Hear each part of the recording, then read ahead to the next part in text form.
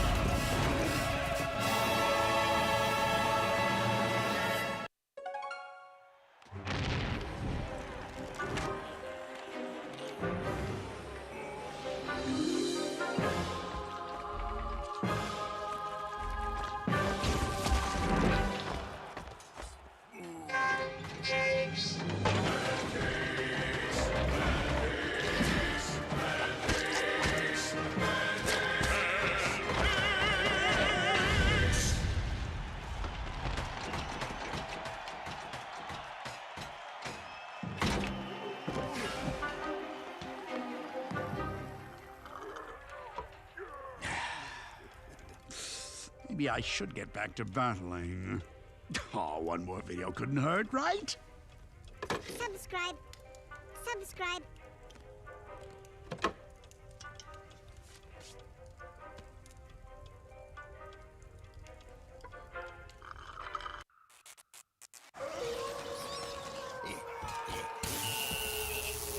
This is the best Halloween ever! Nothing could spoil this. Uh-oh, meteor.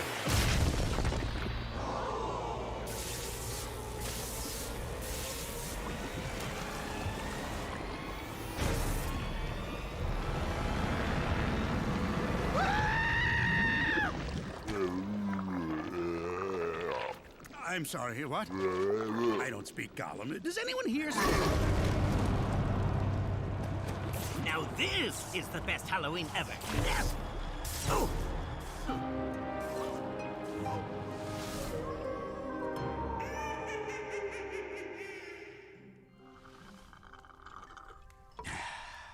Good video. Very good. I do hope the Blue King loses in this next one, though. Subscribe. Subscribe.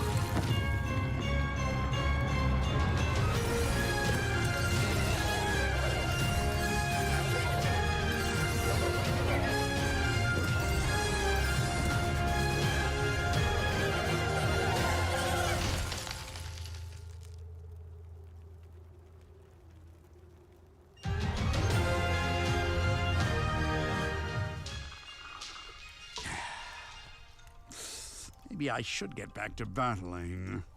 Oh, one more video couldn't hurt, right? Subscribe. Subscribe.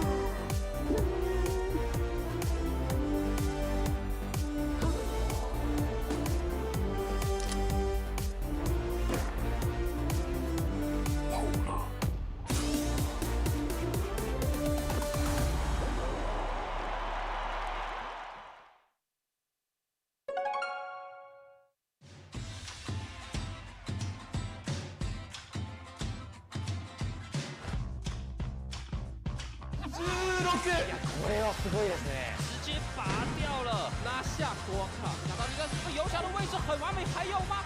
まずはタロンが一本選手。KF here were able to come back from great response. 球一砸带走。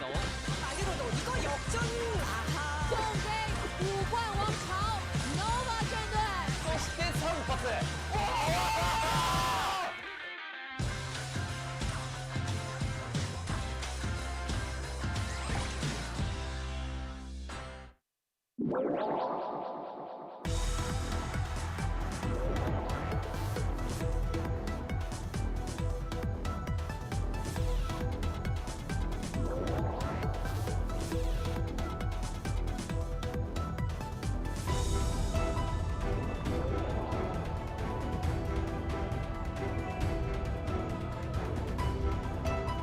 Hey guys, welcome to Clash Royale League East special season. It's going to be week 2 in a different patch. A new season 10 is here. My name is G-Cleb. With me is Simon. How are you doing and what do you expect to happen today and starting this weekend?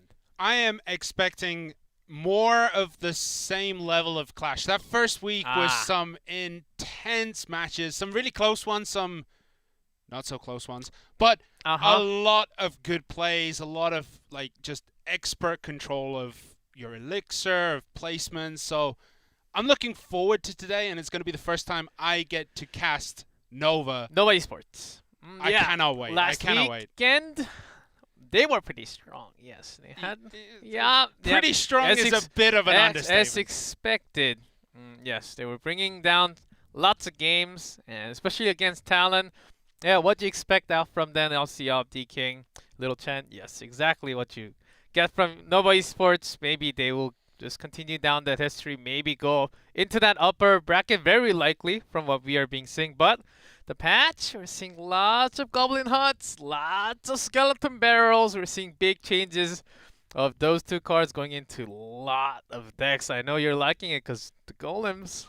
Yeah. I see a lot of Golems out there, man. Good old beatdown. Anyway, the standings after the first week, we have W.EDGM sitting pretty at the top, 2-0 with TT Gaming, a close second, also 2-0. Nova Esports, 1-0. They only played one game last week. Exactly. They will play 2 this week, I believe, to make everyone play 3. That's right. Then it's Vav, Ponos, Kix, Talon, and at the bottom, 0 and 2. Yes, so team time. Yeah, so for now, China on top, Japan right behind them, and then Southeast Asia kicks, and bottom 2 teams, Korean teams. Do you think this is going to, it was only the first weekend, and now we are on sort of a different patch. Do you think this is going to stay for a while, or will there be some upsets in the middle or on top? I think, I don't want to say it, but I think that might be the final standings, because we know that like some of the Chinese teams have much better beatdown players than the Korean and Japanese teams. Peas is just unbelievable with a beatdown deck. So certainly true. If there's nothing that shakes up, if there's nothing that comes out that just counters beatdown, I think China's gonna have it. I sort of do agree. I would like to see lots of fight, especially on the top. I think Japanese teams also has a really good shot being on the top 2 and 3. Here's the matchup though for today. Starting off with Korea versus Korea, Team Timing versus Talon. Second match for tonight, Kicks team versus Nova Esports. That's gonna be hot. Third match, W.EDGM versus TTG. China there also.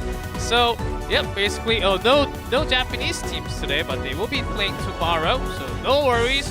And there's Japan versus Japan tomorrow, so that's another interesting match you don't want to miss. So we have a lot of crazy matches coming up. So some same country matches. It has to happen because we're having this big round robin for regular season. You do have to go against all 7 teams, but only once. Yeah, so everyone plays each other once. So we're going to get China, as you said. We're going to get Korea, as we have both today. Korea to start us off. Then, how would you describe Kicks? International versus China in match 2? Yeah, they have. Yeah, they also have the out of the region player. You can have up to 2, I believe, 2 out of the region player in your roster, and ready to go. So, but China. They have a lot of people in China, so maybe the staying with China is actually okay. And their talents, and they're actually bringing some new higher level compared to what we had in Asia. I think combining it together, they're bringing a lot more of a new talent. It's actually opening up a lot of our eyes too at the same time, including the viewers and the players. I heard Korean players were just saying after the first week, including Team Timing and also Talon, think, well, we better practice our butts off this week because it seems like we're on a different league now. They just felt that last week. So I'm pretty sure that's somewhat of the same feeling for many of the teams. Maybe we're going to have some hot matches tonight. Yeah, I mean, last week, it was the first week, so there's not much like data to take on teams. So there was a lot of meta decks in that week. Like, there was still a lot of Mega Knight Graveyard. There was still just tons. Yeah, lots of Royal Hogs and Heal Spirit. Yeah, it was very meta-y. I don't think that's going to continue. Once the teams get to know each other, then I think we're going to start seeing some crazier stuff. Yeah, like sniping onto opponent's deck. I think those are a lot more possibilities as we get more data. And speaking about data, this will be the new patch weekend. So I think we need lots of data together. We have to have popular cards ranking. Poison number 1. Yeah, of course, spell cards. And then, yeah, look at that mini P.E.K.K.A win rate at the center. 69%. Which is crazy high. Yeah, mini P.E.K.K.A is really good right now. But again, like we were talking about this last week, it received no changes. And it's just the meta has evolved to allow mini P.E.K.K.A to be as good as it is.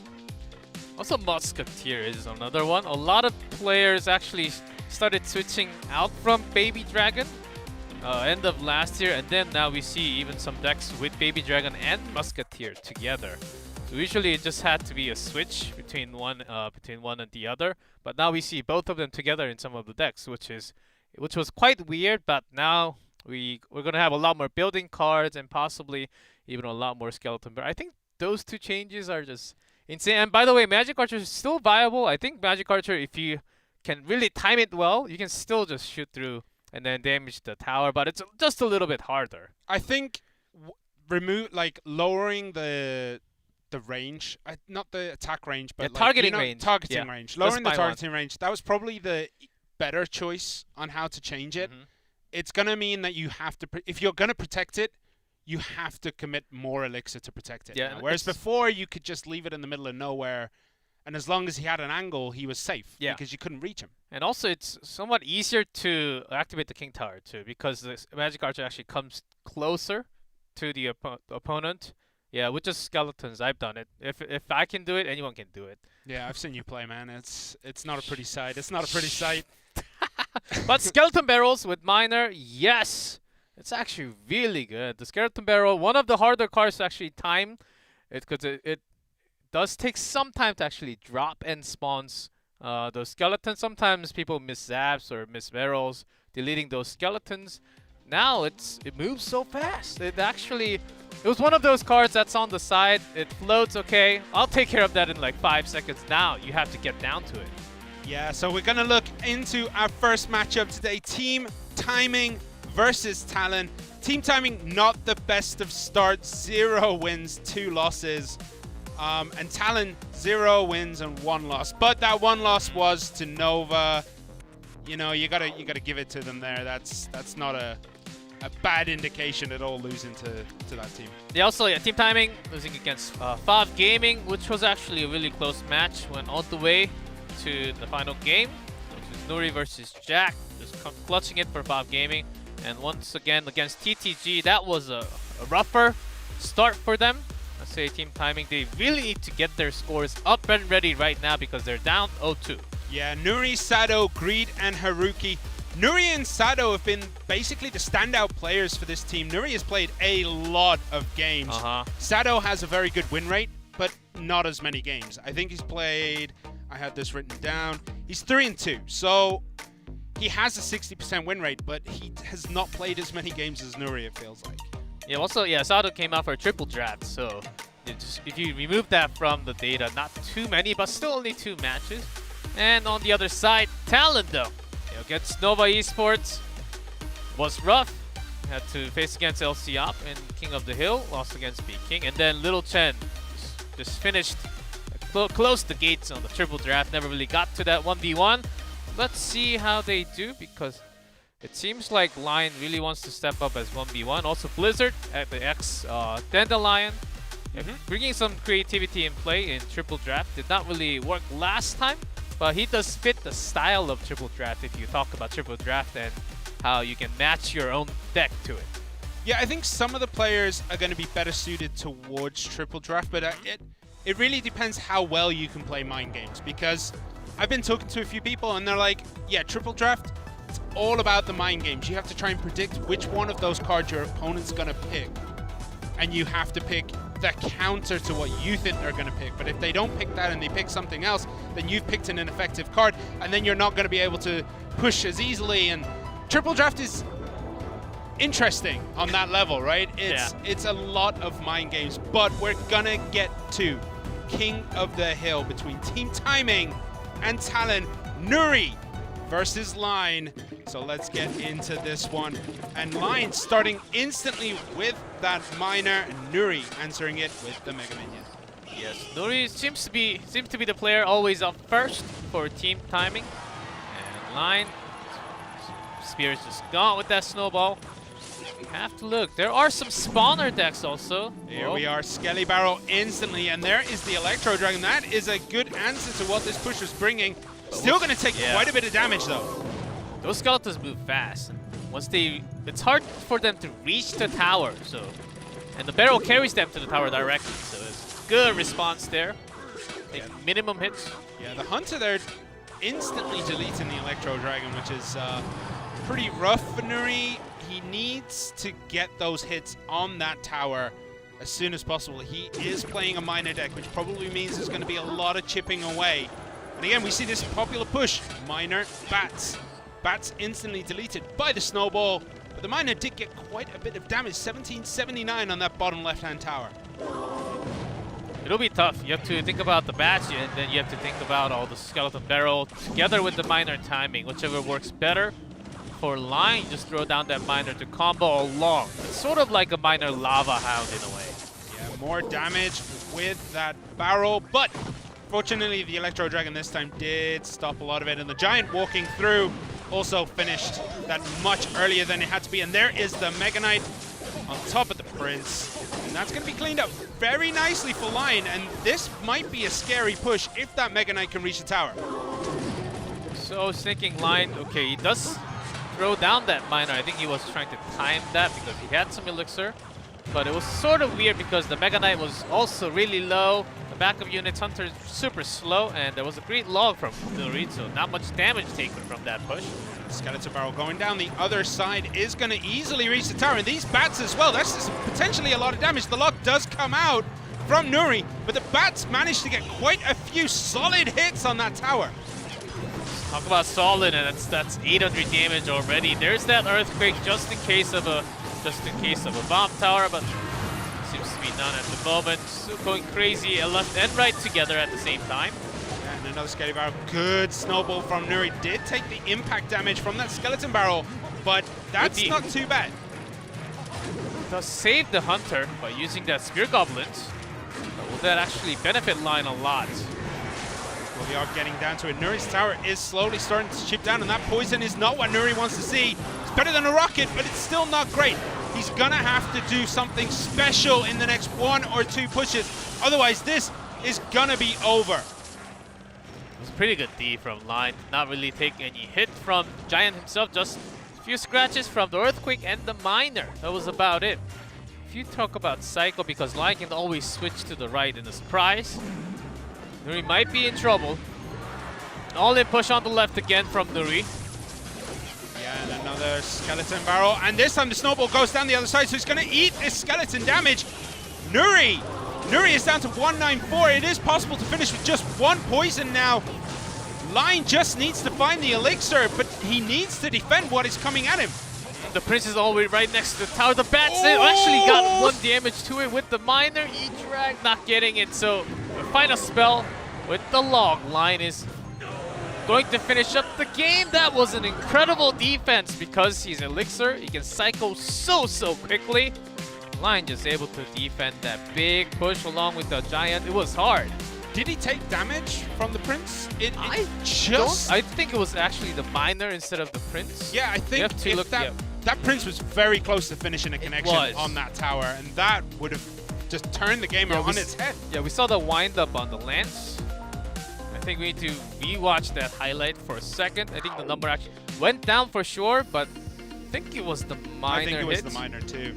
At the same time. The one thing here, Line was not scared of just cycling that log very early game. He was just throwing it out time and time again. Underneath the Mega Minion, we know it doesn't hit air, but he just kept the cycle. And this here, that was the biggest problem for Nuri. He decided to snowball on the left to try and finish with this push.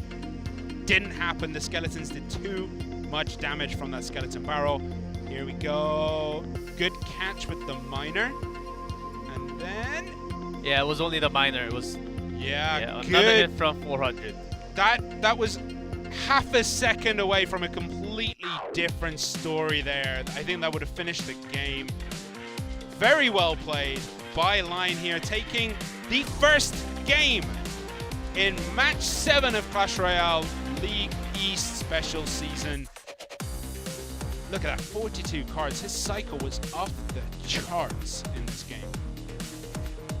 Yeah, I think Nuri expected some more damage on the bottom right to begin with those skeletons. I think this might be good enough to actually finish off, but it does just naked skeleton barrel does a little bit over 1,000. Yeah, I don't know why Nuri was packing the Earthquake. Line has played 2 games. In the one he played the Royal Hogs with the Earthquake Heal Spirit, the Hunter with the Hunter as well. And then the game he lost was actually like the Graveyard Knight Baby Dragon deck. And that one does have the Bomb Tower in, so maybe he was expecting that, but that would be a very weird choice, I think, for Line here. But anyway, we do see Sado taking up the second position for game 2 here.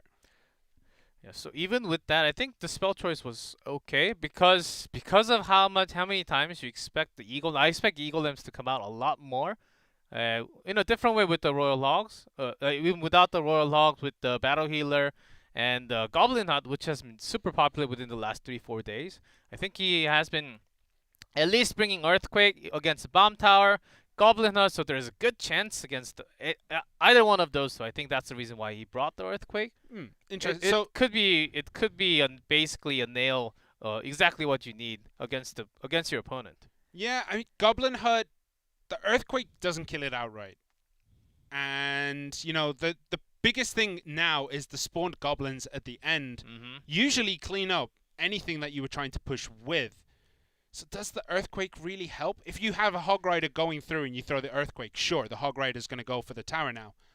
But you've also just added 3 units to help clean that up. So, yeah, 2 spell. It's a tricky balance. Yeah, 2 spell, it's okay, but when you're caught, when you have a big spell like a Fireball or a Lightning, then if you only have 2 and you're stuck with a spell bait because of the Skeleton Barrel, I think we're gonna. That's the reason why we see a lot of triple spell, especially those cheap 2, Zap, Snowball, either one of those 2. I'm seen a lot more of arrows because of what's been happening with the skeleton barrel right now. I think arrows are actually a pretty good addition, taking out a lot of those smaller units. Yeah, so we are going to get into Sado versus Line. Red versus blue. Talon Esports in red at the top, and Sado for team timing in blue at the bottom. So Sado had some success, you can say, with the Bandit Mega Knight Ram deck, like a bridge spammy kind of deck. But he played it twice. It's got a 50% win ratio for him. He did beat Katashian last week, but did lose to Jack. So are we going to see him play something similar? The answer straight out of the bat is obviously no. Ooh, good activation there by Line on that King Tower. Yeah, you just have to time it. And Firecracker, I'm pretty sure by now everyone should be really having a good time. Oh, continuing from that, it's RG. Last time it was a Giant Miner from Sado. Right, interesting. The Royal Giant coming down. The Electro Dragon is going to be able to stop most of the damage coming through, but this Royal Giant's still going to get 2 shots off before expiring under that electricity. The Giant Skeleton.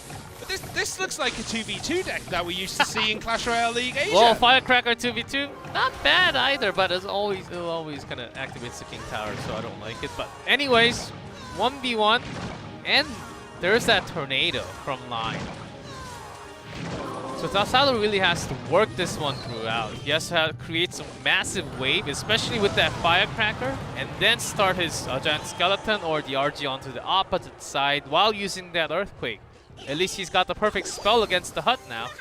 Yeah, he does have a good spell choice. He does have the log as well once those Spear Goblins get up there in numbers, but there is the Elixir Golem that we were expecting with this push. Elixir Golem Battle Healer with the Electro Dragon in top was so successful last week. Is it going to be successful this week? We're going to find out. There is the Giant Skeleton. It's actually even better with the Goblin Hunt, and Line's brought that exact deck everyone has been using for the last couple of days. There's that mini P.E.K.K.A chopping away that Golem. Not too bad, actually took basically minimum damage from that Golem. Yeah, and that was a very good log there by Sado, just making sure that like everything that needed to be on that Giant Skeleton bomb was underneath it, taking a lot of damage when it blew up. Firecracker did survive, so Line did have to throw down another Barbarian Barrel. And without that, I think he could have started his E-Golden push a little faster. Let's see, the bomb is actually hitting a lot on too many targets. So much value on that Giant Skeleton bomb. And Sado reloads with another Royal Giant. The tornado is there from Line. Is he going to be able to stop this push? Maybe just the one shot from the Royal Giant. Yeah, stop the second one, but he's still looking down the barrel of the gun. 807 on Line's top right-hand tower. And he's barely done anything to Sado here. Yeah, this defense is way too much for Line, because that death damage has been taking care of those. All the air units crossing over the bridge, which connects into the E-Golem, but the cycle actually has been thrilled, so you can't really connect those two together. Yeah, excellent way of taking care of the threats from the air with that Giant Skeleton. A beautiful choice by Sado. And we're going to see it again here. Giant Skeleton turns around. Now he's at the bridge. Line cannot put anything behind this E-Golem. The Elixir Golem goes down here. Did get some damage this time around, but the tornado pulls the Royal Giant in. And that will be that. Oh, beautiful Goblin Hut placement there. Just closing it out with 32 damage. An Earthquake will finish this. The log 2. Any spell from Sado closes this out. There we go. Sado taking game 2. Bringing us equal in this first King of the Hill. Yeah, exactly worked with the counter. Expected that E-Golem push to come through. Nearly 100%. I think that's exactly the deck he went for. Found the counter and brought it on stage. And it's really hard getting that death. Because that death damage is actually crazy. It kills a lot of units. It kills most of those units flying in the air. Yeah, that E-Golem push that we saw last week from a lot of the Chinese teams, most of the big threats were the Baby Dragon, the Electro Dragon in the air. So the Giant Skeleton is an absolutely phenomenal deck choice by Sado, just so that when that bomb goes down, everything else gets cleaned up. Meaning he doesn't have to worry about that second wave. He throws down the Royal Giant there just to clean it up. The Tornado comes in, pulling everything close, pushes the Royal Giant back with the hut, but still just took one hit too many. 32 HP, Log finishes it up. Yeah, but still the Battle Healer survives. So I have learned that 11 Battle Healer level 11 survives a 13th rocket. That's how much HP the Battle Healer has, okay? It's a great card, and it really does supplement the Elixir Golem pushes, right? The Elixir Golem with the Battle Healer is such a scary deck to face against. And now we see that maybe the answer has been there all along. The Giant Skeleton death damage cleaning up the back line. Yeah, that's also possible because you had the hut, which wasn't a big problem at all because Sado had the perfect Earthquake along with the deck. Sometimes it's poison, but I think it's a great adjustment, just expecting how many huts you're going to see today, at least this weekend. So I love the deck choice from Sado. It was exactly the counter you would expect. Yeah, that deck was... I want to give hats off to the coach or whoever told Sado, hey, he's going to be playing an E-Golem deck against you. Don't worry about it. We got a deck figured out that's just going to counter it. Hats off to the backroom staff because whoever decided that read line like a book. Yeah, I think it has the highest, like 3 out of 10, 4 out of 10. I think this weekend, at even higher than that on top of ladder and also Grand Challenge. That's exactly what you see. Instead of the Furnace, you see the Goblin Hut, and with that E-Golem, with the Battle Healer, sometimes with Heal Spirit also. Yeah, does come through instead of the Battle Healer, but that deck has been super popular since last week. Now it has been somewhat revised. Instead of the Furnace and Poison, now it's more of Earthquake and the Goblin Hut. You make that push really strong with those triple goblins spawning at the end, and then it suddenly becomes a push with how slow those E-Dragons and the Baby Dragon moves together. When it's slow, the best way to counter is maybe a Tornado, but Tornado only pulls it. It doesn't kill it entirely. Well, the death damage can actually bring everything together at once. And didn't even need the Tornado to pull everything on, because that's usually what you would see, right? You would see Giant Skeleton Tornado so that you can pull everything onto the death damage. But he just loaded up the Royal Giant underneath, so everything's stuck there. All those supporting units for that Elixir Golem were just stuck on the bridge on top of a bomb that blows up and kills everything. Yeah, Mini P.E.K.K.A takes care of a good E-Golem and together of that Battle Healer. So great counter units all together from Sado. Let's see what Blizzard has brought against him this time, though. Yeah, well, we start off with the Skeleton Barrel and a Bomb Tower here. It's going to be a very good answer. It does kill 90% of that in one shot. So that's down. Blizzard has only managed to get one game in so far, and he ended up losing. Did play a Sparky deck. Yep. So that was super interesting from him. How would you prepare as Sado? Yep. Goblin Barrel, Skeleton Barrel. These barrel challenges has been really popular from day one of patch, especially from Japan. Good minor. And then now it's basically everywhere. Yeah, that was a good minor placement there, just to make sure that the bandit didn't even get a charge on the minor. Throwing it just on the side here. It's going to get one hit, but that's all she wrote. And another barrel. Skeleton Barrel is proving to be a very different card. Now you can put it on its own. Before you would put something in front of it so that it would reach the tower, but now a lot of people just seem to be throwing it out there with no support.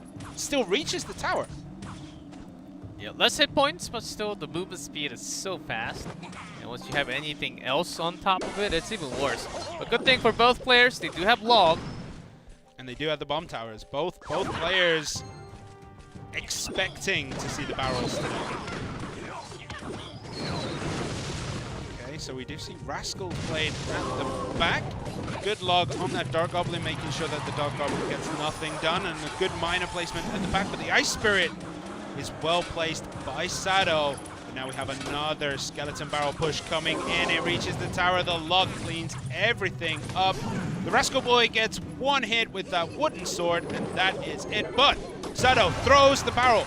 Good placement right at the front. The Knight, though, catches everything relatively quickly. Did only take a couple of stabs. Yeah, this matchup is going to be just a little bit easier for Sado, I think. And plus, even if Blizzard does have a log, it's really hard to defend against all together. We're highly relying on the mind games, whether it's behind the tower, in front of the tower, or onto the side, or all the way to the bottom or top. So Blizzard has to guess those right. If he does, I think he does have a chance with the Dark Goblin. Does, but that Dark Goblin is getting shut down relatively easily with that log that keeps coming time and time again from Sado. And neither can really get a push, a strong push on the tower. So this is a game of chip damage. Who is going to be able to complete the most chip damage before time runs out? Sado has the advantage with that Goblin Barrel, each time getting some really good connections. Yeah, even spending a log for that Dark Goblin early on, so making sure that he can catch everything together. Did you see how much damage that Rascal Girl got in on Blizzard's top left tower? 8-1-2 remaining. She was just given free reign. The Rascal Boy tanked everything up front.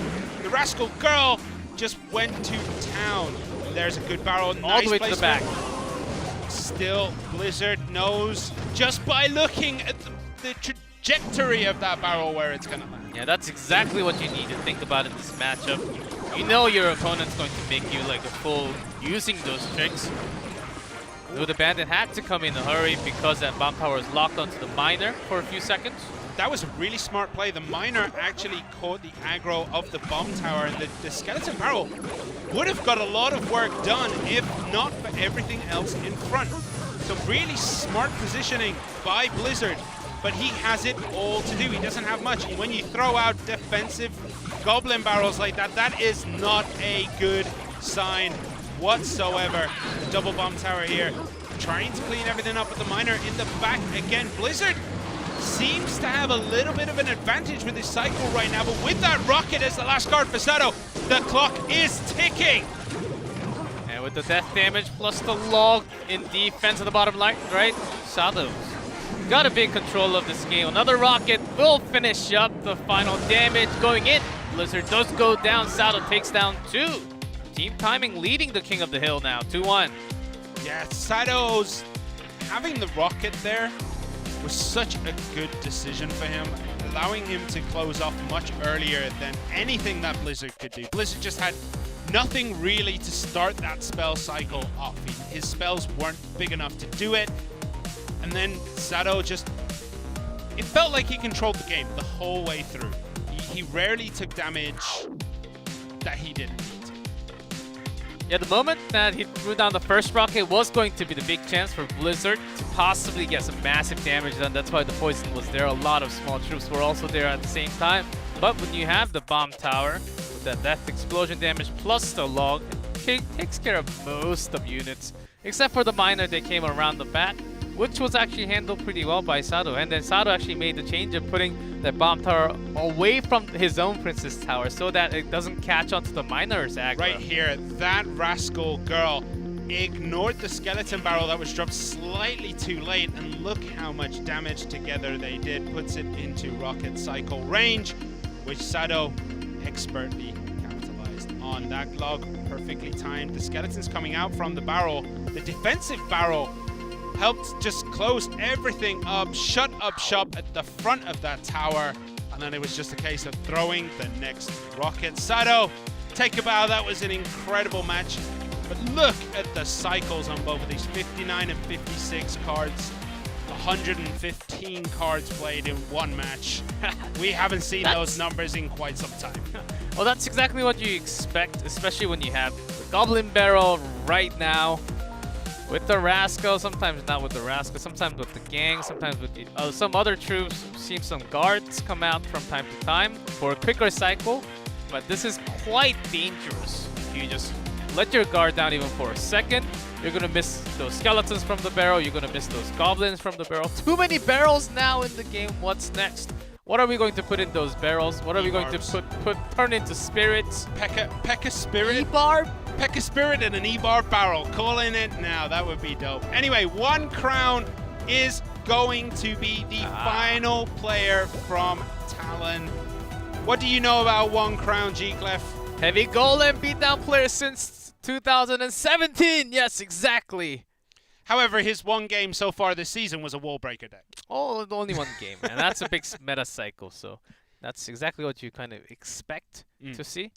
But going back in history, well, his golems actually had a pretty decent win rate, especially against all the Expo players, including Expo Master back then. Well, thinking about the meta matchups, yeah, golems okay against sometimes does have a hard time against really excellent Expo players.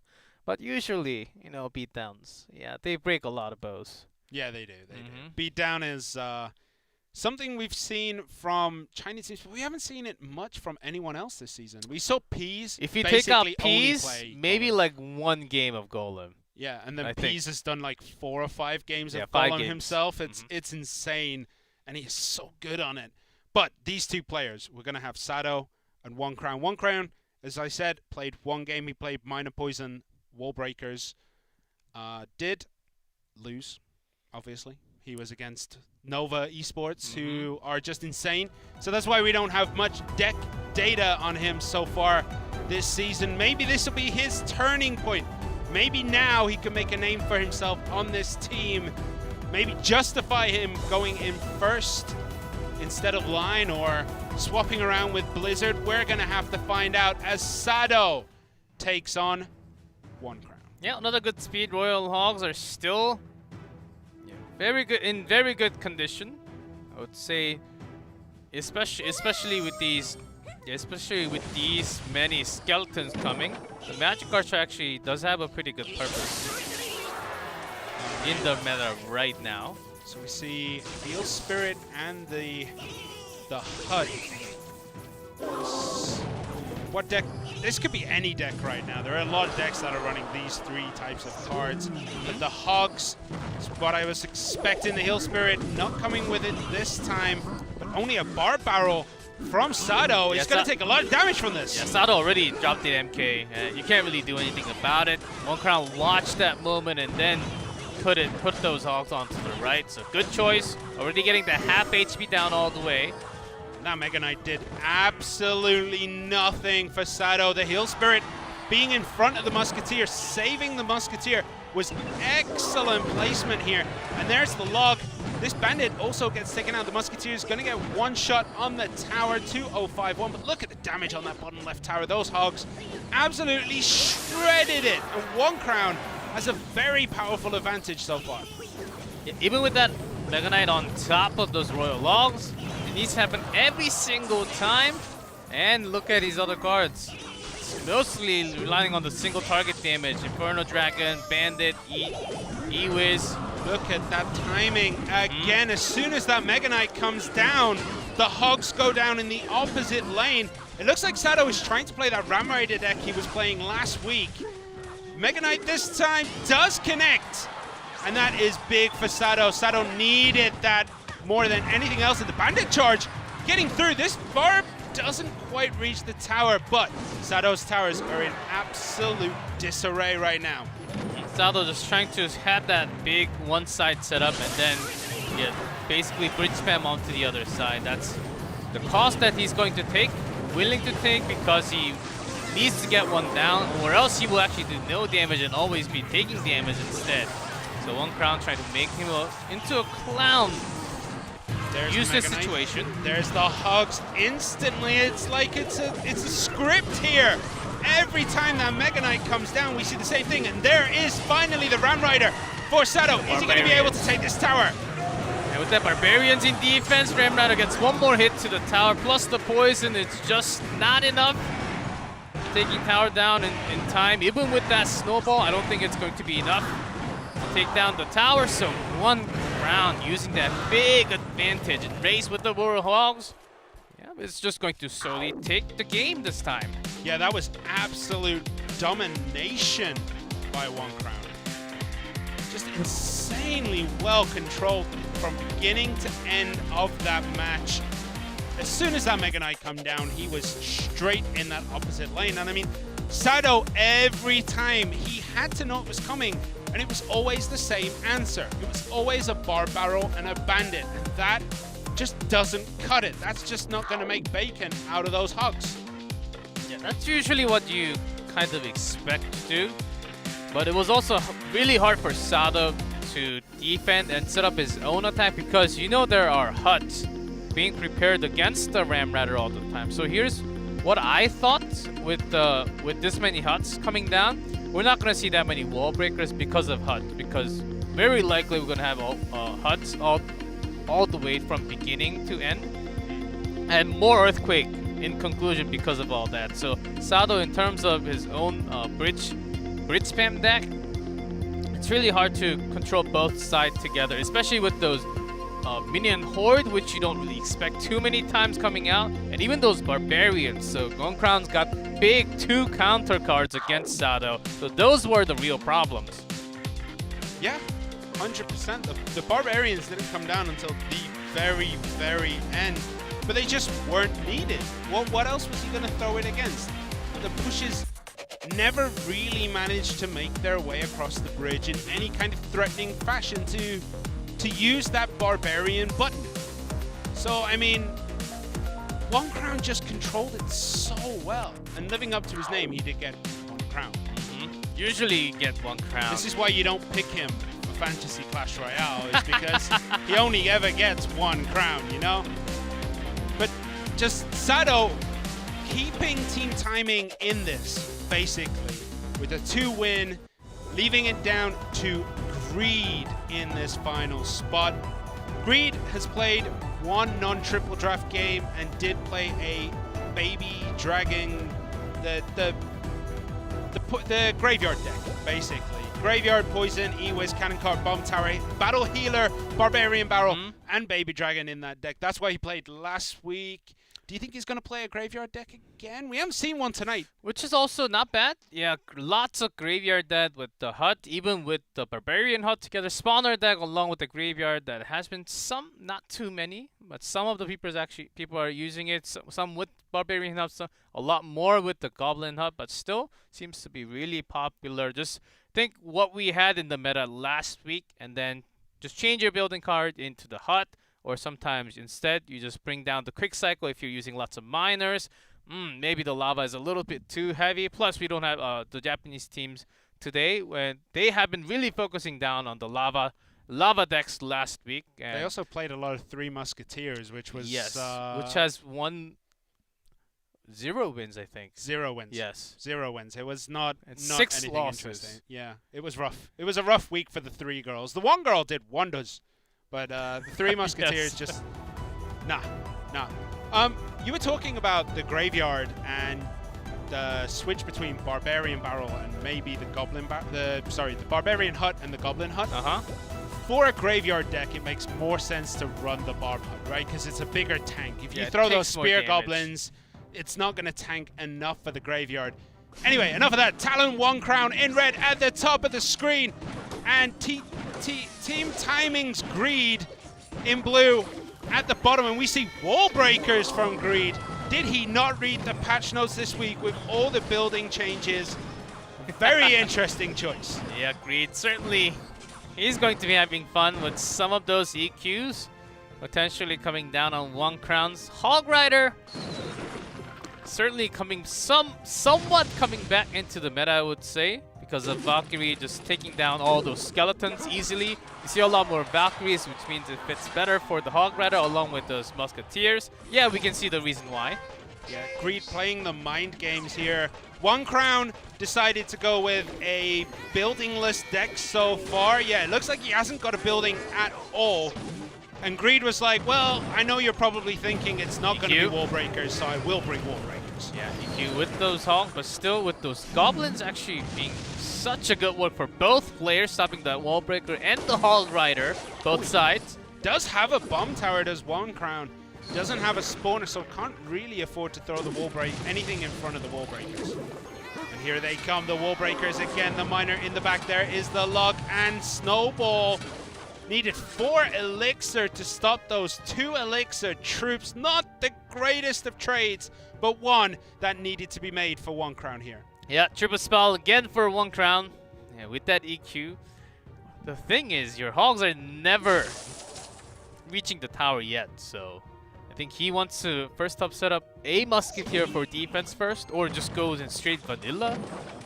Yeah, well, that's going to get taken down relatively easy by the bomb tower and the E-Wiz here, just making sure that no damage comes through. Again, Greed defending these Hog Riders almost perfectly.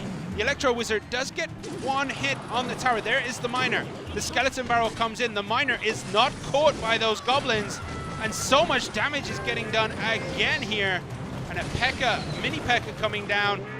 Doesn't manage to finish off the Hog Rider before it reaches the tower, so it does take 1 hit, and suddenly 1 crown is back in this. Yeah, with that Hog Rider hit, certainly taking some damage taken care of, but Greed has been having a lot better in terms of control. And with that Zap, takes care of a lot of those small units. Miner still does a couple. Yeah, and the bomb tower did target the skeletons that were summoned at the back from that barrel. So here we go. The Hog Rider, is it going to be able to reach the tower this time? The Electro Wizard is there to mini-stun it? No.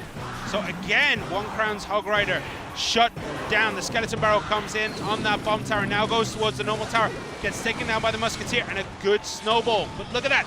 Greed switches it up, throws over the Miner to the other side. It's out of range of the bomb tower. Hasn't been answered whatsoever. And that got a lot of damage onto that tower. 1104 remaining onto the top right-hand tower. Yeah, 1 crown also has to basically waste that Musketeer. Great log coming down, wiping down everything onto the left. But still, look at the HP onto the tower. 1 crown needs a big push along with the Knight going in straight. And waiting for that is the bomb tower again. But Earthquake in response. Yeah, good mini P.E.K.K.A there after the E-Wiz changes the targeting on that Knight. So the P.E.K.K.A takes all that damage. The E-Wiz then is free to stun up that Hog Rider as much as possible. Again, look at the perfect timing on that Skeleton Barrel. Beautiful play. Doesn't get any damage to the tower, however. Skeletons, those last 3, they just love Goblins. They just march towards the Goblins easily taken care of from the Princess Tower's help. But how you get those spells out, that's exactly what you need. Greed in a somewhat of a better position, I would say still. He's holding on, he's holding the line very, very well, but it does look like Greed might have an advantage, but this might be it. The 2 Musketeers are better than the 3 Musketeers for sure. The Hog Rider gets to the tower. The Electro Wizard isn't there. That's big damage so far. 460 remain. Luck comes in to protect that Musketeer. Another Hog Rider is loaded in the barrel. That's it. 1 crown. You were sitting on the back foot for 98% of that game, and then just overwhelmed that one side. Beautiful play. Yeah. Letting 1 crown stack up those Musketeers, plus few more elixirs for possibly a Knight push and some EQ. Yeah, Greed knew there was a big push coming, so in trade, he wanted to make something else better happen at the same time. Yeah, but having that Miner close to that bomb tower, not the last push that he made on the left with the wall breakers, but the one before. Yeah, that catch there was absolutely stunning. The bomb tower did get cleaned up, and here was the issue. That log saved that 1 Musketeer. Now you've got 2 Musketeers in the back. Zap come down, but doesn't matter. The E-Wiz is distracted. It's not going for the Hog Rider, so the Hog Rider gets that hit. And now you're dealing with 2 Musketeers and a P.E.K.K.A, so you log. Pushing it back, and now look at that. That is such a powerful push coming in. 2 Musketeers, a Hog Rider, and a Knight. Yeah. That was lights out. He just the way he bided his time. 1 crown just flawless. Flawless play. Yeah, E-Wiz could have been used against the Hog Rider, which could have maybe let just 1 hit from the Hog, and then maybe up to 0, having another big push. But those 2 Musketeers from the bridge, plus any extra unit coming down together with an extra elixir, was going to be a bigger of a hassle. That's why he sent that E-Wiz all the way to the top of the bridge. But either way, it was a bigger way for him to actually deal with when he was using elixir to for his own offense to finish the game at that time. maybe if he spent all his elixirs to defend 100%, just one Hog Rider hit could have bought some more time for maybe possible wall breaker back to like not onto the left, but he could have actually splitted those wall breaker left and right together. I've seen those potential chances because he also had the miner. He was always having the wall breaker to one side, which was easily handled by a single log or a snowball. You know that your opponent has really good 2 spells against those wall breakers. So I think Sado agreed, excuse me, in terms of that case, using those wall breakers could have been a lot more precise using left and right together. Then One Crown could have had a lot harder of a game. That's why I was saying Greed still has a really good chance of winning. Yeah, but One Crown at the end having that massive wave, that was the key to victory. Yeah, definitely the key to victory.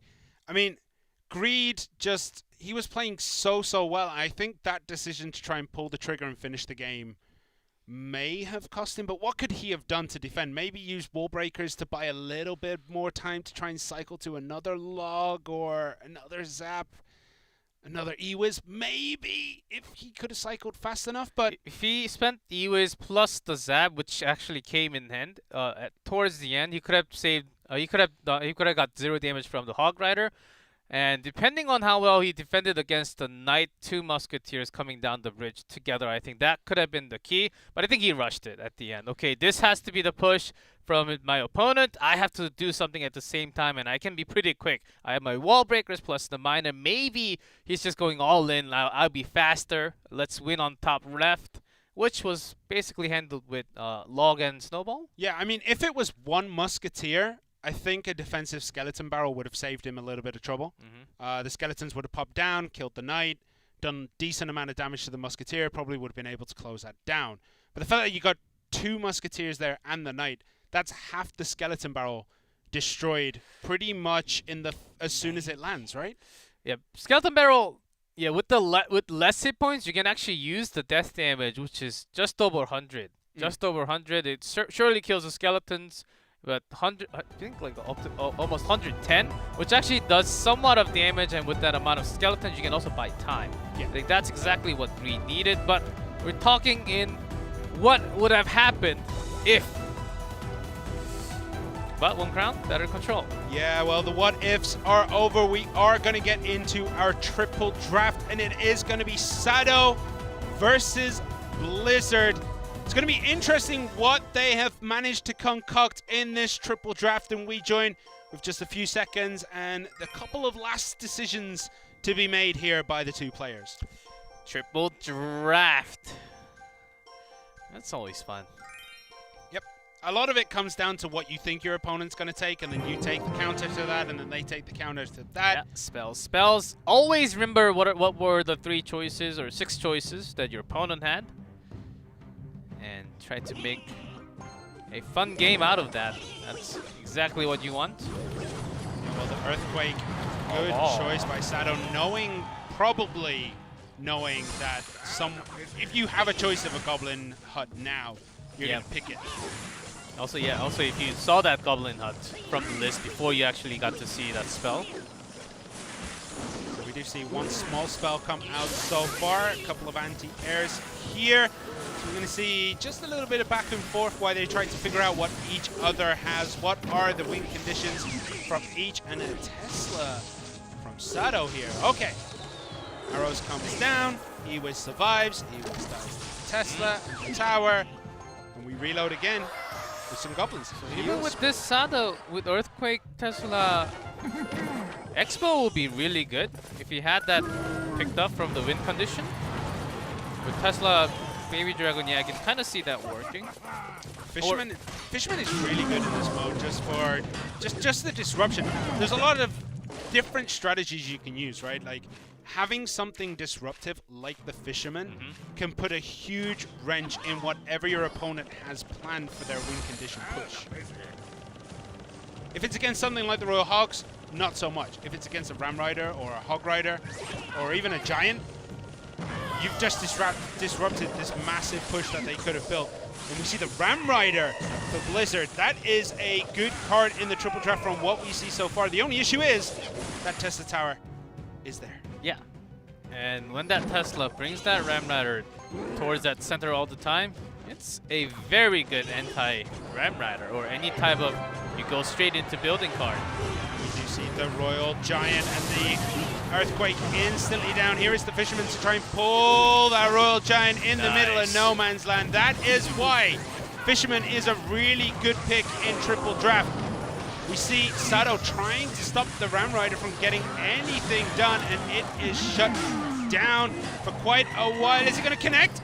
Oh! Even with that heal, It was so just close. not enough. So close to connecting. All right, so the Dark Prince is going to get taken down by the Fisherman and both towers. Good positioning on that Fisherman. Is he going to be able to connect to the tower? There is the Royal Giant. This time there is no Fisherman to pull him into the center. So we see the Mega Minion and the Goblin Hut. Earthquake does come down. There is the Ram Rider trying to stop what they can, but still some shots do get through. Yeah, RJ did 1 damage, but the Earthquake actually did not do any damage directly to the Princess Tower, only bringing down the hut, which is still okay, but Sato needs to continue chip in damage, because once Blizzard find any kind of hole, once that Ram Rider charges in, of course Tesla is a big trouble, but he's also got the heal spirit, he's got the arrows, so there can be a chance. I got to give it to both these players. Their drafts are spectacular. There's no card that seems to be out of place in either deck. The drafting in this game has well been made. Amazing. The Fisherman doesn't get on that Royal Giant. That is big. Yeah, good pull. Using those goblins from Sato. Now RG gets few shots onto that tower. The Hill More than a Spirit. few. The Hill Spirit got took down before it could do anything for Blizzard. The Dark Prince finishes it off and gets a connection. Sato! That hurts. Sato just took a massive advantage. Oh, that is gonna hurt for Blizzard. He could have stopped that if he had a little bit more HP on his units. Wow, the Tesla Ice Wizard slow and damage together. That goes on forever. So those goblins, even before the Fisherman, and Blizzard says, oh no, I need to get these down. But the Prince getting in the way. So this RG is going to take care of all the tower and some more damage left. Yeah, that is super smart by Sato. As soon as that Royal Giant comes down, you put the goblins in the center, so any Fisherman placement that isn't in the middle, like, just won't work, because it's going to get killed instantly. Oh, the Fisherman almost connected. This Baby Dragon is so low, it is going to die before it crosses the tower. And an Earthquake comes down. Sato is starting that cycle. All he needs now is the log. And there it is. Sato taking game 1. That was a very, very good draft from both teams. Yeah, what we have seen many times when we had that Fisherman meta. Back to Fisherman 1v1, 2v2. Yeah, you expect to see some kind of really low cost units placed right next to the Fisherman, like the Skeletons or the Goblin Gang Guards. And then it's going to take care of all the Fisherman, what it's intended to do from the opponent. You're making a fool out of it. A great choice by Sato. He had that red 2 times in a row perfectly. Yeah, and there was also that one time where the Dark Prince was put more on the left-hand side of the bridge than the right-hand side. So if the Fisherman did make work of those goblins, it would pull the Dark Prince instead of the Royal Giant. I think this is the push right here. So it comes down on the left. So even if those goblins were destroyed, it would have pulled the Dark Prince. The Royal Giant still would have got that connection. And even if that Heal Spirit going down right there was big. Yeah, Heal Spirit actually heals a lot, over 300 within that short period of time.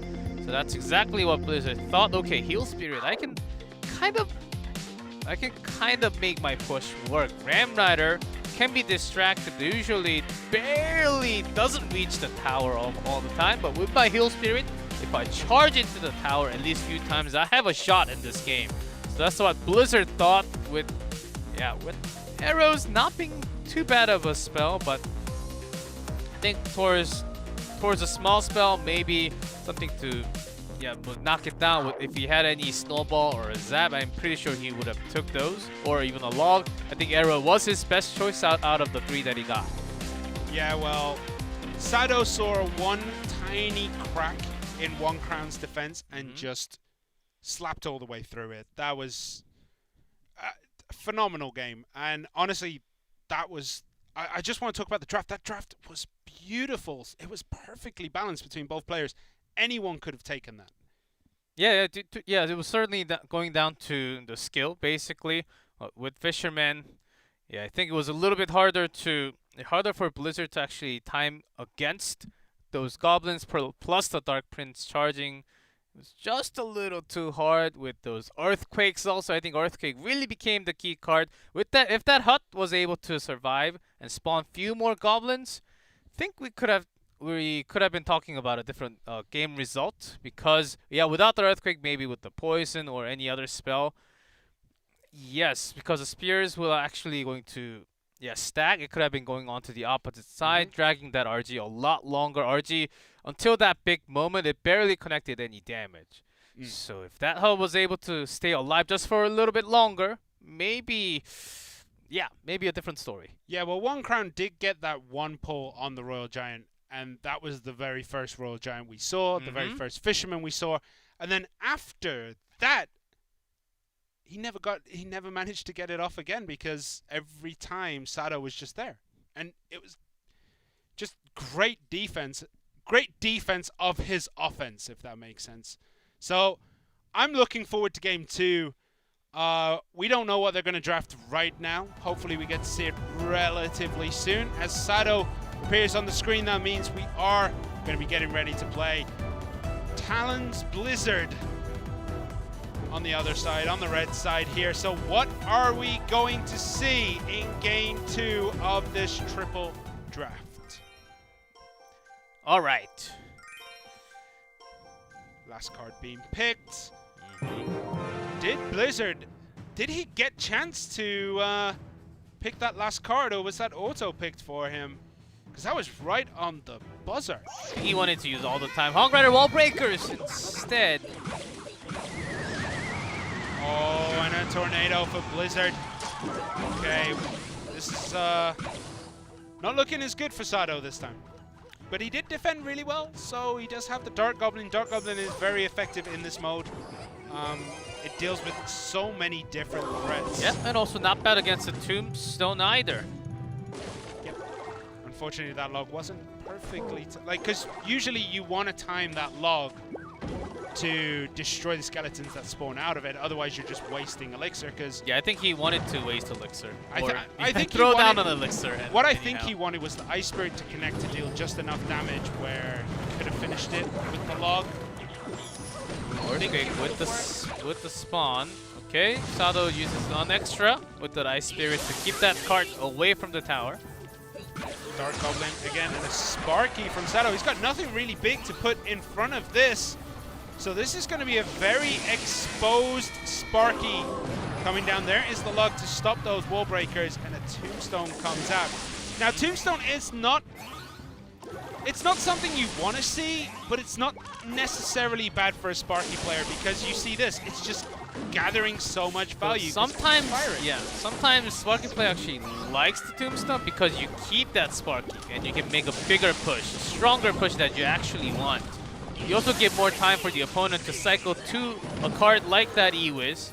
So that's going to be another problem. Yeah, it looked as though Sparky got a lot of value there, but it literally got nothing because the Tombstone the card those anyway, and the card connects. The Ice Spirit trying to stop it, but more damage coming through. Now that hurts a lot. Sado, he was ready. He had enough elixirs. Yeah, and he just held on too long. So Sado taking big damage here, and it looks like it might happen again. The Hunter is there this time to stop it in its tracks before it gets into range. But weirdly, the tower decides that it wants a piece of the cannon card and not the skeletons coming through. There is the log. Doesn't finish it again. Sado ever so slightly mistiming these logs against the Tombstone. Not the biggest of issues, but not something you really want to see when you're down as much as he is right now. And there's a freeze! Along, but the King Tower is activated, so the Hogs are not doing free damage onto it, which is not too bad. Oh, and he misplaced the Sparky here.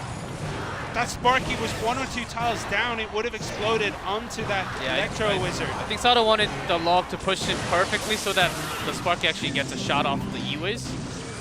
Yeah, but which is hard. Yeah, it's one of those things that you just have to know. Has he got anything to deal with the wall breakers on the left-hand side? I don't think he cares too much. It's a lot less HP onto the right, and he just threw down that log. But I feel like Sato doesn't have enough defense to be able to defend a split push. So if Blizzard can keep the damage coming on that left-hand side, it's going to make life even harder for Sato than it already is. Good log. Everything cleaned up. The Hog Rider doesn't even make it to the tower. All right, so Sato has an impossible mountain to climb. Will he be able to ascend it? So here's the thing. Sato has close to zero win condition because of that many buildings, even Cannon Card turning into building against the Hog Rider, and he's got Tornado. He's already showed the freeze, and once your opponent knows there is a freeze, that's it for the freeze. Like, you're never going to be able to use it properly again. It very much relies on that surprise factor, which Sato doesn't have. And we are down to the last 45 seconds. If he finishes as is right now, Sato will lose this one. Sato needs perfect control, and a big mistake from Blizzard, or as he needs to really throw down that E-Wiz for nothing and get deleted by the Sparky easily. If that happens, and the Sparky gets a shot onto tower, maybe. So 25 seconds. There's two Sparkies coming down. A Hunter trying to get in front. It does. And there's the Hog Rider. The Tornado just holding everything back, and the freeze, but the E-Wiz is there, and the Hog Rider grabbing is both stuck. Sparkies! The Hog Rider got stuck between two trash cans. The worst situation for Sato. E-Wiz hitting on both Sparkies, and the Hog Rider was not being hit, but it was stuck in between. What in the world? Blizzard just having massive counter cards against Sato's deck. That's the skill of Triple Draft. You see a Hog Rider from your opponent's choice, and then, oh, Hog Rider. Okay, I'll go safe with my building choices. I mean, Blizzard basically shuttered the doors, slammed on those wooden boards, and made sure nothing could get through. Sato couldn't even get through the gates. He didn't even see the house. There was no way of seeing those towers, man.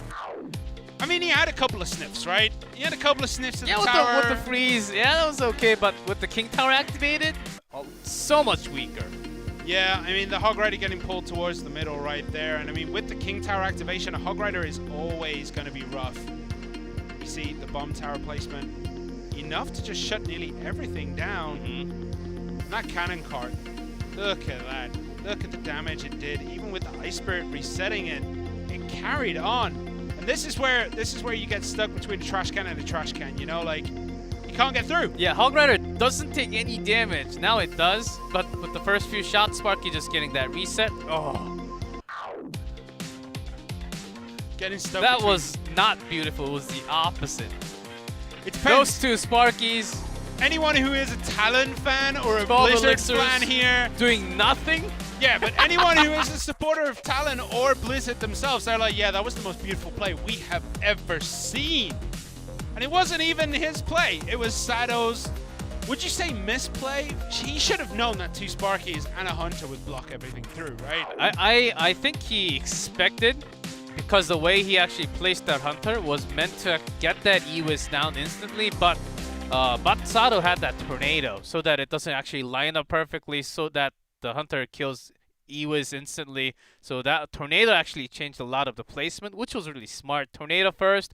Okay, I know what you're thinking. I know what you're trying to do. Tornado first, and then line up for that E-Wiz. Perfectly done. I like that play. I mean, it could have also, the Hunter and the Sparkies could have pushed the Hog Rider away from the buildings in the middle, right? As they're going down, yeah, there is the possibility of the Hog Rider being pushed closer and closer to the tower, so that it goes to the tower. So it could have worked, but unfortunately the Hog Rider just decided, like, I want to hit that, and I'm going to wait until you two die before I can get through.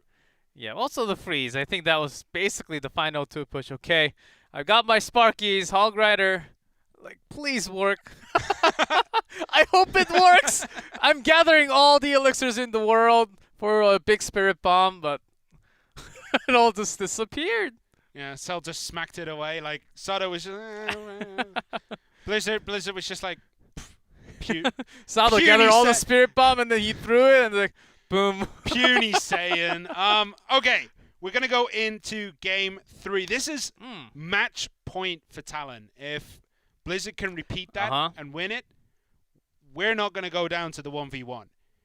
Sado wins this. He brings it all back for team timing, and we'll decide 1v1 set to decide who wins this match. So we're going to get into this team timing Sado versus Talon's Blizzard.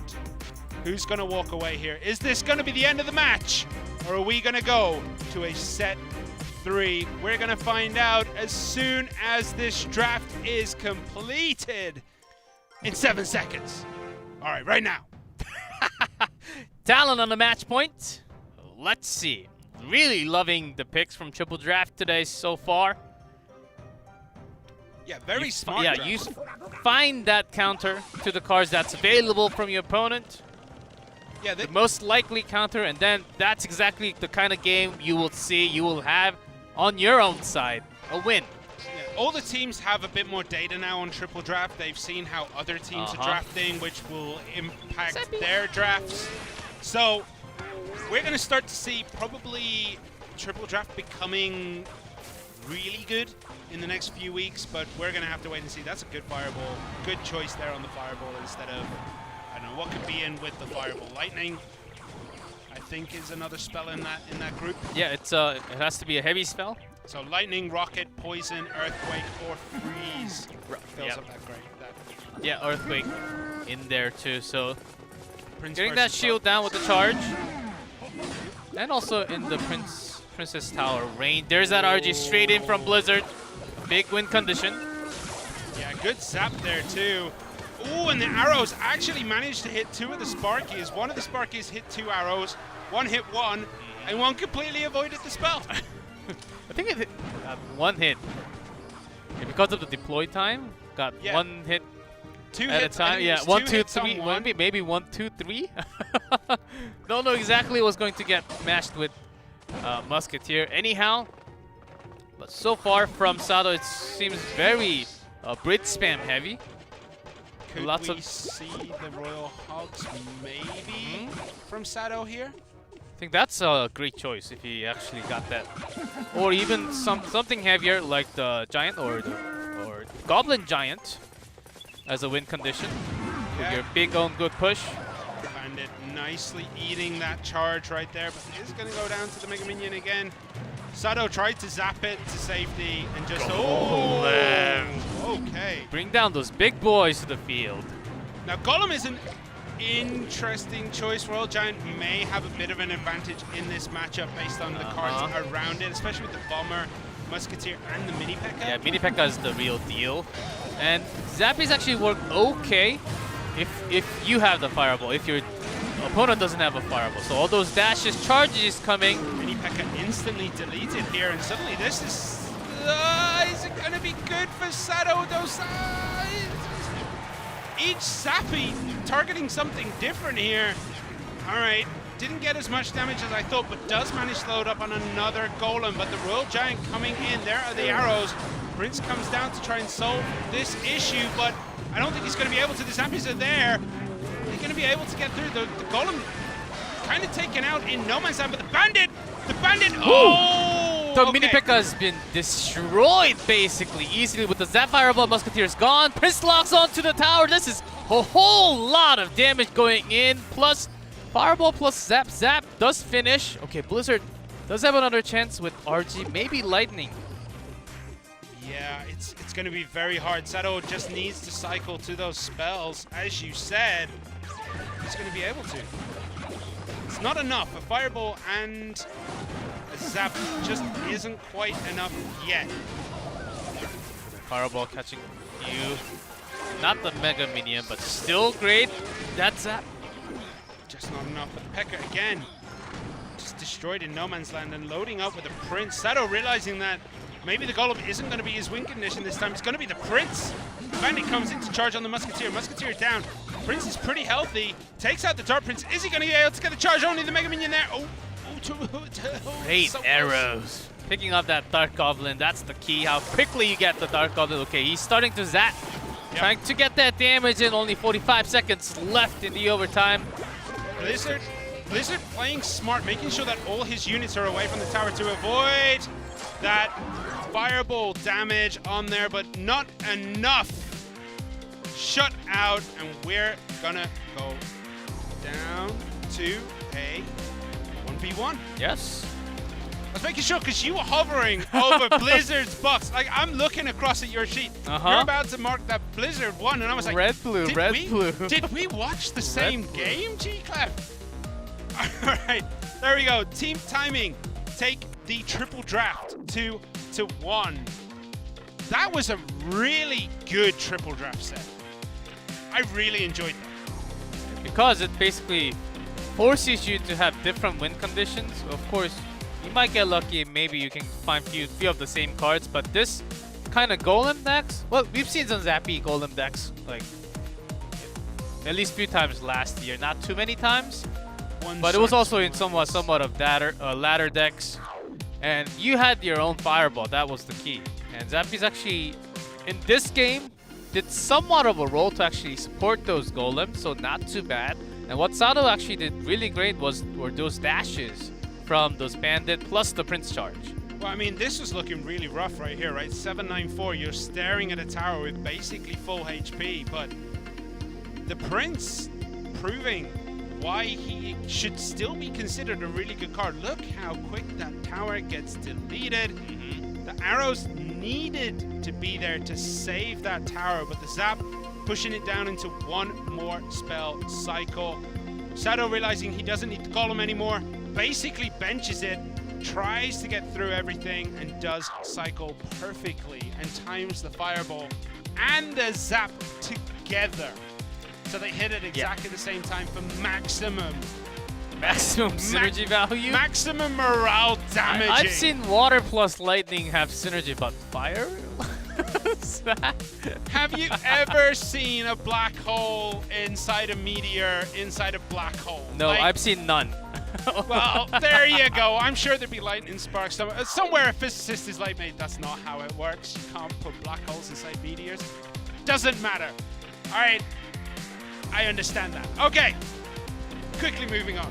Okay, Rocket. Okay, Mr. Rocket What was Science. the card that was not used by Sado? The one card that after had a 0. Golem? I think it had to be... I missed the cards that he was drafting. I think it had to be one of the distraction card. Or tank support. Okay. I mean, it could have been anything, but it was on the screen and I wasn't. I missed looking. it too. Yeah, wasn't looking. Sorry. You guys would have seen it. I'm sure half of you are like, no, it was this card. Yeah, but it happens. You're so like the chat. Ah, they missed one. They missed the card. How could they be so stupid? Anyway, okay. We're going to go down to a 1v1 best of 3 to decide which of these two Korean teams is better than the other. Team Timing and Talon taking it all the way in every game today. King of the Hill, 5-set thriller. Triple draft, 3-set thriller. Is this going to go all the way to game 3 here? I think. Okay, who would you actually bring out if you're Team Timing? Nuri tried. I think I was talking about this last week too. Maybe giving Greed a chance. Sado seems to be the best, but I think Greed also. Well, Sado can't play this one, right? Yeah, so he can't play again from playing triple draft. I think Greed does have a very good chance in this meta right now, from having some spawner. But I mean, Greed has only played one, and he played against Ponos, right? I think he lost to Jack, I believe, or was it Katashian? He lost to one of those two. Nuri has played so many games, so there's going to be a lot of data on him. If you're Talon, you're probably going to have a look at what he's been playing, so maybe Nuri wouldn't be the best answer now. And then you're left with Haruki or Greed. Haruki could be a good choice. Yeah, since there's like no data at all from even last year, and just one game I believe last week, so that which doesn't really tell too much about the player. Haruki, but I think it's because these Korean teams, especially from the same region, they know each other so well, having a good understanding of what they like to play, what they're very, very likely to play on stage. Makes it really, really hard. Right, Nuri coming out and Line coming out for Talon. Nuri, okay, Nuri coming out for the 1v1. There is a lot of information about this player. Line from the other team has played so many games that he can barely fit on a sheet. I think Line is the right call for Talon, I think, and Team Timing really focusing hard on Nuri being that 1v1 key player for the team, which is not too bad, but I think it's time to really step up and show the team what you're made up of into 1v1 and bring down that result. Yeah, well, this is a very important match for Talon, I believe. Like, Talon need a W on the board. They haven't had the best, how can I say? They haven't had the best legacy in Clash Royale. Well, Team Timing lost twice in a match already, so. But that's what I was going to say. Like, Talon hasn't had the best legacy in Clash Royale League. Team Timing hasn't had the best start to the season, so we're going to need to see it. Okay, the mini P.E.K.K.A comes down, and a Prince here taking out the mini P.E.K.K.A. It does take a bit too much damage, isn't going to really be able to do anything offensively. And a mortar from Line. All right, against the Giant, is this in Line's favor? It's hard to say. There's the Electro Wizard and the Earthquake coming down. Okay, Nuri having all the answers ready for this. At least having lots of targets together. Ewis stopping it for, still no punch even with that Zap. I think Nuri wanted at least one punch. That's why he spent an extra. Let's get all three with the Electro Dragons. That is really good for him. Will the mini P.E.K.K.A get a hit? The answer is a resounding no. Yeah, sometimes a lot of times we hear the sound, we see the animation, but the damage doesn't go through. Oh, and the E-Wiz played at the back to activate the tower. I was going to say, Nuri played the skeletons really well to make sure that the mini P.E.K.K.A stayed in bounce range for all those units, so the Electro Dragon could finish everything up. So, yeah, we're kind of at a stalemate here. Both players very, very equal, and a mortar, offensive mortar coming down from Line, but the Giant is there to start tanking that damage. And there is the mini P.E.K.K.A against the Giant. The Mega Minions going ham at each other. No, not yet. They will now. Very well cleaned up again by Line. Switching sides. As soon as that Earthquake is played, he switches. His cycle was quick enough to allow him to get to another mortar. But unfortunately, that's going to go once again into the Dragon. There is the Electro Dragon. Isn't going to get any bounces. The poison. Yeah, Nuri's switching over to defensive mode with that Giant placement, and then he can actually continue on his push. But because of that poison, he's really thinking about putting down any extra card, which could have been given more elixir advantage towards Line. Now, Skeleton, that's one. The defensive poison, you never really see defensive poisons that high up, so it was a very interesting move. I really do like it. I think it's something that many people could learn from, just throwing that in the middle. All right, mini P.E.K.K.A does get one hit against the Giant, two. Yeah, finishes it off very easily. How is Nuri going to break through again here? It's looking hard for both players to actually try and find any purchase on these towers. Yeah, Line is forced to put the motor on the right, actually connects the shot, plus that E-Wiz, plus the long damage onto the left. Because Line has more HP onto the right side, he doesn't really want to take any more Earthquake damage onto the left. So Nuri keeping that damage, focused onto the left side, waiting for that motor to be put down, but cannot put that down anymore. Good luck there. Is that enough? It is. That log was well played, just enough to push the Electro Wizard into bounce range on that tower. And connects with the Electro Dragon. That is going to be Nuri's, seems to be Nuri's way out here. That's the only way he can really try and finish this. Oh, the motor connects to the tower before that Giant comes down. Now, what does Line have to block this? The Skeletons instantly zapped away. The Earthquake is there, but that's a few good hits. 1, 4, 3, 8 remaining on the tower. And that mortar is in a very aggressive place. Does it lock onto the Skeletons? No, it locks onto the the graveyard now, and the King Tower. Yep, actually got the skeleton instantly, and then all the way. So the motor actually works in a way, locks onto the target, and it stays onto the same spot. And with that splash does activate. Finally, Nuri gets that done, but still the poison has been the main damage source and the motor, so that activation actually doesn't really matter too much. Now Nuri needs to focus on right now pushing on that giant, but Mini P.E.K.K.A has been a big trouble for him. Yeah, the Electro Dragon trying his best to finish off those skeletons, but always seems to get distracted at the worst possible moments. Now, will this giant break through? The 5 Prince is seconds. there. The Mega Minion's there. Not enough time. You need to really get that down. Oh, the Mega Minion. I think the Mega Minion and the Electro Dragon might have just pushed it over the edge, but not enough. Line takes game 1 against Nuri here. Talon on match point, reverse match point at this point. Yeah, the moment that motor really started connecting onto the bottom right, it was when Nuri could not find the card. When you want to play the card, there's a small delay before you put that next card down, before it really comes into your hand and you actually put it down into the arena. And Nuri had those skeletons, but it was somewhat of on a cooldown. So he was putting that giant, which came down late. That's exactly when Line started to cycle so much faster. Yeah, that log was really nice. Boom, boom, boom, into the tower. So Nuri did manage to get something on the tower, which is very important for him. But unfortunately, he just couldn't manage it. That was a good Electro Dragon again, changing the target of the mortar, making sure it doesn't hit the tower, and the E-Wizzes. 2 E-Wizzes just shut down that giant Mini P.E.K.K.A. MVP for Line, really. It just did so much work defensively.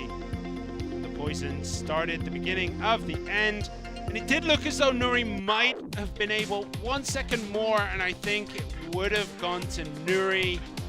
But Yeah, Line playing perfectly. Yeah, Line, yes, yeah, because he knew that he was going to win with that final damage. Yeah, no way. And Nuri, what made it really hard for Nuri in this case was he had to use the skeletons to draw out those first few shots against the motor. The reason why you bring that skeleton is to go against the Mini P.E.K.K.A so that your giant or your prince or the rest of your units survive for a long time, so that at least reach to the tower, or you buy more time for those other units to connect damage. But because of that motor, all the things that Nuri has planned in his head, just wipe it out. Yep. Perfectly summed up the whole game right there. I think that's exactly what Line wanted to have. You see some motor decks with minor, with the skeleton barrel, without the skeleton barrel, still it's really good. But triple spell just makes it so much easier because you don't rely on heavy spells at all. It's quick cycles. You've seen that 2 poisons in a row from Line basically happening because you can just cycle log, cycle skeleton, cycle Mega Minion. It's just 1, 2, 3, 1, 2, 3. It's so quick. And even your Mini P.E.K.K.A is like the heavy card in your deck.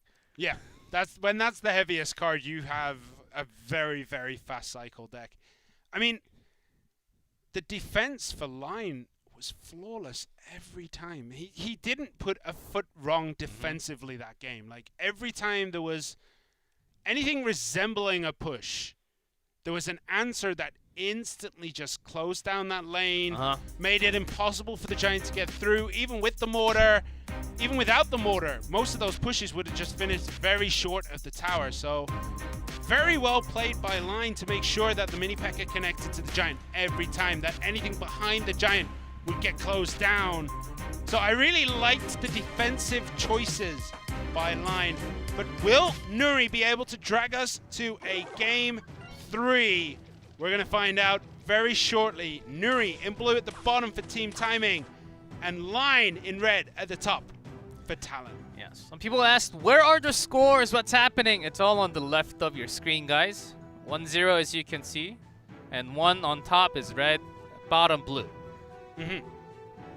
It all links together. Okay, the miner comes in. Mini P.E.K.K.A in the perfect spot to close that down. No damage done. And then you got a Mini P.E.K.K.A coming down the lane, but you have skeletons, so you can easily defend. Oh, snowball! Oh! Big miss. Has to throw down the ice column here. Is he gonna get one shot? No. just enough slowed. Missing that snowball and forcing an extra 2 elixir out of Nuri. Yeah, so Line got a free log hit instead. We're still leaking elixirs, but yeah, 2 elixirs. It could have been big. Could have been big if that Mini P.E.K.K.A landed that sword on those big pancakes.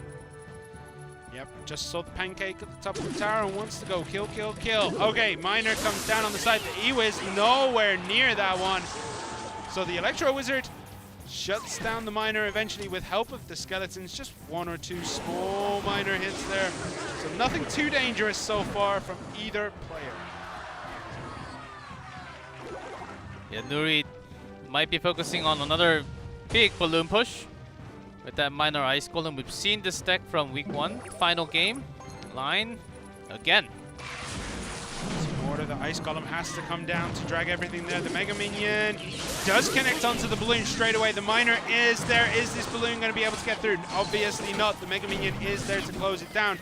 The Miner, however, doing some work there. 1758 with that death damage too. Yep, Motor also connecting to the bottom left now. It should be about the same by the time Poison ends. So overall, yeah, Line, another shot onto the bottom left. That's good news for Line. Yeah, but I think once we get into and get our teeth into this double elixir mode, throwing down the P.E.K.K.A. All right, that's a card I forgot existed. Okay, so what are we going to see? We're going to see the balloon. We see the balloon behind the Ice Golem. The Mega Minion is going to be there. The skeletons this time do catch the Miner and the Mini P.E.K.K.A. there. Closing it down, but will this balloon drop? It does! It gets a connection! That is a huge connection! So yeah, one timing with that snowball does let it connect with the death damage, and the P.E.K.K.A. It doesn't really matter on the left, has to just buy time. Now, because of that Motor placed defensively, he has to work through that timing. Yeah, the Miner did manage to just evade the Mini P.E.K.K.A, but does Nuri have anything? Where the skeleton? Perfect prediction, but the Ice Golem is there to back it up. In the middle between 2 towers, it goes down very quickly. And with the Musketeer and the P.E.K.K.A, that Mortar is going to go down, but the poison damage coming through. And there is the balloon. There's the Miner. Is this balloon going to get pulled by the Mortar? Doesn't get. Oh, it just about does. Enters the radius there, but the Miner actually did a lot of work. We're down to 296 on that top right-hand tower. As long as the death damage doesn't go in directly to the tower, saying it can be okay, but still about 1,000 damage that needs to be put down on the bottom left line. He has to use that Motor in a defensive mode, which is exactly what he doesn't want. Yeah, good snowball there, just buying enough time for the Miner to connect easily onto the tower. And the Motor actually connected to the Musketeer, but with the snowball, again defending that Miner away from the Mini P.E.K.K.A. All right, game on. Game 3 is gonna be coming at us very, very soon to close off Nuri versus Line. Nuri played that phenomenally well, and at the end, his snowball and Miners were just too much to overcome. Line tried his hardest, but could never quite find purchase into the towers. Nuri just playing phenomenal. So let's go back to our old question. Can we have the same deck go twice? If it's a super meta deck that you think you can, there's no straight up counter, like as an example, Hog Rider deck from Jack, which can basically break almost all, because not just because he's Jack, but because of the cycle. And the Hog Rider deck that you can actually manage to find holes in a lot of these meta decks. What Line has brought, it is not like those decks. It is sort of very one-trick style where you cycle through with the Motor. Sometimes you do meet up a counter like this, where your Motor is your win condition, but if there are balloons and the P.E.K.K.A to take those shots forever, then you basically need to switch your win condition into a defensive mode, which means you will never win in that kind of case. Yeah, that snowball there was massive, and he did it again right at the end. Would have been done, wouldn't have mattered anyway, but it did really well. The E-Wiz actually almost stopped that balloon push that actually hit the tower. That E-Wiz just lost range. to hit the balloon one more time. It was on a thread of HP. He was attacked. It did get hit by lightning. It was mini stunned, but then it continued moving and just moved too far out of the range.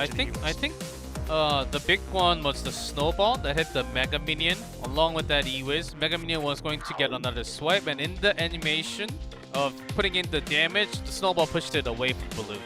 Yeah, one more hit, Balloon, yes, no drop onto the tower. So that timing of the spell, Nuri just well done. We could see, of course, him bringing that. I think it's exactly the same from last week. Having that type of confidence confidence in that deck, just without the P.E.K.K.A. maybe. I think it's exactly the same of what we played last week. I think he feels super confident. He's the only one using that type of Ice Golden Balloon right now in CRL East.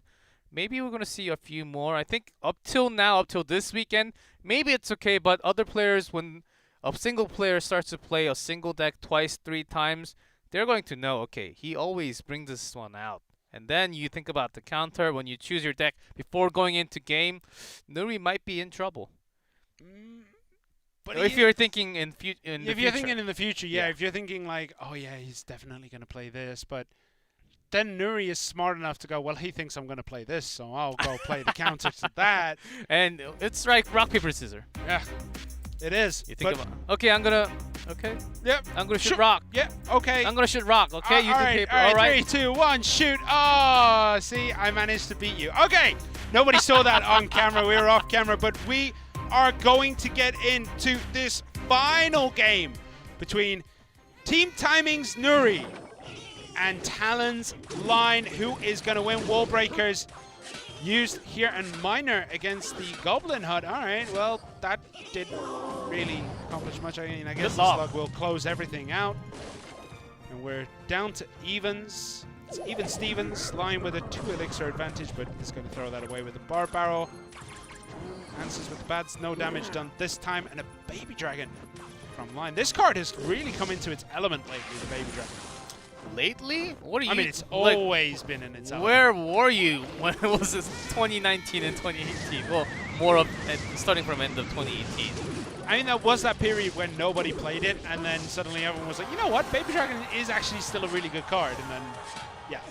Okay, so the Miner in the back does get so much damage. 2, 1, 4, 2 remaining. Yeah, even with that eagle, even when that eagle that comes down from Line, I think Nuri's still good to go with the quick cycle that he can actually bring along with that Ice Golem. It depends on how he uses that Ice Golem. He can actually provide a lot more healing for Line.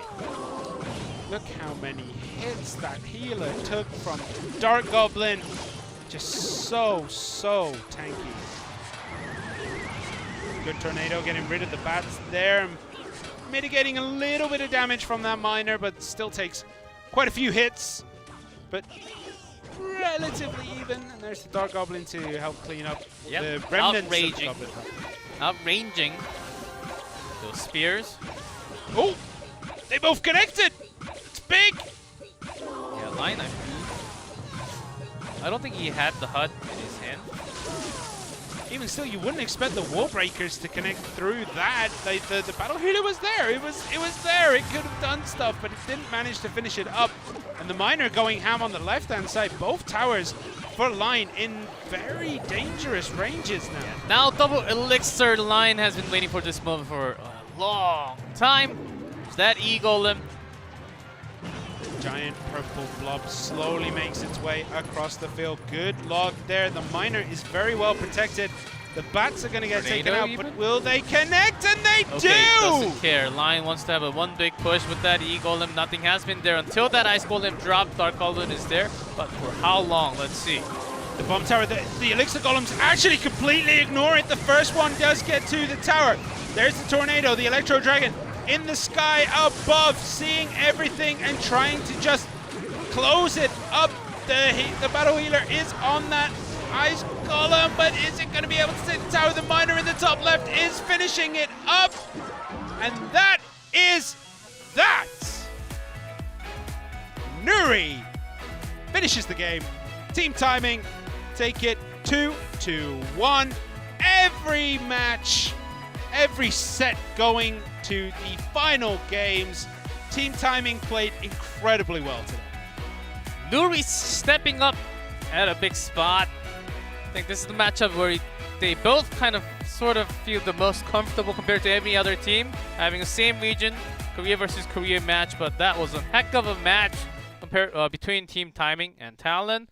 And Nuri clutching it, just having so much faster of a speed with that wall breaker cycle against Elixir Golem Battle Healer. Yeah, Goblin Hut. Once you find the really good cycle and you don't, let's say you take less than maybe 1,000, maybe just a little over 1,000, in one of the tower or 2 towers combined before that double elixir, then you're oftentimes okay. But before that moment, you took a little too much damage, I believe. Yeah, and we will be back after a very short break. Don't go anywhere. We're going to come back with some more Clash Royale E special season action relatively soon.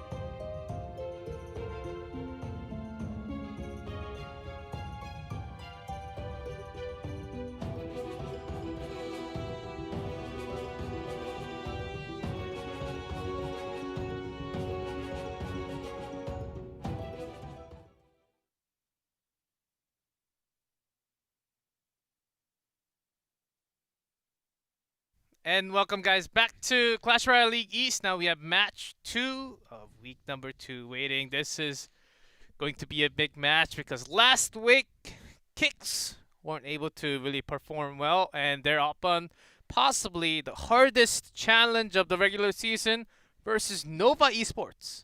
Yeah, Nova need no introduction. If you're watching this, you know who Nova Esports are. You know they're one of the big powerhouses of mobile gaming and mobile esports throughout mobile general. esports. And, like, you know, anyone who has to go against Nova is probably sitting there going, well, it would sure be nice to take at least one game from them.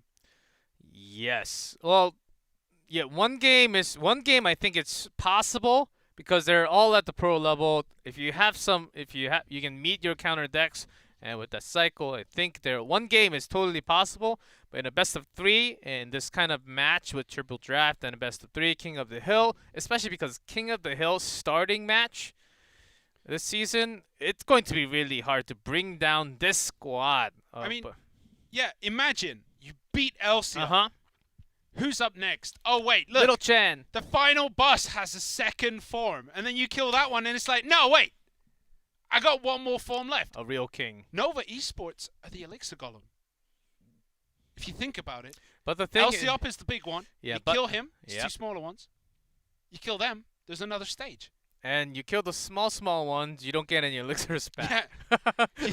because you've wasted all the energy. You don't have the energy to take those back anymore. But this is a real test. And the match that Kicks has been waiting, because I believe they only played one match last week, so they should have been really getting down to the ground. I think this is the number they need to really win if they beat Nova and then climb their way up through the regular season.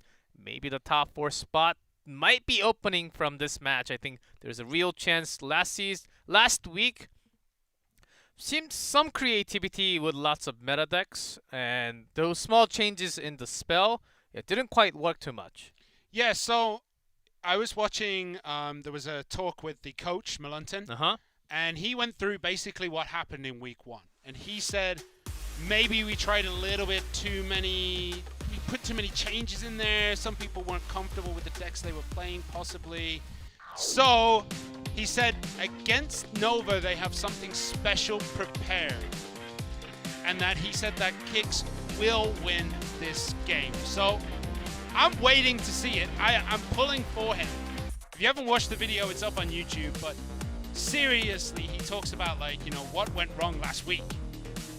And a couple of those games came down to, like, very minor decisions that were really hard to pick up on in the moment, but when you watch it back, you're like, oh wait, that goblin was in the wrong place. Oh wait, didn't quite catch the aggro here. Like that kind of mistake. So Kicks do have potential. Looking at this roster though, Benzaridel, JTV, Legend, Onion, and Icelaw. Benza not having the greatest of seasons so far. Not yet, but only a match. And I think with this roster, there are lots of potential, especially Icelaw also kicking in hot at the team. Legend, there are lots of great 1v1 stars. And at the same time, on the opposite side, Nova Esports. Yeah, on Noem, Elsiop's quiet to me. Okay, I'll shut up. That is such, like, everyone else is smiling. Elsiop's picture literally scares me. Every other picture, I'm like, silent. Yeah, every other picture you're like, it's alright, it's alright, it's cool, it's cool. You see Elsiop's and it's like fear-inducing. Like, I'm sitting here, I'm breaking into a sweat right now. So anyway, we do see Onion as the first player from Kicks, and he is going to try and stop Elsiop from ripping into this Kicks team. There you can see he's just standing there looking, I wanted to say nervous, but then you actually look into his eyes and it's like, yeah, well, yeah, I'm here. I turned up, I'm going to win. Yep. As is tradition. Yeah, Onion was having some fun with the graveyard, which actually went really well for him. And then following up with that wall breaker was really rough to drop in King of the Hill. And compared to that, Elsiop having lots of different decks, especially known as his Magic Archer play. So far, no Magic Archer so far today in the league. Let's see if he still feels confident after the change. We're going to find out as we get into this match. Kicks Onion in blue at the bottom. And the man who needs no introduction, Nova Elsiop in red at the top. Hey, I heard this was buffed. Oh, really? I would never have guessed the amount of times we've seen it today. All right, Baby Dragon is a good answer. Just took a little bit of the impact damage here. And a Hunter against the Baby Dragon will finish that off. That Hunter is going to live to see another day. It is very healthy. Spear Goblins come down from that Goblin hut. With that, minor Skeleton Barrel cycle. It's going to be really quick with that Ice Golem from Elsiop. Onion needs to stay on top of those Barbarian Barrel and the Baby Dragon all the time. If he misses any of those small skeletons or the Miner, it's going to be a tough matchup. Yeah, and Elsiop was never going to miss time that log, was he, against that Goblin hut? And there is that arrow. Again, the Skeleton Barrel coming down. The Miner in the back, getting damage done. The Barbell cleans up the skeletons very, very nicely. But the Miner, again, just got too much damage done. 1978 remain. And Elsiop's towers haven't even been touched. They haven't even been looked at yet by Onion. Yes, because Onion's pretty sure, E-Golem. Or maybe not because of Electro Wizard, and it is the RG. Yeah, we saw a deck similar to this earlier today. So pushed into the tower. Yeah, did get one hit. That's something right now. 2280. Nothing really going to come from this, from the offensive, especially with those skeletons going down. One hit from the E-Wiz, and the Ice Golem stops that in its tracks. Relatively even so far. What is Onion going to do here? Expected the Miner coming from the back, and that just opens up the room for Elsiop to drop it in. Onion tried to predict where that Miner was going to be and was just way too early on it. Yeah, it was exactly like that in cycle, twice in a row. But the third time Elsiop was able to get few more Miner shots to the tower because of that. Great mind games in between. Yeah, the Hunter's gonna go down, but he made that Hunter so valuable. They got so much work done. The Skeleton's coming back. Will the Royal Giant get a hit? No. But this is actually kind of scary. That's a lot of potential damage coming in. The Miner is gonna get taken out, but the Baby Dragon's gonna go down to the bats and the tower. That could have been really bad for Elsiop. But both players are dead even right now. Yeah, tower still soaked that lightning, so Onion still having some good chance. Now he wants to use these Spear Goblins to make better against those Miners. Really wants to time it perfectly with his own RG attack. Okay, let's see Elsiop's rotation. Great poison coming out. Yeah, great barrel this time, and it seems as though Onion is just going to give up on that Miner.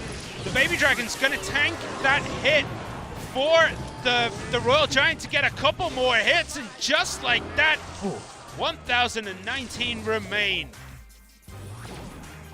That Baby Dragon just saved that Royal Giant and bought it enough time to get one or two extra hits. The Miner comes in, poison down, that stops the Skeletons from stopping the Miner. The Barb Barrel comes in, the E-Wiz is there to reset that Miner. The Mini P.E.K.K.A. gets shut down. Here is the Royal Giant, expect the Hunter on the left, maybe no, Skeleton Barrel and Miner. It looks like it's a race. wants to finish it. It's a big race. RG still locked onto the tower. The Miner plus the Skeletons, but not just in time. Just a little faster with that RG. Again, the log not pushing the RG to the back, but to the side just a little bit. I think Elsiop got. Yeah, he was really trying to have the cycle cards back and forth with his fingers super quickly down on the board. Didn't really pull it through with that timing, but it was hard. He had to get that Miner, the Skeleton Barrel, the Skeletons right before the Mini P.E.K.K.A. actually got the chance to hit the tower. Hard game between the two fought, and Onions comes up clutch with that RG.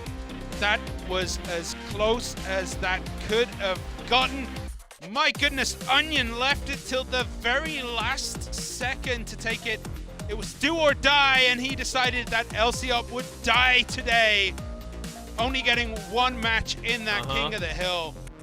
And Onion lives to see another day, starting off with a win again. That puts him 2-1 so far in King of the Hill, I believe. Yeah, honestly, that was a great match for Onion. Not too easy because of that, because of the defensive tools that LCOP had all the time.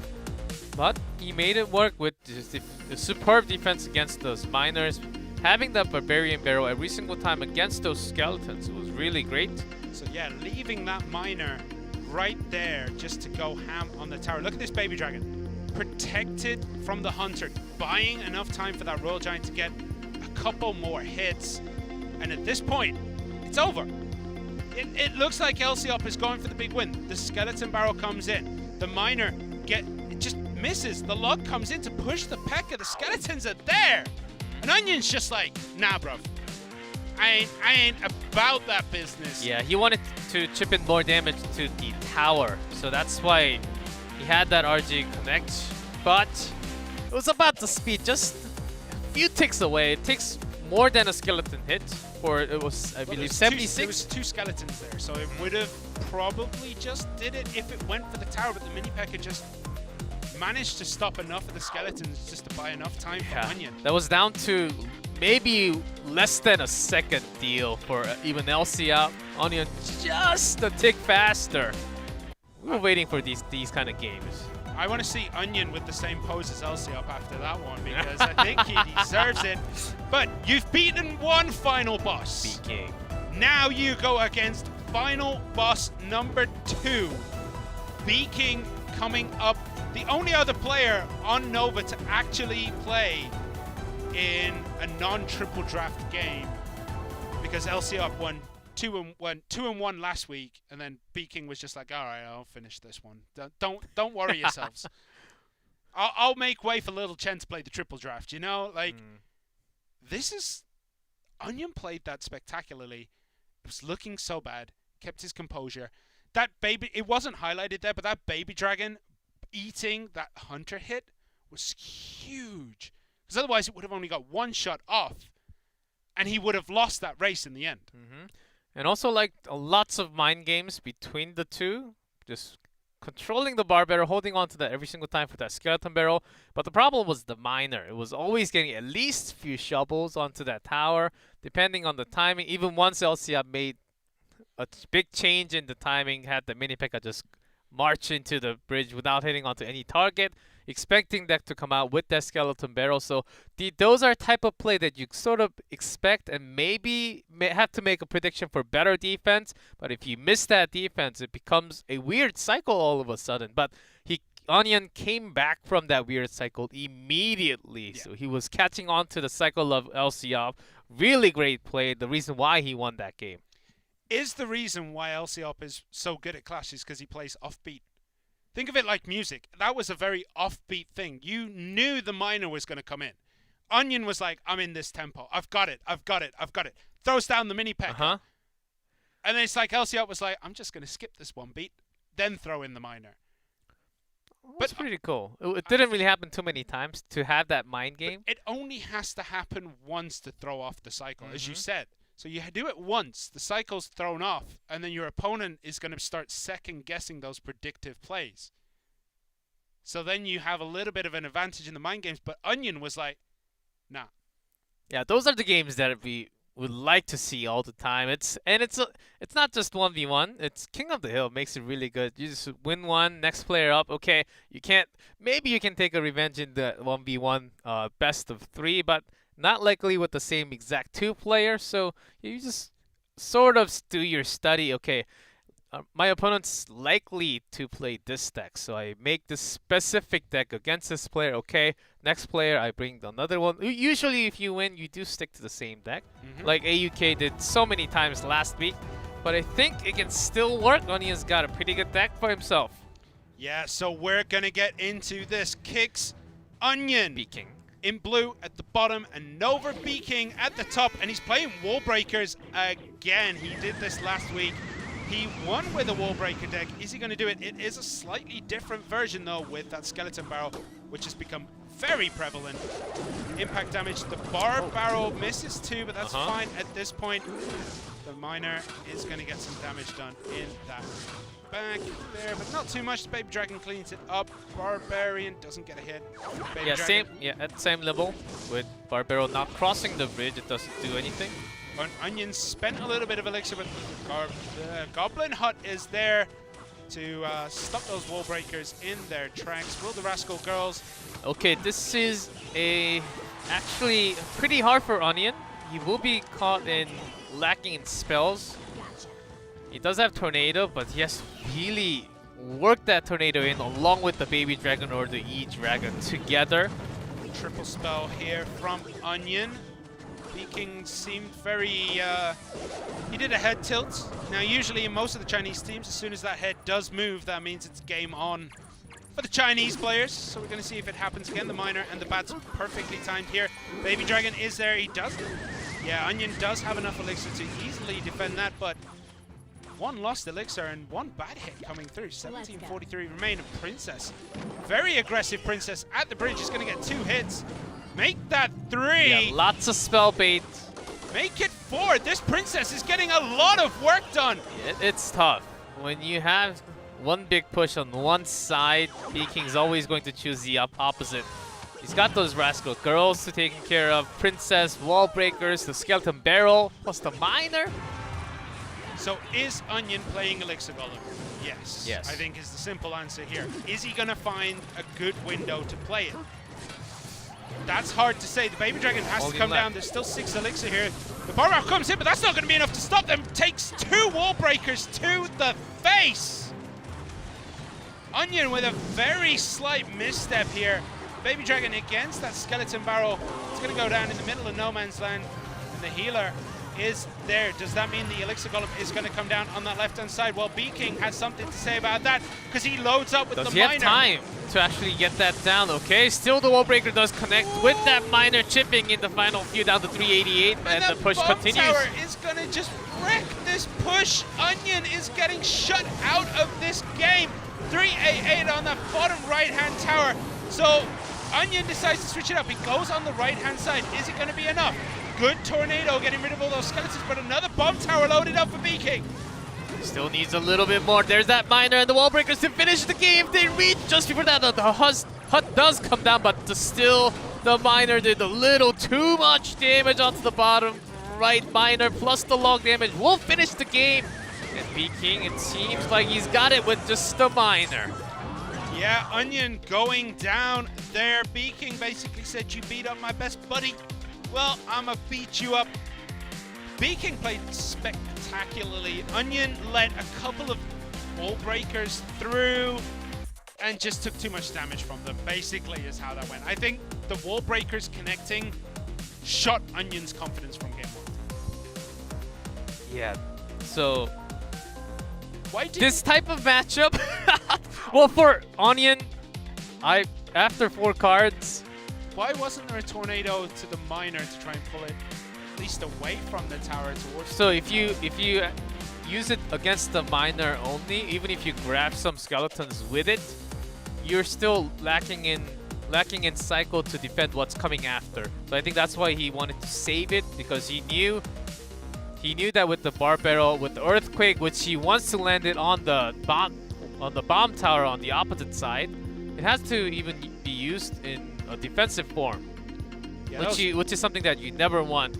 Either you do a really great job with the Baby Dragon or the E-Dragon together with the Tornado, then you can sort of have that synergy together. But B-King always went with that left-right attack so that the spells from Onion could not get too much elixir value. Always putting on the back, to the side. Princess come right next to the King Tower. B-King basically just went left, right, up, down in this game. Okay, you don't have any counter spells against me, so it's gotta be my win. Yeah. B-King just played that flawlessly. Great cycle, great damage done here. Just finishing it up. The Miner and the Bats, MVP for him. The Bats taking down the Baby Dragon because the Baby Dragon connected onto the Miner instead of the Bats first. That kind of changed the game. I think Onion was fine up until that point, and that's when the house of cards started falling further and further down. Yeah, if B-King stacked up maybe too many of his troops, like the Princess and the Rascals together, or even Wall Breakers together in one side, then Onion could have had a big chance to get those elixir value trade. But there were just too many cards where it was baiting spells one after another. This deck seemed a little bit too hard for it to actually defend. It's near impossible to defend perfectly against it. You just have to make one better push. That's what you choose most of the time. But because the cycle is too quick, sometimes you say, okay, I can take one, but can I really take 2 hits and like more hits? Then your tower goes down, and while you're still trying to form your own attack on one side. So those are your calculations, and it makes it really hard for the opponent to actually try to outdo the cycle like that. Yeah, well, we are going to get into game 3. It's going to be Benzer from Kicks. Now, we were talking about this during the break. Are we going to get first half of 2019 Benzer, or are we going to get second half of 2019 Benzer? Because they pretty much are two very different players. First half of 2019, Benzer Adele was a formidable force. You saw him on the sheet, you're like, okay, well, whatever team's against that, they're out. Second half of 2019, he never found the same form. He never played as well as we know he can. Yeah, back on Chaos, where he was the leading force, he was basically grabbing the entire backpack to himself. Okay, I got a family on my own. I need to take care of them, and he was actually getting it done. Okay, boom, boom, boom. Next up, go. Next up, go. That was Benzer, early 2019. Now, this actually is a really good meta for him, I think, in a way that lots of cheap elixirs are coming down. Exactly what we just sort of saw from B-King. I think Benzer can actually play the same. Maybe in a different style, different format, few different spells. I think it could actually fit into his own color, own style very soon and make it work. Because that's the type of play that he likes to play. Have lots of predictions with the spells. Have really quick cycle, especially with the mortar. I think this actually could be a really great patch for him. I mean, it is, but it isn't at the same time. His most comfortable deck, if you don't know, is Mortar. He plays motorcycle. A wicked motorcycle. Lots of goblins. He's insane. Right now, I feel like Mortar is dead. There's too much beatdown going about. There's too many E-golems. There's too many elixir golems. There's too many golems in general. There's too many units that can tank it. There's too many. Yeah, you got wall breakers. You got skeletons being heavily Also, in. mortars are actually really bad against magic archers too. Exactly. Yeah. So there's so many problems with his comfortable pick. That's the deck you always see him play, and he'll play it first just to get into the swing of a match. Even if he loses, he plays that first just to get a feel. It's like dipping your toes into the water. Oh, no, it's a little bit hot. I'm gonna change it up. I'm gonna turn on that cold tap. I'm gonna play something skillless like a golem. But you know, I feel like Benza needs to get out of this as soon as possible. Is today against one of the biggest teams in the world in Clash Royale? Is today going to be the day where we get first half of 2019 Benza back? Oh, we'll see. Because I've said it. I think this meta really fits him if he just moves away from those two classics, the motorcycle and the Goblin Giant Sparky. I think those two he has been using a lot last year. When it comes out clutching with that Goblin Giant Sparky, there were some times, but it could be easily counters these days. With lots of small units just surrounding. You see E-Dragon so many times. Zaps, Electro Wizard, super common in lots of those E-Golem decks. And so that's the reason why it might be sealed. And he has to show something else. If he does, then I think we have a match. I think we will have a great match. King of the Hill. Maybe he'll, if he feels really good, then he might actually come out for 1v1 too. If we go to that third set, which I think is very likely story between these two teams. I'm hoping. I'm hoping. But before that, we do have to actually do this King of the Hill match. B-King played Onion like a fiddle. Right? It was like a man versus a boy. Yes, sort of. So playing with a soccer ball and then like take it away from me, and it was pretty hard to take it away from him. Yeah. So is this going to happen again? Because B-King played just super solid that game. But I do think you're right. I think he had a deck advantage, a very strong matchup advantage. Yeah, if you against Onions. Yeah, basically saying B-King saying, okay, bring a 6-spell deck or I win. Can you imagine if someone did that? Like only spells and they actually win a four CRL spells game? and a mirror or something. What about why not go 7 spells in a mirror? Rocket, Fireball, or Earthquake, if you had arrows, I think arrows could have been really good against those. Like getting the princess, maybe even catching wall breakers because you have that big radius. Maybe. I don't think so. No, actually, I do think so. I don't know. It's too hard to tell. Let me shake my magic 8-ball up. So you need either a bar barrel or a log, or together. And an extra spell, which I would choose. Zap or arrows, not too bad. I think you've just spent too many deck slots on similar cards. And mirror, and Rocket, and Fireball, and Cannon Poison. Cart, and Anyway. Dark Goblin. Okay, finally G-Clef can stop talking about this now. All right. Yeah, we had to get some time for you guys. Now the match is on. Benzer Riddell in blue throwing out the kissy face against Nova B-King in red at the top. And we see double goblins from B-King so far. And we see bats and bats. All right, what we're going to have there is the miner. Their bats are going to come through. Valkyries coming in. Spear goblins in the back. This is looking like a very Benzer-y deck.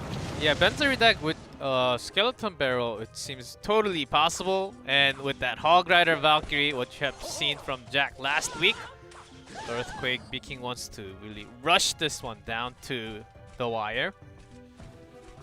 Yeah, and there is the Skeleton Barrel. Good call there. And the Bomb Tower, very obviously coming in here, is going to get nothing done. Dark Goblin is a very good answer to that card. If you're struggling, Dark Goblin is just nuts.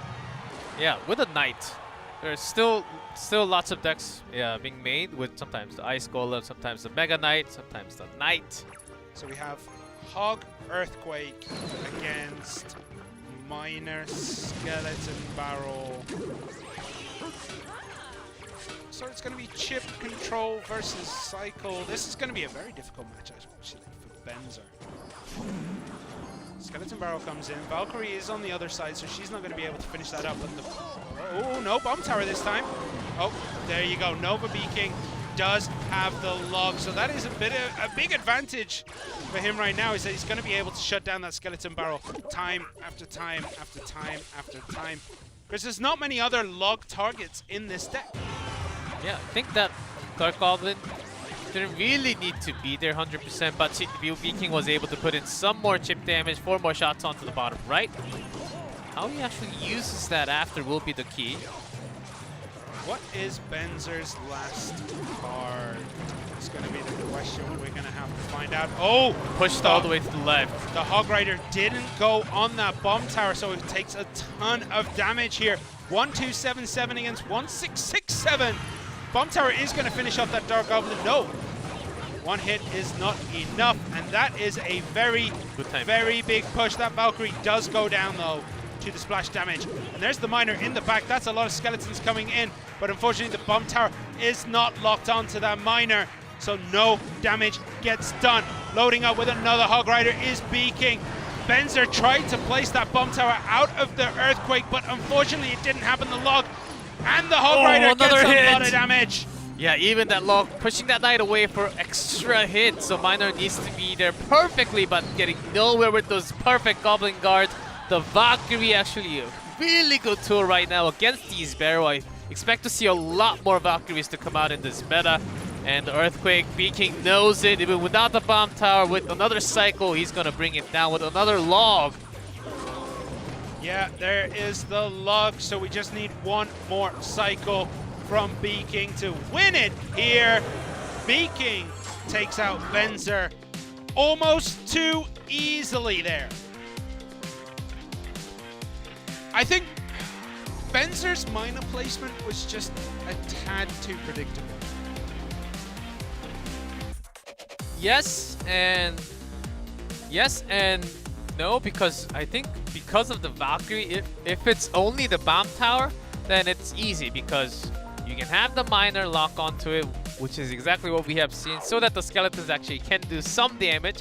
But because of that Valkyrie, skeletons had like no way of dealing damage after the bomb tower. But I mean, the issue is like every one of Benzer's miners was caught by goblins. It was never caught by the Valkyrie.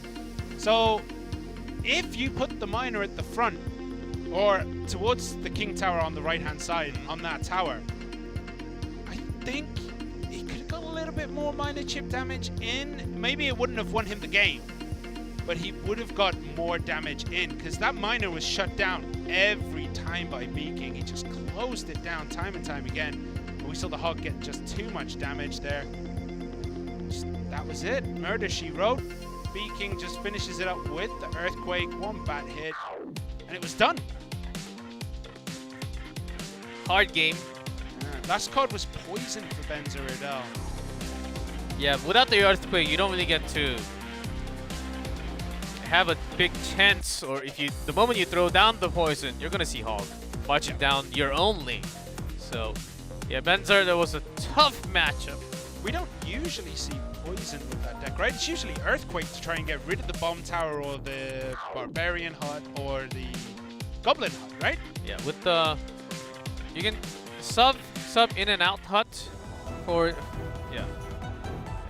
for that Bomb Tower, but in this case, this has worked a lot better because he wants to still keep it sort of cheap, sort of cheap with that Knight. I think he had another idea of keeping that maybe the Knight instead of the miner, and then having those skeletons. So having your Knight go across and then miner all the way in the back, and then the skeleton barrel. So that's like the premium deal that you want to talk about, because in that kind of case, in terms of defense, you have to place one on the back and in front, or a bomb tower plus. But with a poison, I think he wanted to actually buy some more time with the Knight so he can actually get rid of all those defending tools from the opponent. He never got a chance because of the Hogs, which is something that he didn't expect quite coming out from B-King, but it was a really good choice. But he had Bomb Tower. You wouldn't bring Bomb Tower if you weren't expecting Hog Rider, Hogs, or Ram Rider even, right? I think that's where Bomb Tower excels against those three. It does excel kinda against Skeleton Barrel, as we've seen time and time again today, and B-King's own deck had Bomb Tower against it. But poison, which if you place it down before the miner or when you have the chance, it kills the skeleton. It usually takes care of those goblins easily, so that your miner can sort of connect. And if it's hitting the bomb tower also, that's not too bad. Not too bad. But compared to Earthquake, you're spending one more elixir for the poison damage plus potential miner damage when you know the counterattack's going to come very fast, very quickly. Do you have enough elixirs? Do you have enough time for that? I think Benzer calculated no. And that's the reason why we never saw that poison coming down, which locked his own win condition down. It was really hard matchup, I think. And B-King just throwing that down with a Valkyrie getting a lot. So just seeing lots of replay on top of the ladder Grand Challenge. It's been a whole lot more Valkyrie within the last. So the first day after the patch, like a lot of skeleton barrels, not so much Valkyrie, just a lot of Royal Logs, what we had before. As the days are progressing until today, a whole lot more Valkyrie in day 3, day 4. Anyway, we are into game 4 here. We have Kix Icelord, the Frenchman, against Nova B-King. This is Icelord's debut for Kix. Last season he played on Sandbox. Last season it was Sandbox, right? Yeah, let's just say it is. Okay, so closed up here, Lumberjack, and okay, all right. So hard to tell what the decks are going to be right now. We do see the Skeleton Barrel for B-King here, and there are the wall breakers and a heal spirit from Islaw. What is he going to do with that? Bats split Do some damage. Shut to shut down the wall breakers here. Bats perfectly split and a log again. Okay. This could still be a Ram Rider push deck with the heal spirit. What has he got for this? Snowball. Okay. Musketeer doesn't get a shot in. Bats played perfect timing. Miner comes in the back. The Princess Tower actually started to take out the bats instead, and that's not what you want to see. When you're a B-King, you want those bats to be high in number as they cross the bridge. But the Rascal Girls in the back are going to be able to clean this up nicely. Musketeer, though, finishes off the boy super quick and finishes off the girls even quicker. And now we have a push coming from Islaw, and there is a balloon here. Bomb Tower again is becoming super clutch. Yeah, Islaw knew that bomb tower was coming. Those bats will be the problem, how he actually brings those down. He can also use that Ice Golem to bring those down, and also the heal spirit. So those will be the clutch cards that Islaw needs to line up together with that balloon. So what are we going to see? Wall breakers again. This time Bats not split at the back. He'll so one wall left. breaker is going to hit down that left-hand side. Princess is also coming down that left side. So Islaw responds with a Lumberjack going down the left-hand side. Which side is he going to go down? He's going down the left-hand side. The Lumberjack, he wants that to go down. There is the Bomb Tower. Heal Spirit comes up, keeps everything alive a little bit longer, but ooh, it's going to... the death damage, I think, as well, is going to whiff into next to nothing. Just hits that one Rascal Girl. Lug comes in to close the rest of that deal. The Musketeer is going to get taken out by the Miner. Yeah, good log to wipe out most of the things on the left, but still with that quick cycle, B-King is able to actually take care of everything, plus some damage onto the bottom left. So now let's see the cycle. Islaw needs to chip in death damage every single time, at least, plus more damage from the Musketeer or the Bats. And he hasn't even been able to get that down. He hasn't had any success with these balloons so far. Double wall breakers on the left. There are two Bats there. The Heal Spirit comes in. The Snowball pushes it too. Oh! Just enough slow to get those wall breakers down now. Somewhat of a big push, and the Skeleton Bear on the left together. So needs to cycle for that spell. Gets that log. Princess is going to go down, but she does get another hit against that Musketeer. So Musketeer's kind of weak. Does go down to the log. The Lumberjack is there. The Heal Spirit trying to get all those Bats, but only got 3.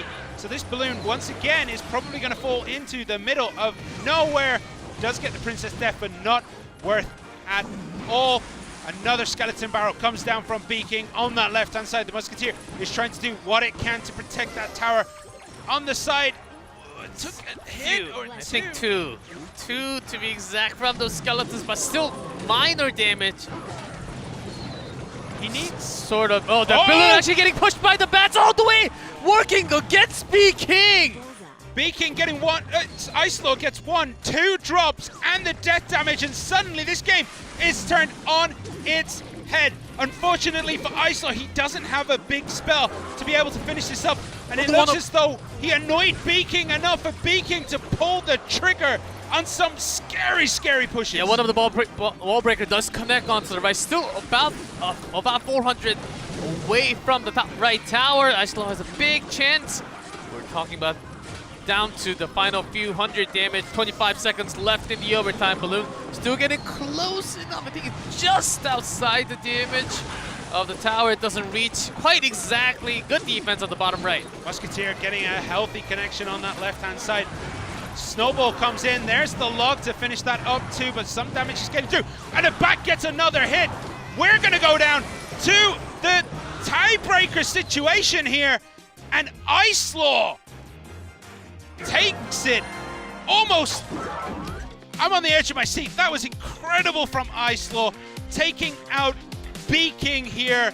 Who are we gonna see in that last slot for Nova Esports? Sorry, I need it. Oh, you need a breather, man. That balloon push. Yeah, B-King also thought, yeah, I got my bomb tower. Has to be dragged towards the center, away from the death damage. But something you never expected out of your own Bats happened. You had that rage, so Islaw certainly had the boost on that balloons. Says, okay, these bats are actually sort of stacked up together here, so I can place it all the way to the side and we'll go straight to the tower. And the balloon's like, coming through, guys. Don't move for me. Keep that side nice and blocked, please, as it just goes straight into the tower. Raged up balloon in the tower. We have all been there when that happens. We all know the pain that B-King feels. And yeah, how do you come back from that? Oh, you can't. You lost the King of the Hill. At least not yet. Until the final member. It has to, yeah. Guessing it's basically going to be Lil Chen. Yeah, that bomb tower. Could be Aurora. Yeah, maybe. We haven't Could seen be a her secret yet. weapon. It'd be interesting if she comes out here. Look at this push. That push was hella scary, but the log was kind of well timed. Did miss the skeletons though, so almost a misstep right on the final curtains. We're down to 12 seconds. You see that snowball comes in and the log. The bat's got a couple more hits, and that almost put it in a perilous situation. Look at the cycle on that 2.8 balloon cycle. 73 cards played against B-King 67 on a 3 elixir custom. Look at the amount of leaked elixir here. And so many cards in the double digits. Yeah, like the deck choice and like the spell choice, especially from Islaw. Because you know you have to, especially against B-King, and in this meta, you have to work against all those small little ones having small little spells, log and snowball together. That's not the most common 2 spells that you see when you have 2 spells. But because of that, no earthquake, right? So Islaw could have ran into basically no winning condition sort of situation in a way for him. Yeah, but that balloon actually got through. And we're gonna see Islaw versus Little Chen. We haven't seen a 1v1 from Little Chen so far this season. Only triple draft. Only triple draft. So in my mind, I separate triple draft because you can't really talk about the deck as much in these situations, right? Because would you really put an Expo and a Sparky? Oh wait, that wasn't a triple draft deck. Jack, yeah. I love you, dude, but that was weird. It's out there with a 0% win rate. Okay, Islaw versus Little Chen.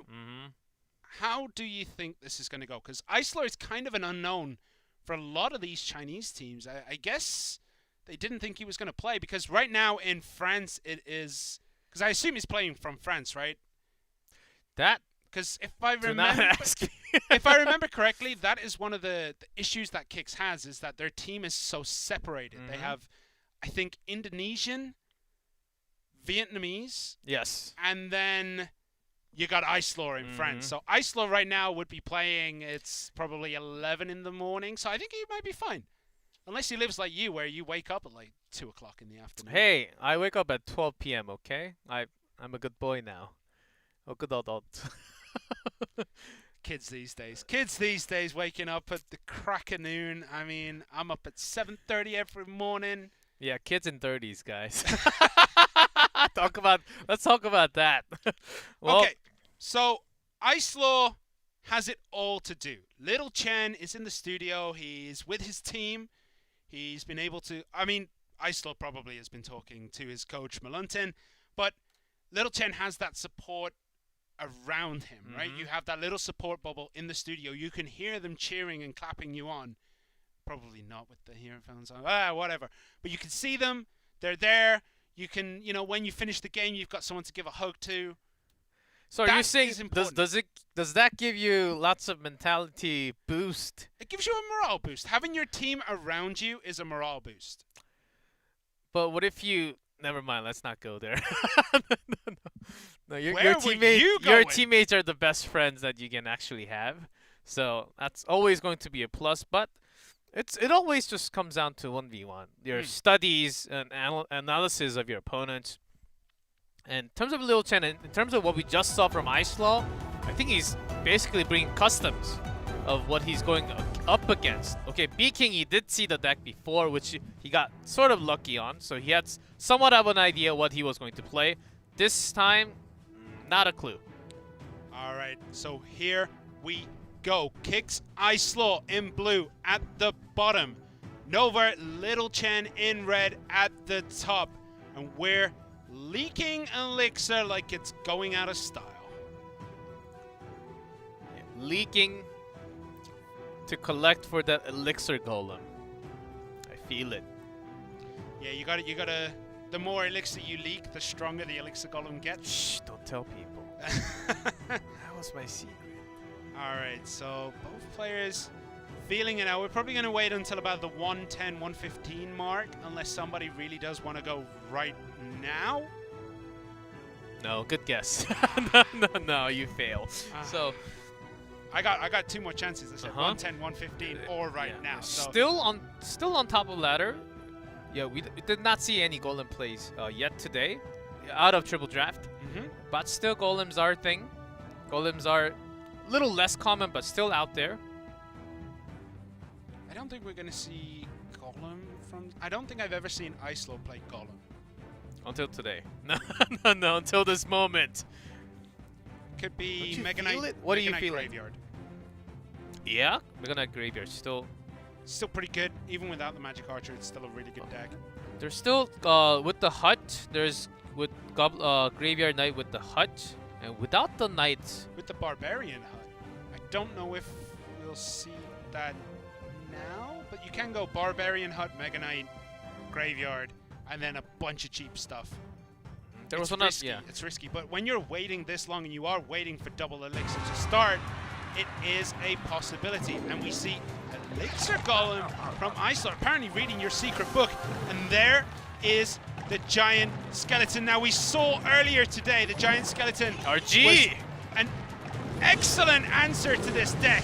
So Little Chen seems to have seen that matchup and decided that he can also play this deck. Will we see a win here for Ice Law, or will we see it for Little Chen? The Elixir Golem actually manages to break away from the Giant Skeleton, and the Battle Healer does get some heals in, but only a little bit of damage coming through, but no damage connects for Little Chen. Little Chen is on the back foot right now. Very, very few. Even with that Earthquake, RG, Ice Law really quick to response with that E. Dragon having that Tornado, making sure you take care of that Dark Goblin at the same time.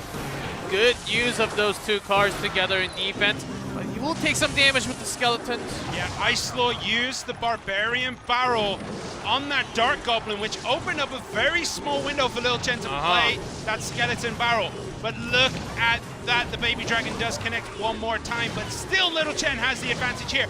And all the support units for that Elixir Golem are just lost on the bridge to this Giant Skeleton explosion. They are gone. This is big. This Royal Giant Connected Tornado is there. It has to be used.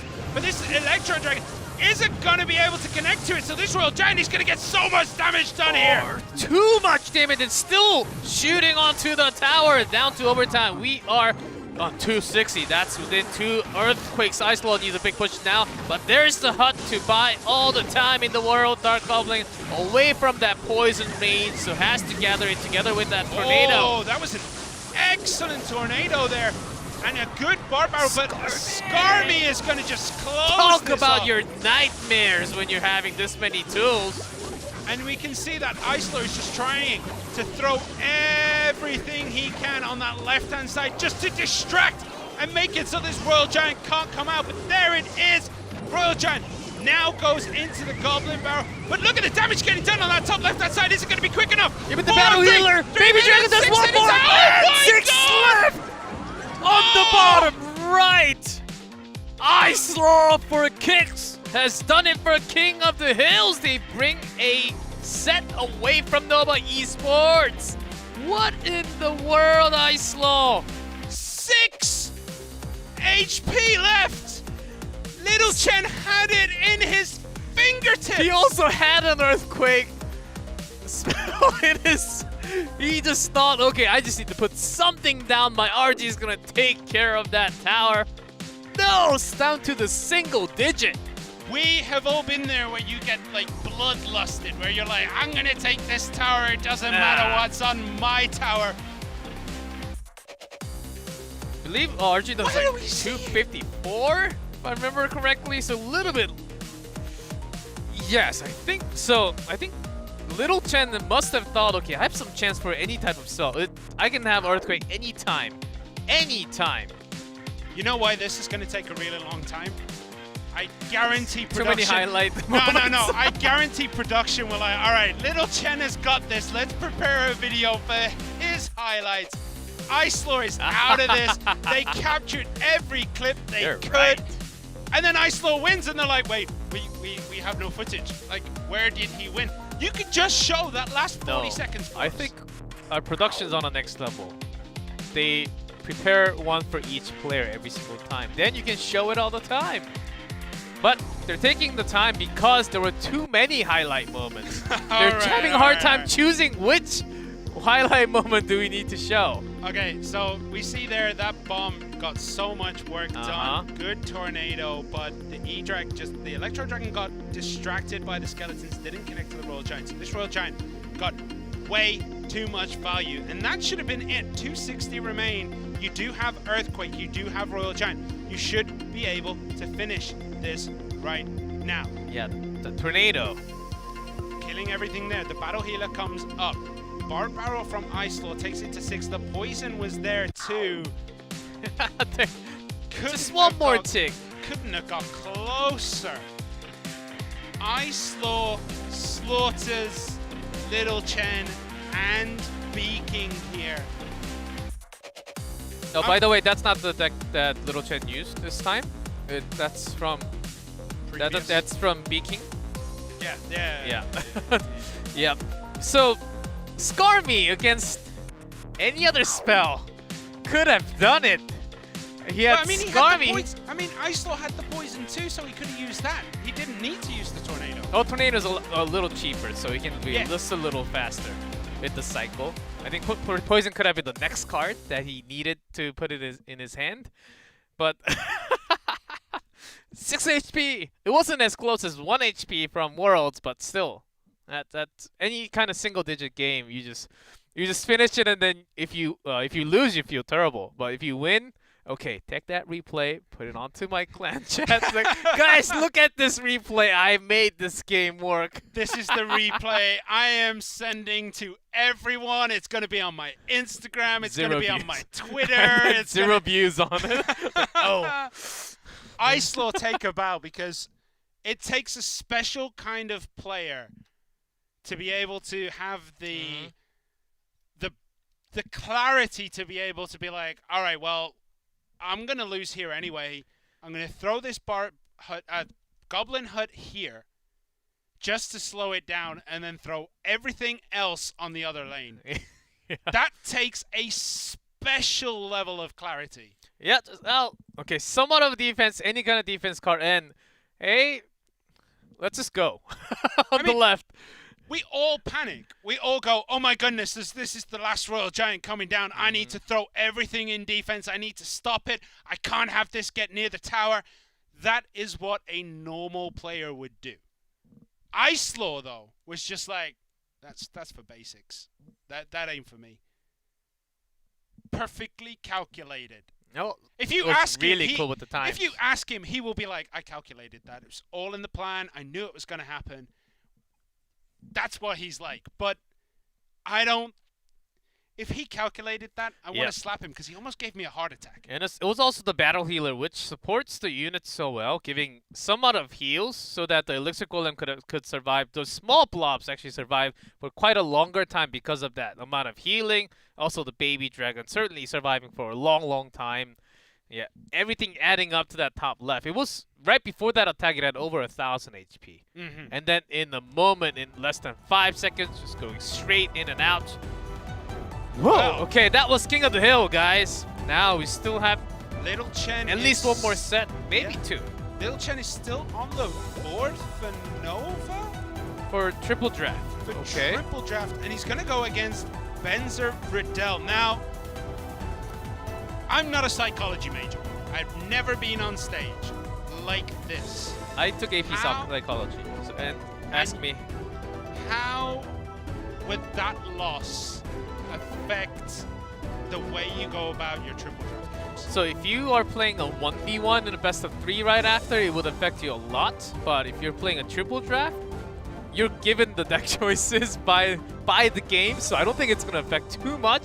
Maybe in play just a little bit, but less. But will it make you more risk averse? Is what I'm trying to say. Oh, I don't think so. I don't think so.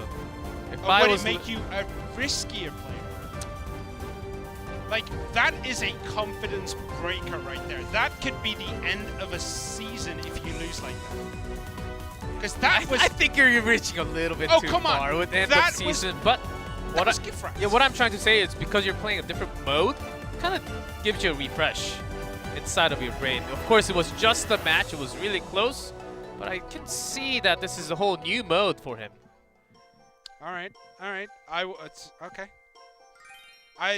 We're gonna Maybe wait. psychology. Yeah, I got 5 on it. I'll give. Never taking that again. I'll Great give teacher, by the way. I'll give it to you. I'll give it to you. All right. You know more than me. All right. In blue at the bottom is Benzer Riddell for Kicks Gaming, who could actually take a match away from Nova Esports if he can close out these triple drafts. Or will Nova Little Chen bounce back from that loss to Icelaw by 6 HP and take us to a final set? We're going to find out, and there is the Barb Hut. A great pick in triple draft right now. And delivery finally is here. I think it's the first time that we have in the league. It's only available in... No, this weekend is starting this weekend. It's available, totally available. All the cards. Yeah, everything is available. All right, we see the... All right, seems like Little Chen is just playing a meta deck right now. Okay, willing to take some skeleton damage. Okay, seems like Benzer didn't either want to spend a perfect spell, or he wants to save. He wants to actually save it for another turn. Hog Rider from Little Chen. That bomb tower is in no man's land in the center, but we see a giant with the guards protecting. So what else? All right. Giant is going to get 1 punch on the tower, maybe 2. Yeah, so damage getting done for Benz. It does take the damage lead, but does need to defend this perfectly. The bandit charges into that reflection there by Benzer Riddell. Yeah, that was his second small spell choice. Giant is basically, other than the bandit dashing, is his winning card. Yeah, is his winning condition. So Giant needs to reach with those guards. That's why guards are actually backing him up. Yeah, and the bats are there too. The bandit. I mean, Benzer has quite a few offensive options, but Little Chen has some good defensive ones. He does have that Barb Hut, which is going to slow down the dragon. He does have the Firecracker, which is really good in triple draft. Does have the Hunter as well. The Hunter is really powerful, but the Baby Dragon! Oh. The Baby Dragon connects onto the tower, just leaves that Firecracker alone. Okay, and here comes a Hog Rider push. The bomb tower is there and a poison to try and chip it away, but that's not going to be enough. And those barbarians are dealt with very easily. And the Firecracker just decided to continue attacking. She's a little slow from time to time. Yeah, bomb tower perfectly placed for that activation. Now the skeletons are going to be taken just a little bit easier with that rage. Yeah, well, it doesn't get much done. The bandit charges through on the Hunter and then eats a buckshot to the face.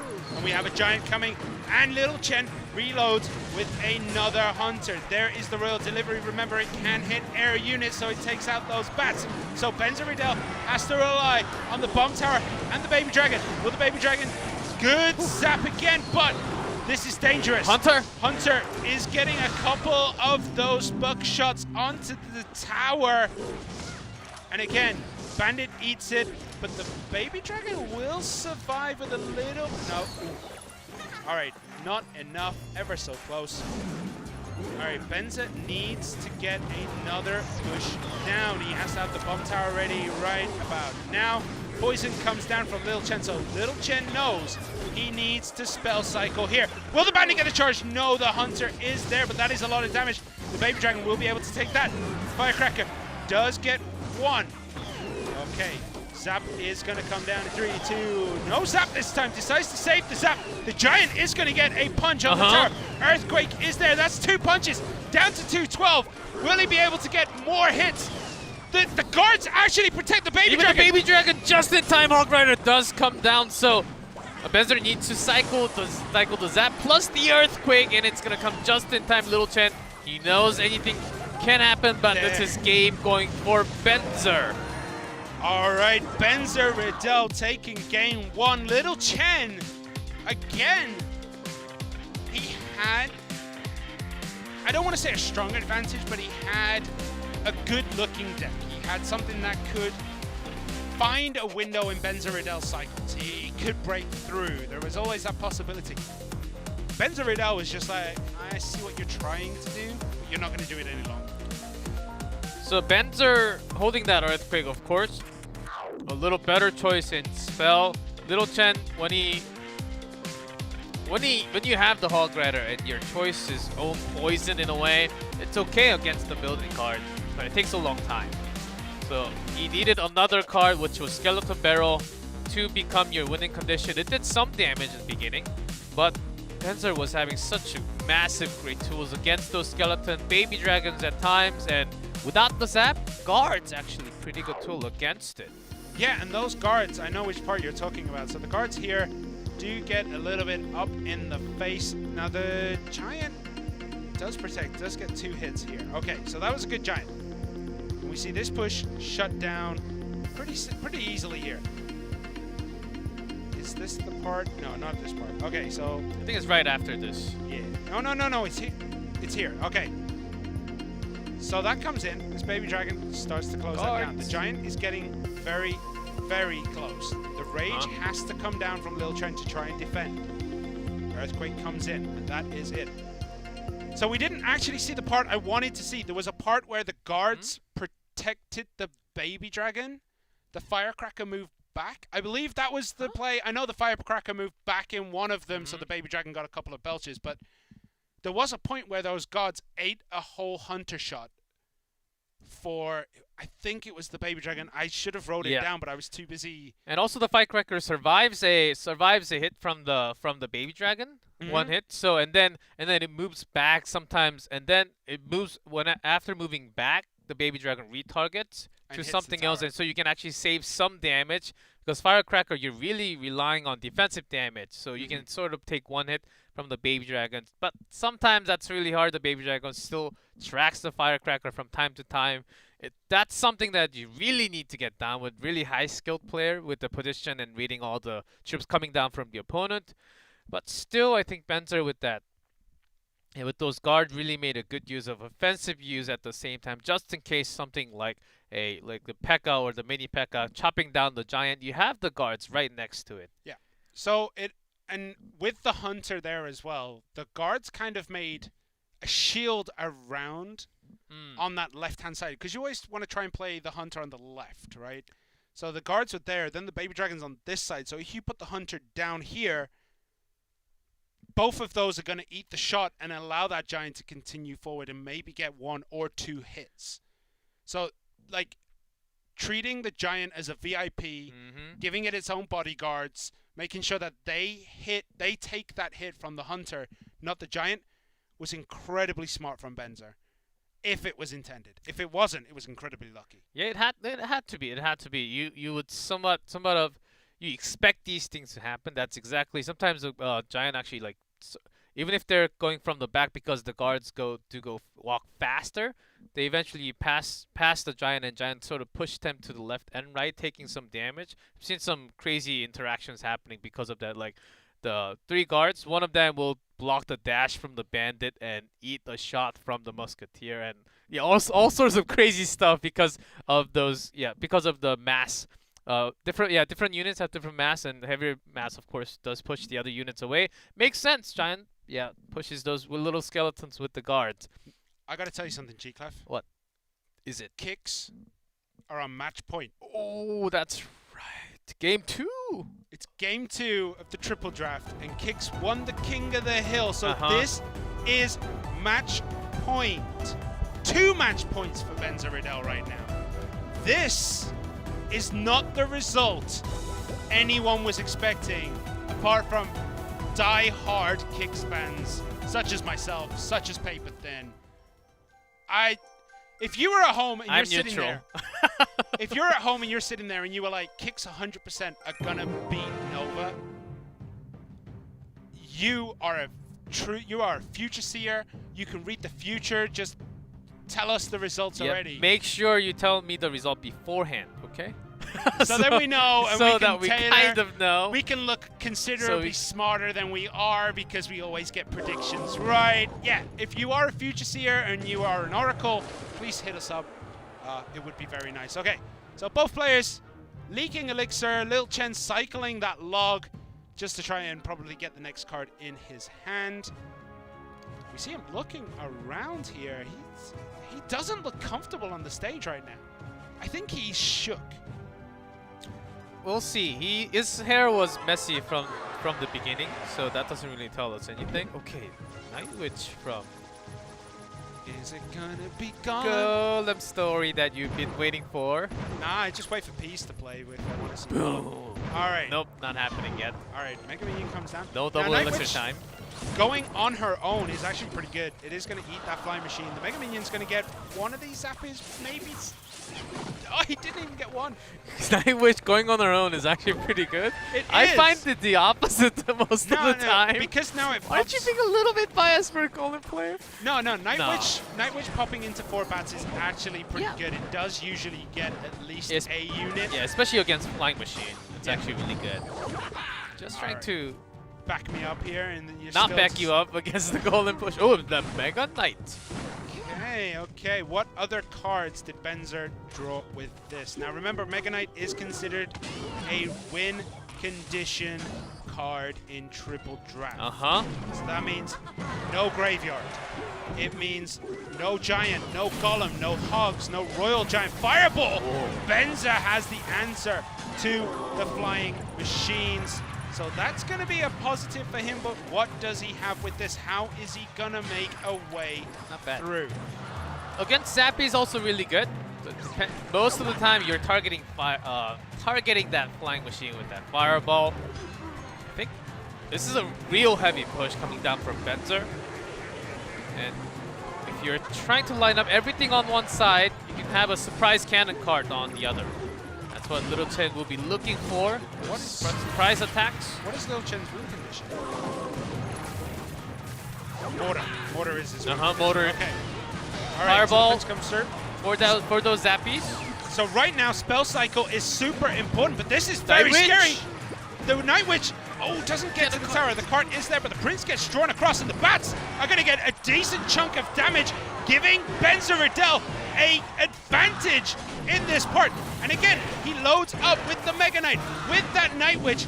The Musketeer is there. Snowball. I don't know if that was the right decision separating them, but who knows? It's a good decision nonetheless. The Night Witch is still alive.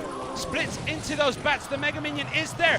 Is there anything to stop? Prince loaded up on the left-hand side. Mega Minion's going to get a couple of hits, and the Prince gets a charge! Tesla just came in with the elixirs, but the Prince still one more hit to the tower. Down to 1,022. Lots of hits. Little Chen is collapsing right now. Benzer Riddell is in charge, but we have seen time and time again today, it doesn't matter who is in charge when there's 1 minute left. It doesn't matter who's in charge if there's 3 seconds left. Anything can happen. But the bats are actually connecting so much damage with the Mega Knight. Down to 352. Fireball. 2 fireballs will do it per Benzer. So everything has to be on the right for Little Chen, putting in everything, but defended with the Night Witch immediately. All right, this cannon card does connect. Snowball comes. The Prince on the left. Oh! Zap is just in time, but with the cycle of Fireball, this is going to be game for Benzer. Little Chen knows it. That's match for Kicks against Nova Esports. Kicks have done it. All right, in that video, I was telling you the coach talks. Valentin was like, guys, we've got big surprises against Nova. That was one of the best series I have seen of Clash Royale ever. Maybe it's just the adrenaline kicking in after such a close couple of victories. but Kick's team beating Nova 2-0. All right, we can talk forever on it, but we're going to take a short break, guys. Get hyped. We have one more game. That's W.EDGM versus TT Gaming. Third match coming up soon. See you after the break.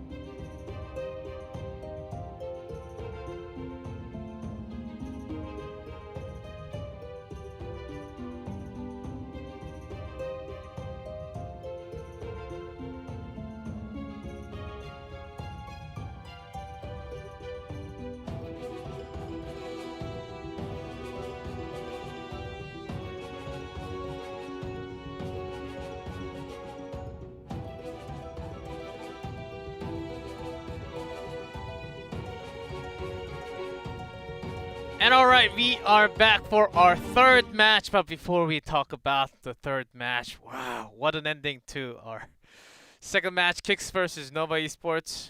Well, that's history now. Well, I still want to talk about it. Was so continue. close. I think Nova, like, alright, I want to talk about it a little bit because we don't get to talk about it at the end of the game. Nova Chen, I'm going to put it out there. I think he was rocked from that loss to Islaw. From the King of the Hill. From the King of the Hill, and I think that affected his gameplay. And then losing that first set was basically Little Chen's... It was the final nail in the coffin, I think. He's a phenomenal player, but losing in the way to Islaw and then losing your first set in the next game immediately after that's rough. So what you're saying is that the result from King of the Hill in the first, has affected in his decision making in card choosing. Possibly. I don't even think it might have affected his draft. I think it just affected the way he played. Okay, that too. Yeah, that certainly too. Yeah, I think that really came down to on the stage where he was sort of, it looked like he was sort of having a hard time. Then in history, we've seen what happened last year. He didn't quite really look like that too many times. But let's move on. Yep. That's now Kicks, one win for them, an important win in the regular season. Also, and China's first loss? It's the first there time. will be a second loss for sure after this matchup too, because we're having a China versus China. W.EDGM versus TT Gaming. Two big powerhouses. I mean, W.EDGM, again, really strong. TTG, another really big superstars put together for China. This match, I have no clue who's going to take it. No, we had W.EDGM, last season's second place world finalists. And then we got TT Gaming, comprised of some of the greatest Chinese Clash Royale players on the planet that weren't already picked up by Nova. You're so correct. But still, you're so correct. But what they have shown from No Tilt has surprised me. And again, last week, AUK from TT Gaming having that big confidence of keeping the same deck and just swapping out. So I mean, just sweeping the opponent, and also W.EDGM. They've got some skills. They got a great lineup in terms of 1v1. So King of the Hill, 1v1, I think they pretty much tie in power. I think it comes down to the triple draft in the middle. Yeah, so 2 wins, 0 losses for both teams. King of the Hill win rate, exactly 50%. TPD, triple draft, exactly 100% win rate. And then the 1v1 win rate, 100%. We're still early in the season, so these numbers very insignificant. But after 2 games, it shows your front runners. Yeah. The tie for first place. Yeah. And they go up against each other. A big moment. But they have to go through this matchup. Comes the roster for W.EDGM. Solomon, Hiresha, Vanguard, Peas. Actually, Peas surprisingly compared to all the historical matches, playing a lot more for W.EDGM. Didn't really expected him to come out so many times, but he's been making it on the stage and actually proving himself really well as a golem player. Yeah, and the team seems to not have Xia with them, so interesting to see W.EDGM on the stage here with Solomon, Hire, Peas, Wanga. Peas has been great, but it's a 50%. It's win-lose, win-loss, win-loss. So, is it the greatest that you're a one-trick? Peas is kind of a one-trick pony. His golem play is just too strong. Yeah, but his one trick is actually really strong. So it's more like a one atomic bomb in a way. All right, and here we have TTG, D-King, Xiaoke, Nuomichi, and AUK. AUK, as you said before, won with exactly the same deck 3 times. He won, lost, and then won. This is the Earthquake, Heal Spirit, Hunter, Ice Golem, Magic Archer, Mini P.E.K.K.A, Raw Hogs log deck. Will we see something different after the changes to Magic Archer? We haven't really seen him today at all, so maybe he is gone. This is also the first time I think we've had both teams in the studio, right? Yes, it is. And we're going to have at least one more, two more, right? Because Nova has to play these two teams also. Yep. During the regular season only. In the playoff, even more. So it's going to be real fun. We see a lot of the other players and the coach and analyst manager waiting on top too. So it'll be a lot of fun. Also, AUK did bring a few of those Royal Hog plays, which he certainly had a great play on.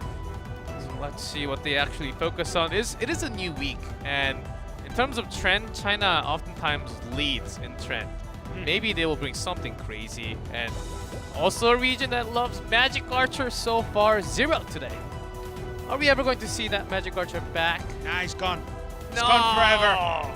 We're just leaving him in the dust. Well, we get the referees. They're doing a good job here, making sure that everything is above board. And Nuomichi is out. 4TT Gaming, Nuomichi, and Wanga. Right? Would you say Wanger? Wanger. Wanger. It's hard because I have never learned Chinese. Chinese pronunciation, so is. And Yuamitsu is what I learned from WCG when I talked to his teammates. Can I call him Nuomichi? Yeah, that's fine. Okay, all right. So what are we going to see in set 1, game 1 of this King of the Hill? I would like to see a lot more spell bait. Remember what Speaking Justice brought? The Wall Breaker, Miner, Scale Barrel, Princess. Like 4 spell bait or all kinds of spell bait cards that you can actually bring with the small cycle.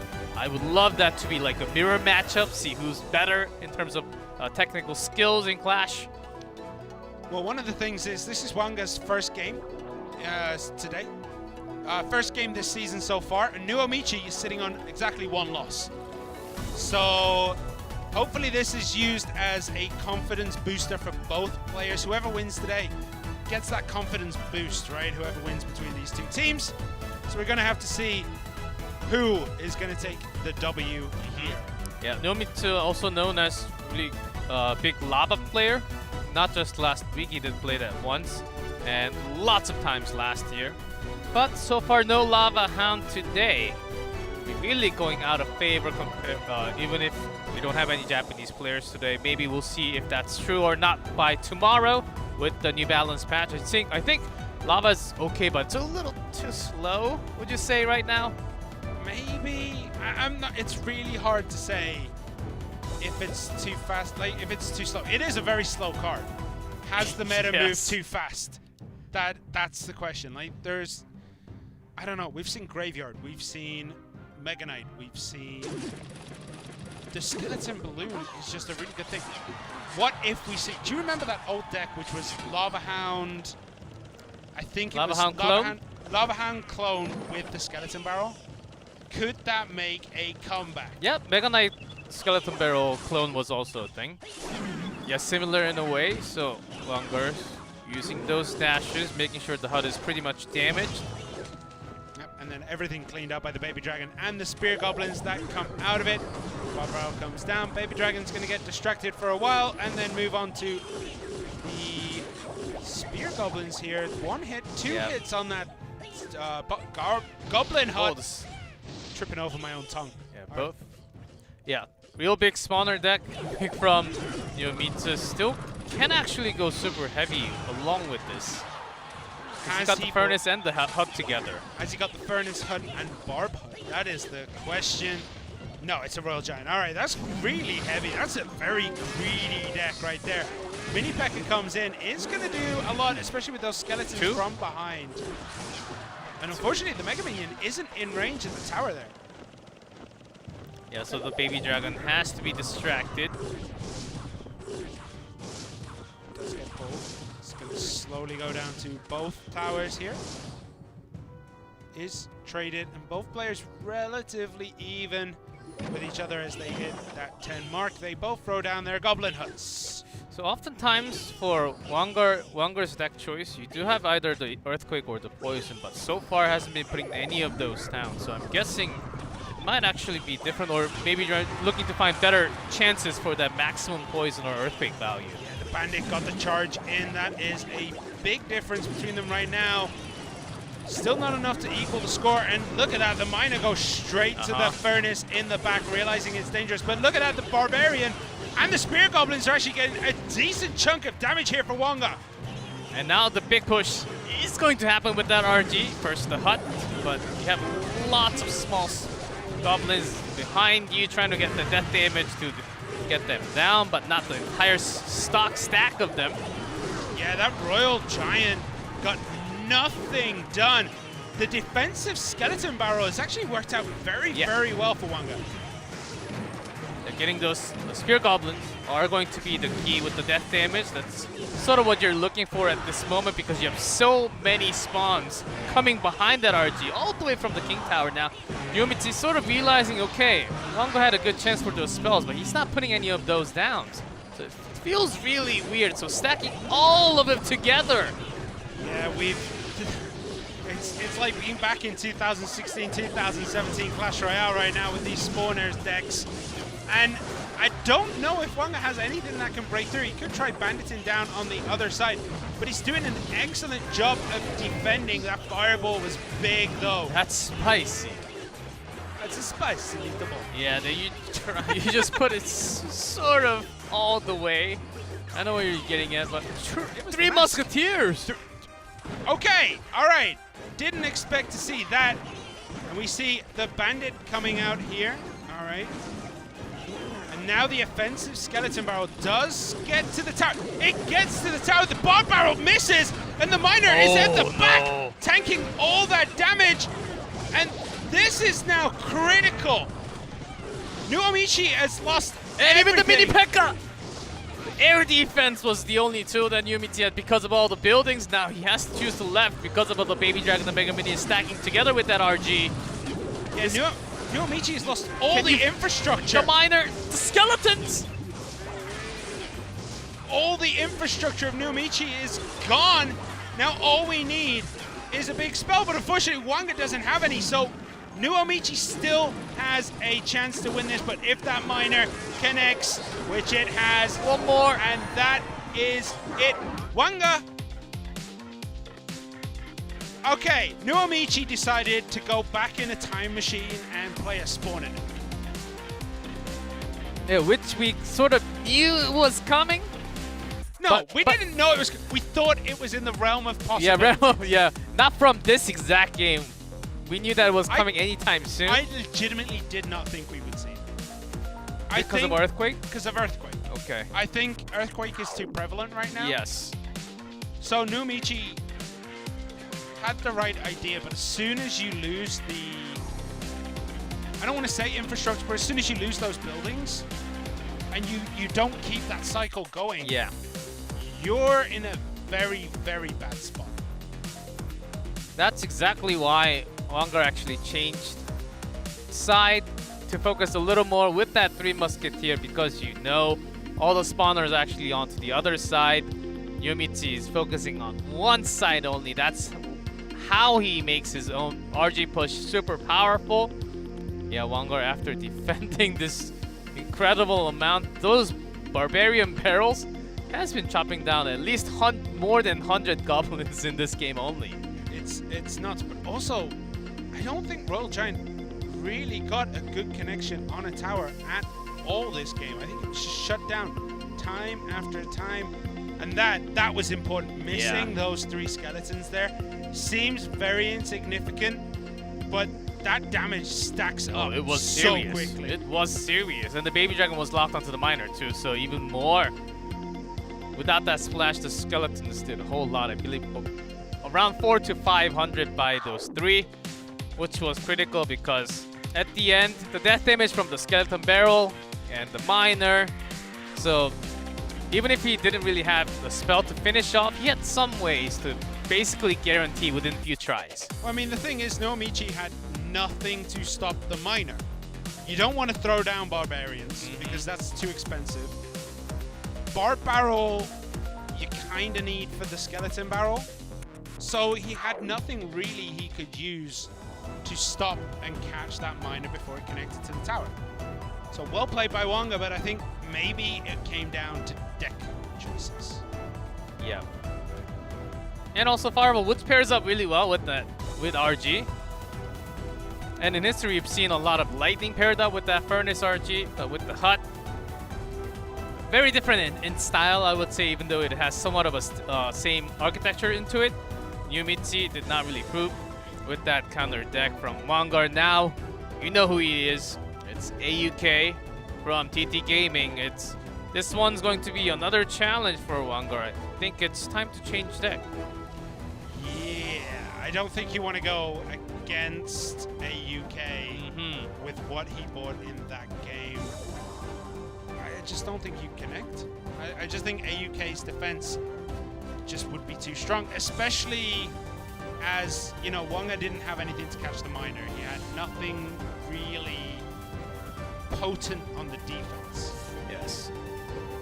And Wangar, I think he was really being cautious about the timing of Three Musketeer because of Fireball being on the other side. But he only played it one time, but one time. That was all he needed. Yeah.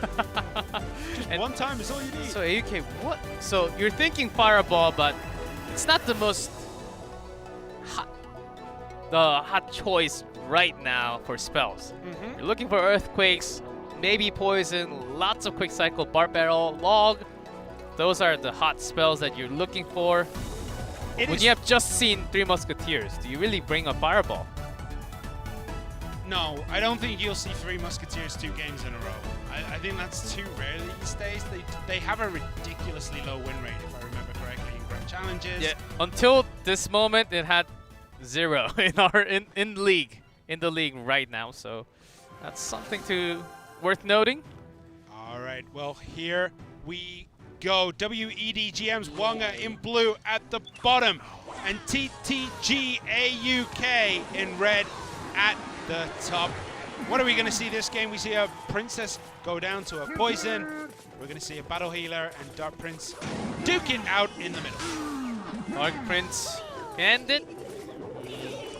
And a Goblin Barrel for the heck of it. You see the Princess was sort of thinking, but not in this way. Okay, AUK is going to cycle this one out with the spell cycle. He will try to bait those out. And it looks as though Wonga is going to be bringing the Elixir Golem deck that we've seen so much today with the Rascals. This time going with Goblin Barrel. Oh, sorry, I'm looking at the wrong side. What am I talking about? All right, so brings the Skeletons this time, Wonga. That's what I was trying to get at. All right, so how is he going to defend all of this? You got to defend Goblin Barrel, you got to defend the Goblin Gang, and you got to defend the Rascals. And you only have Bob. And he does not have Electro Dragon, which in this case against the Rascals is actually a pretty good card. So he's lacking a lot of defensive tools against these small, quick cycles coming down from AUK. Yeah, and we've seen how difficult it can be dealing with princesses when you get 5 or 6 princesses together like Expo Master did last week. It's rough. It'd certainly be the drill, but thinking with the Skeletons. Could it be? It's got to be Elixir Golem, right? If it walks like an and he missed the Golem. Maybe not. He missed the Goblin. What could it be then? What are you thinking, G-Flip? Surprise Graveyard? Could be. Why would you bring the Battle Healer if that's the case? You're trying to you do that pull to your heal up opponent tank. at the same time. So yeah, I'm just trying to think outside the box here. Well, yeah, need that Bar Barrel every single time perfectly. So AUK is not splitting in triangle, so he's trying to attack the corner, so at least one of those goblins will survive and do some damage. Wanger, not perfect, but he has been doing a great job. Yeah, both players struggling to get any damage to go through, minus a poison for Wanga and the logs, I guess, for AUK. So struggling to get damage through the defenses shows, and it is a graveyard.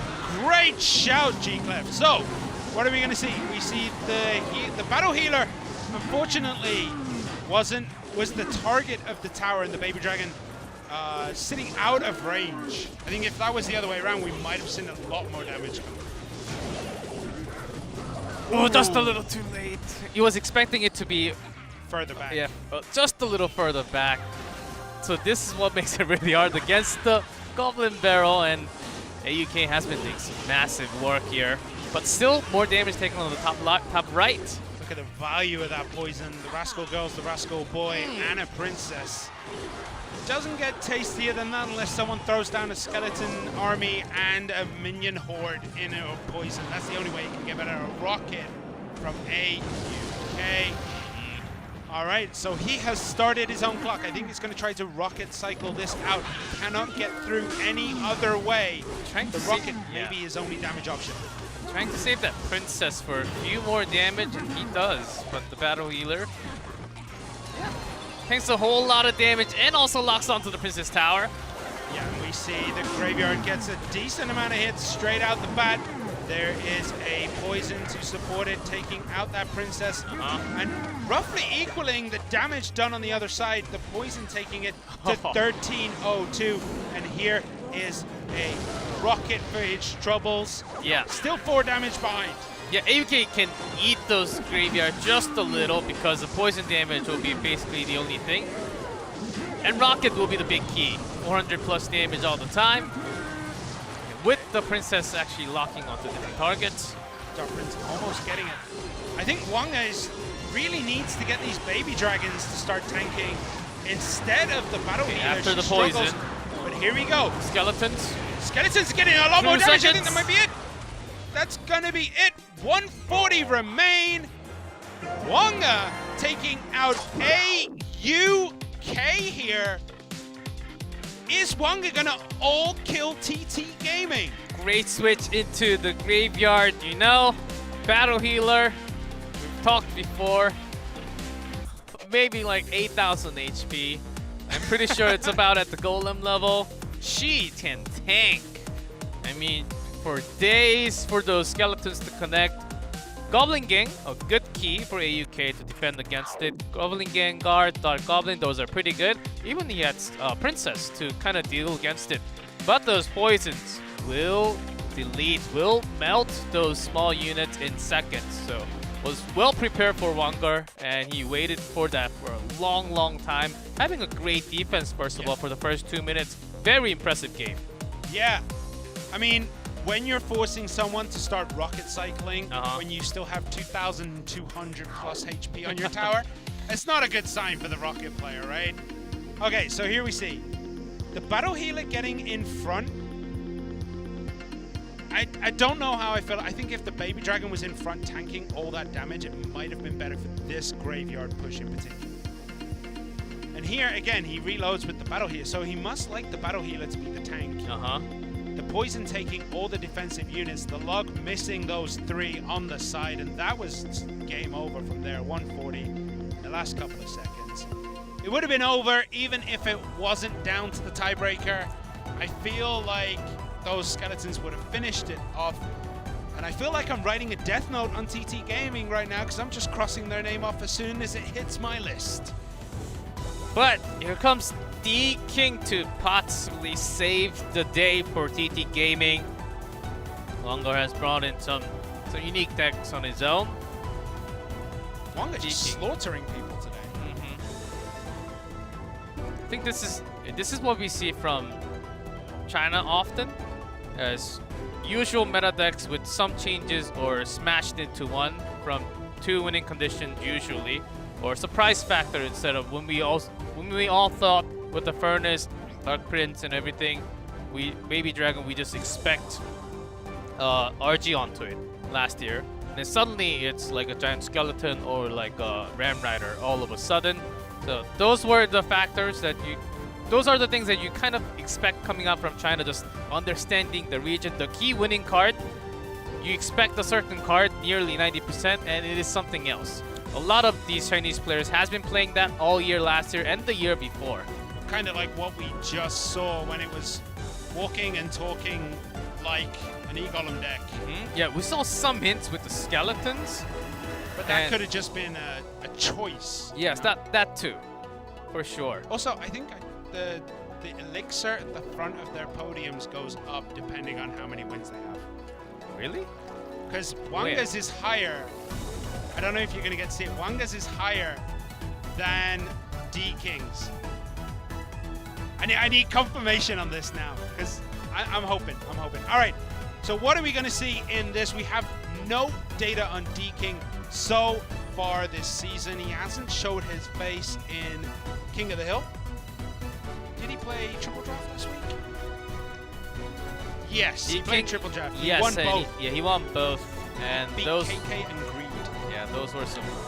Really, okay, yes, I do see the elixirs, or do they? Okay, now we have to see some at some other moment.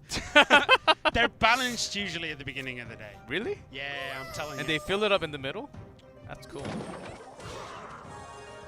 Right, so the Heal Spirit comes out, just cycling that card at the beginning when we see a Barb Hut from D-King. Barb Hut we usually see with, yeah, some spawner that's starting to really rise up, and some graveyard, as you all know from weeks ago.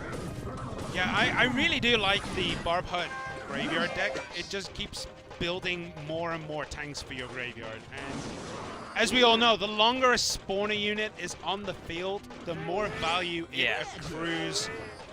Wizard! Excuse me! This is not a drill. It is not a triple draft. It is W.EDGM versus TTG. Did Wanga get like an advanced copy of the patch notes before the Wizard Is rework Wizard getting, that was talked about? When Seth wanted to make it a 4 elixir card?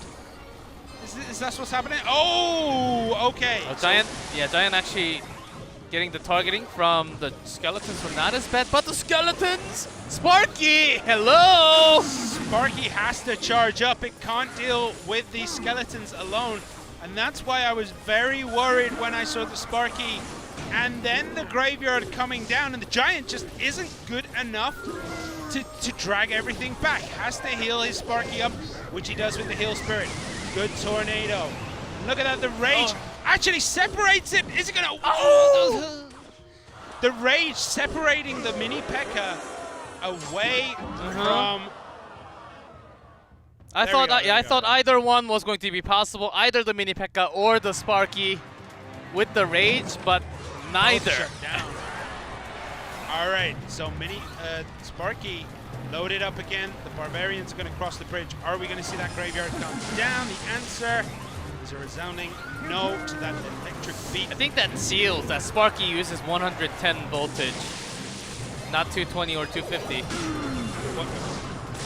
Explain that joke to me later. It's way too old. Needs to get fixed. Okay, all right. That's the way you're going with that. All right. So Sparky is still here. It's going to get one more shot off, but unfortunately there's going to be more barbs spawned from that hut. Wizard in the front. Is this going to be a perfect game where no damage is done to a tower? D-King is on for the perfect game. If he can stop this Giant, oh my! He's done it! Just before that. Wanga was looking like he was going to get an absolute all-kill today. And then D-King just pulls off a flawless victory and finishes it with 0 damage done to his tower. D-King getting revenge for AUK and Nuomichi. All right, look at that. He's doing the old Kamehameha here against his opponent. Very interesting game. Wanga bringing a very off-the-cuff deck. I don't know how I feel about Giant Sparky Wizard. Rage. So Rage I can understand. yeah, we've seen Rage paired up with Giant Sparky or Goblin Giant Sparky.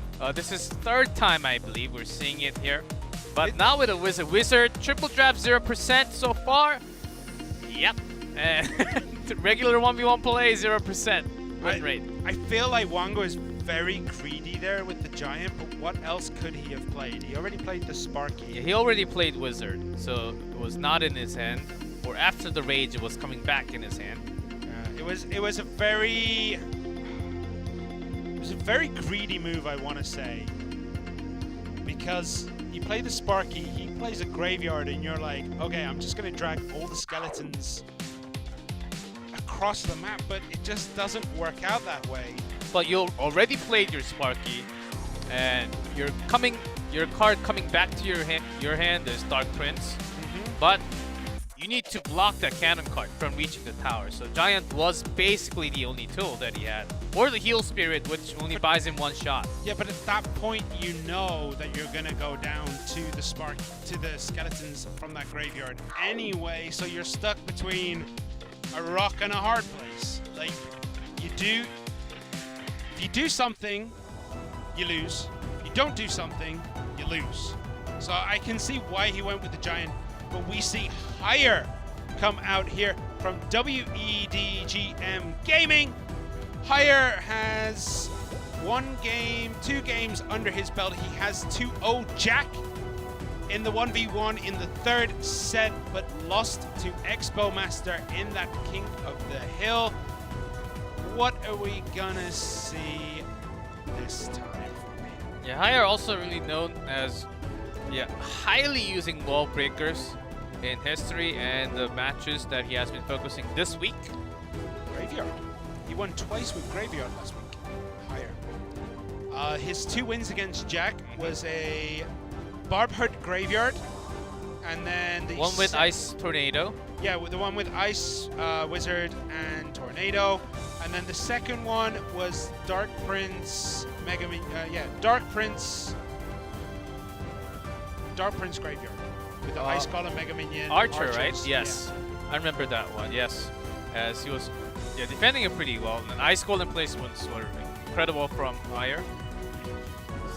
Will we see more Graveyard? I mean, he was getting better results, but 100% win ratio on the Graveyard, guys. Let's see. Or I also want to understand China as a region a little more. How, we do have better understanding about all the Asian region, Korea, Japan, Southeast Asia, and what they like to play as a region, and how they play differently when they go against each other in their own region.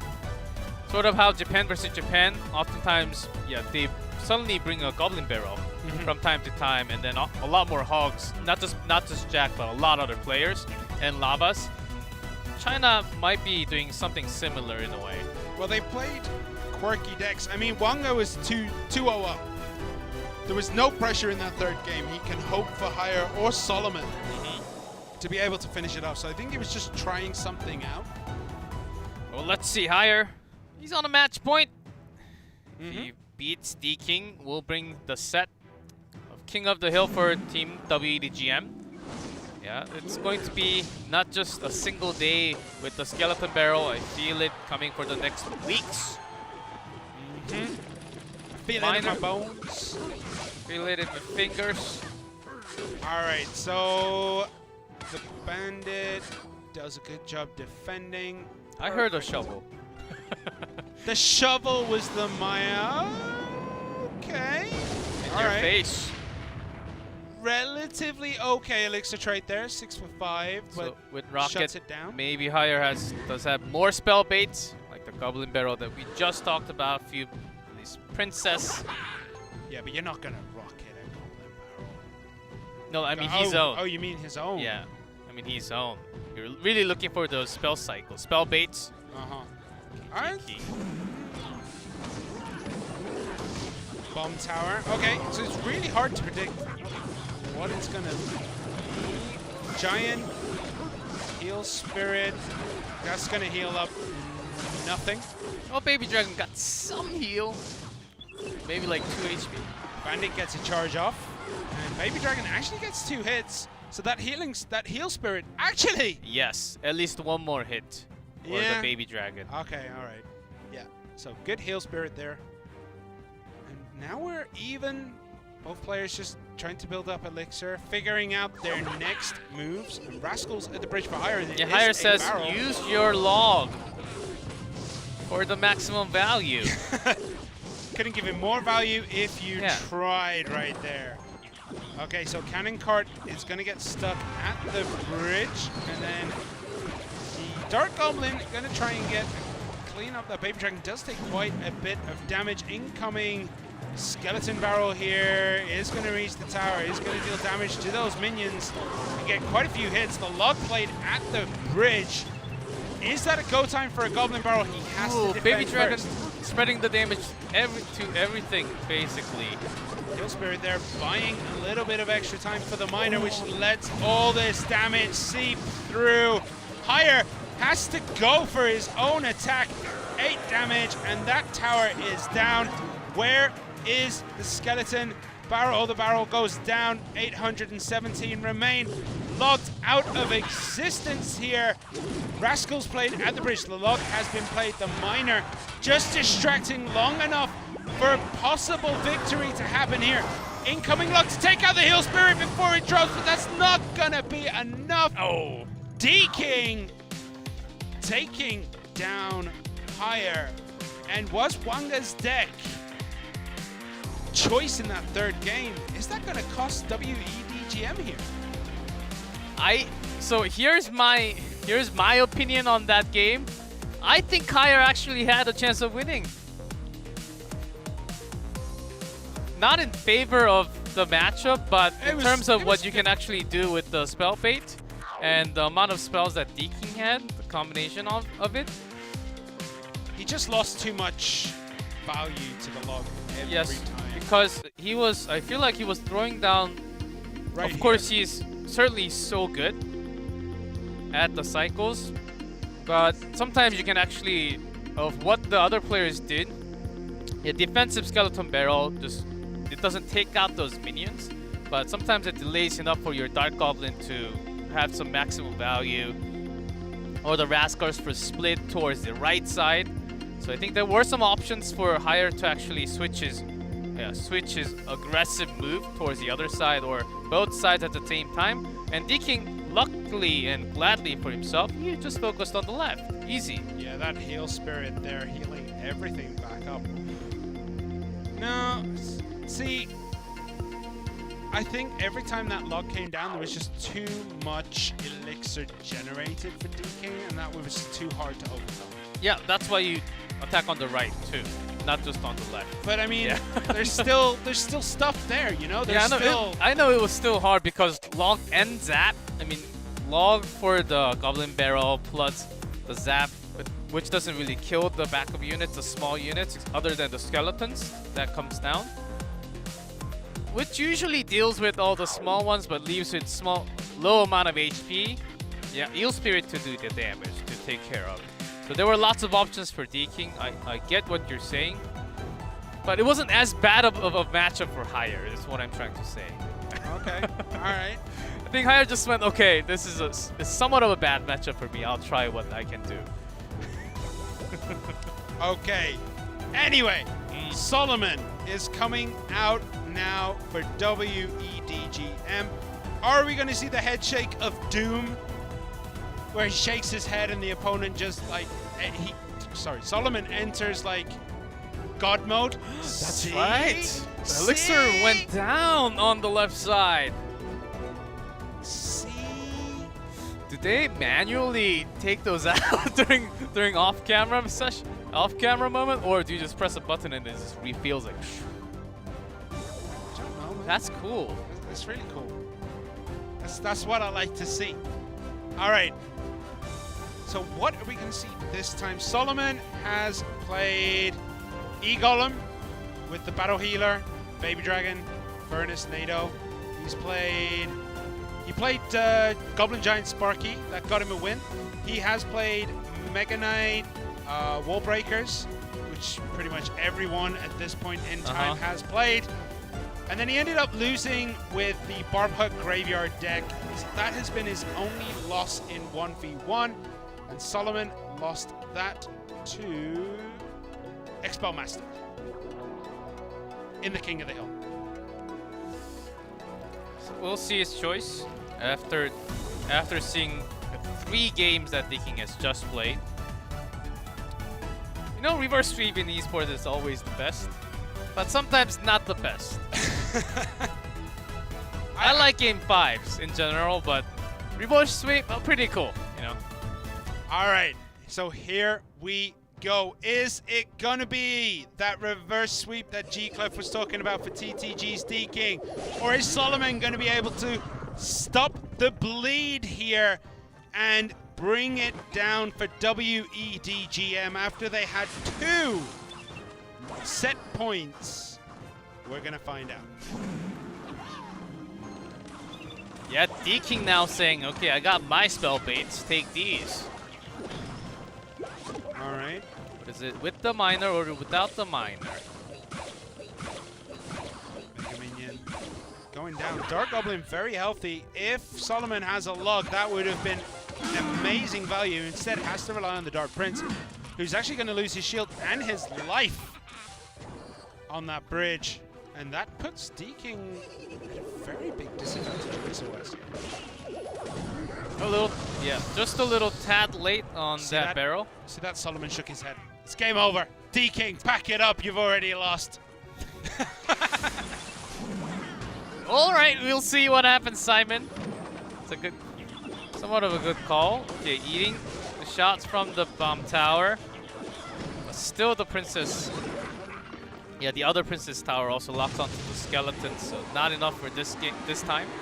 Throws down the poison against the Dark Goblin there just to get some damage on the tower and to cycle it out of hand, because it's not really going to be useful for what he has seen so far. Solomon doesn't really have a good poison target. Yeah, but he's trying to just open up one chance for his massive graveyard push. So D-King, he knows what's coming. He does. Well, there is the bomb tower. That could be a go sign if it is the graveyard, unless we're being bamboozled by Solomon. What's he going to do here? Do you see the bar barrel will come in 3-2? There we go. All right, my timing was completely off there. But the bar barrel coming through. There is the ice column. There is the graveyard. The log trying to push everything back so good that... poison.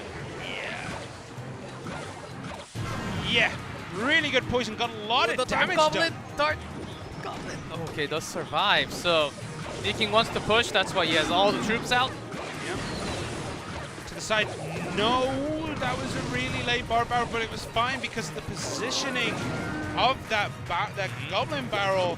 We see Dark Prince is going to go down, and then the Barbarian as well, and that is another good poison to start ticking down that damage. But what are we going to see here? Okay, Dark Prince again blocks all that damage. Oh, this time got a stab, but the Ice Golem in the back blocks all three.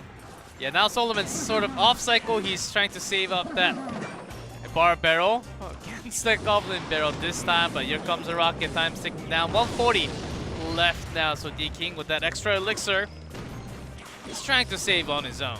D-King has a 100% win record when it gets into overtime. That's because he's only played 2 games, and those have both been today. So good poison coming in here, getting that Dark Goblin, and the bomb tower is trying to do something. 9-8-5 remains, so advantage Solomon going into the last 1 minute and 15 seconds. Will it be? Oh, what a bar barrel! I love seeing that. Perfect. Right on the money there. So poison wanted to have perfect targeting, perfect space for that poison. A couple of skeletons remain. 6-2. Barrel just came back in hand. Doesn't feel like he needs it this time. Uses it on the skeleton barrel instead. He's going to use that Barbarian probably to try and tank for another graveyard. Nope, deciding that he's going to slow it down ever so slightly. The poison at the bridge to get rid of all that junk from D-King. But the rocket cycle has begun. There is the log. So this is a do-or-die push for Solomon. Yeah, final push. There's that poison. It's doing some damage. Dark Goblin, if that's taken care of, then the skeleton's attached. But no. So far, the Dark Goblin is doing such a chunk of damage. There's that log. Really nicely done. Another back-to-back graveyard. He needs a finish right now. 14 seconds. There's the poison. If he gets 1 or 2 hits, the Rocket's not going to have time to get to the traveling time takes a long time, and that's going to be it! Solomon! D-King! Like, okay. D-King. All he needed was 1 more rocket, right? But takes 4 seconds. So he didn't have time to launch the rocket to finish the game and ended up not being able to defend. He worked so hard to get that rocket cycle in, right? He work so hard to get the rocket damage onto the tower every time after time. And then just, he gets to the finish line and just falls a little bit flat.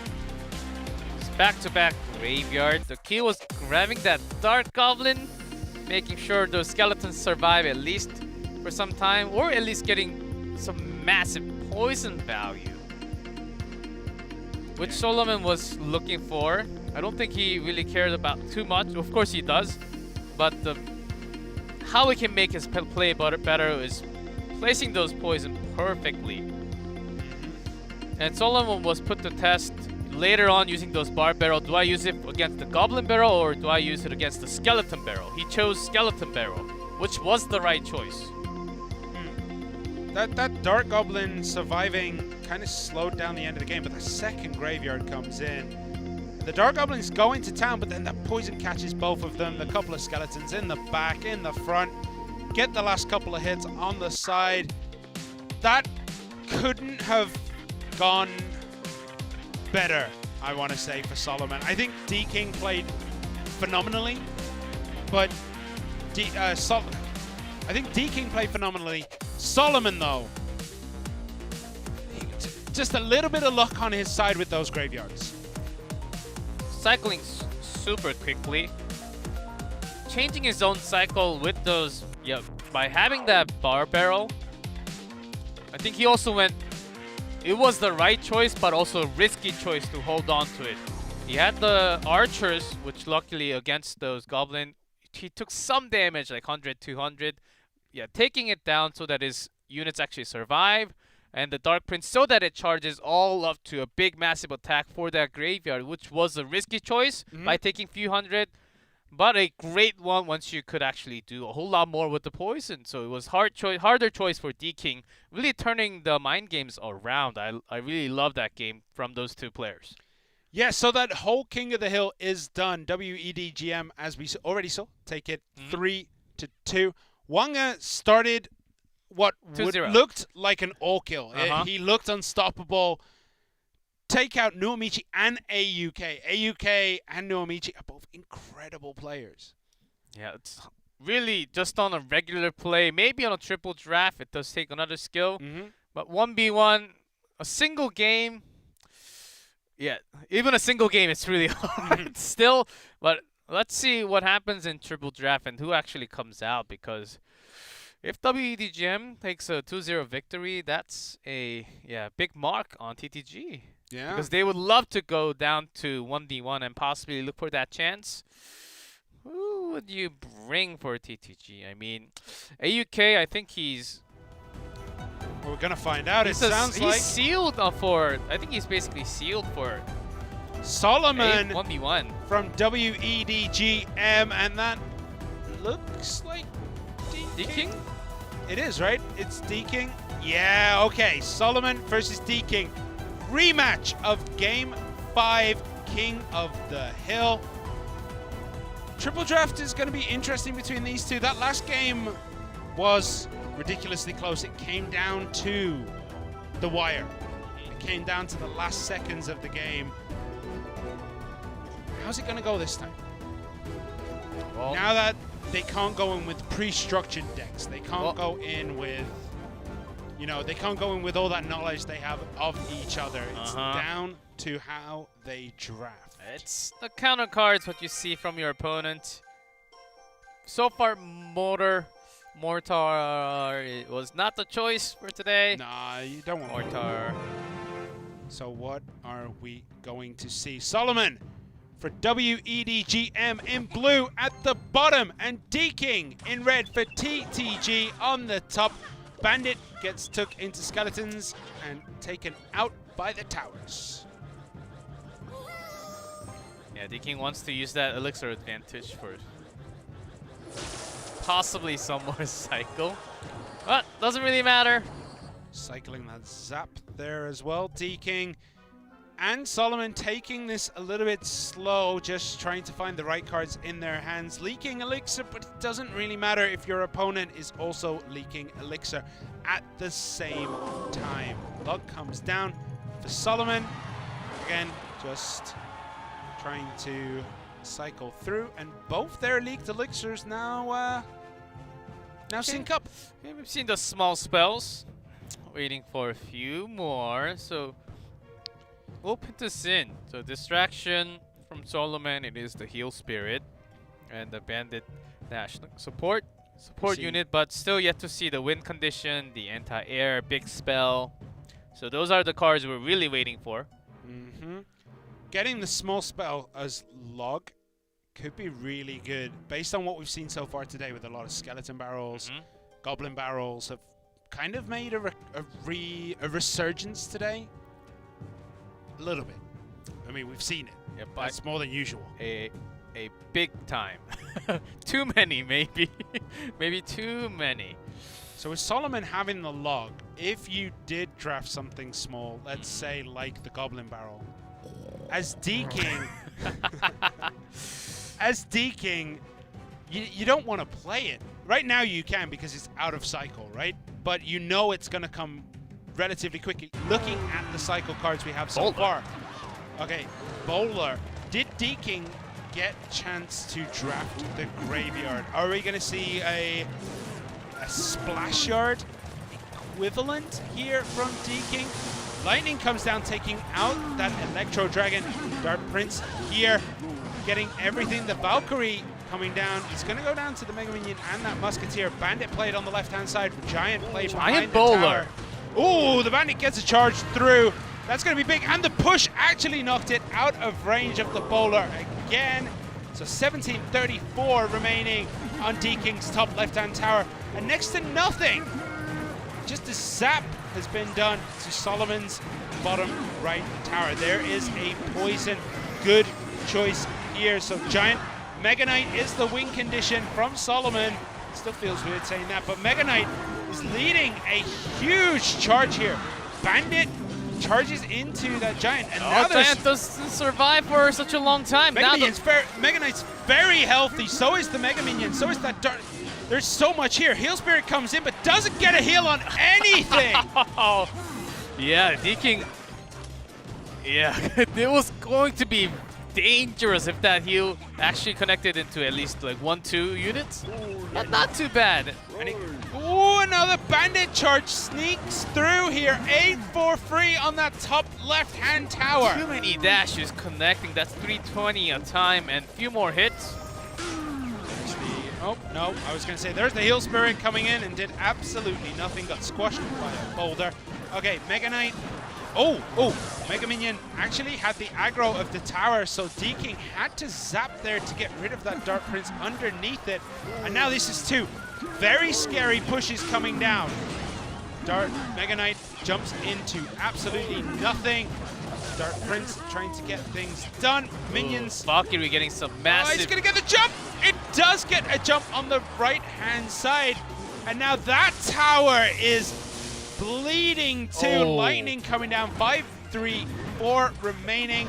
Is this D-King's do or die Giant push? It definitely feels that way.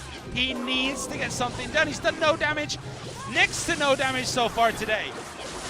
Yeah, and that Musketeer has been doing such a great amount of work chugging down all the big units. Now this is a pretty big push, Solomon. That Valkyrie doesn't get to the tower. The Mega Knight just in time. Bandit does get the charge into the Giant. Now the Giant. But that Mega Knight is actually distracted on the bridge. He could have used that to help. He needs... This is kind of scary. He needs to defend with everything he has. If this breaks through, that could be Solomon losing a lot of damage very, very quickly. But it looks as though his defense is strong. Solomon easily taking that one after the tiebreak. Game 1 going to W.EDGM Solomon. And that now is match point to W.EDGM. Wow. I believe D-King with that bowler.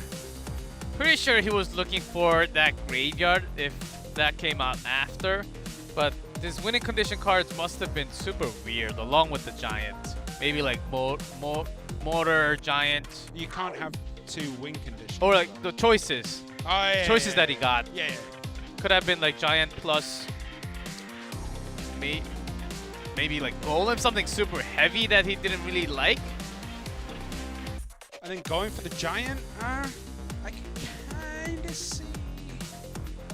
Yeah, it could have been a really good attack if he was able to really gather his troops on one side. But Solomon never really let that happen by having that bandit dash on the left. Always made it really hard for D-King to have some perfect defense. Yeah, you're never looking at it. Yeah, you're right.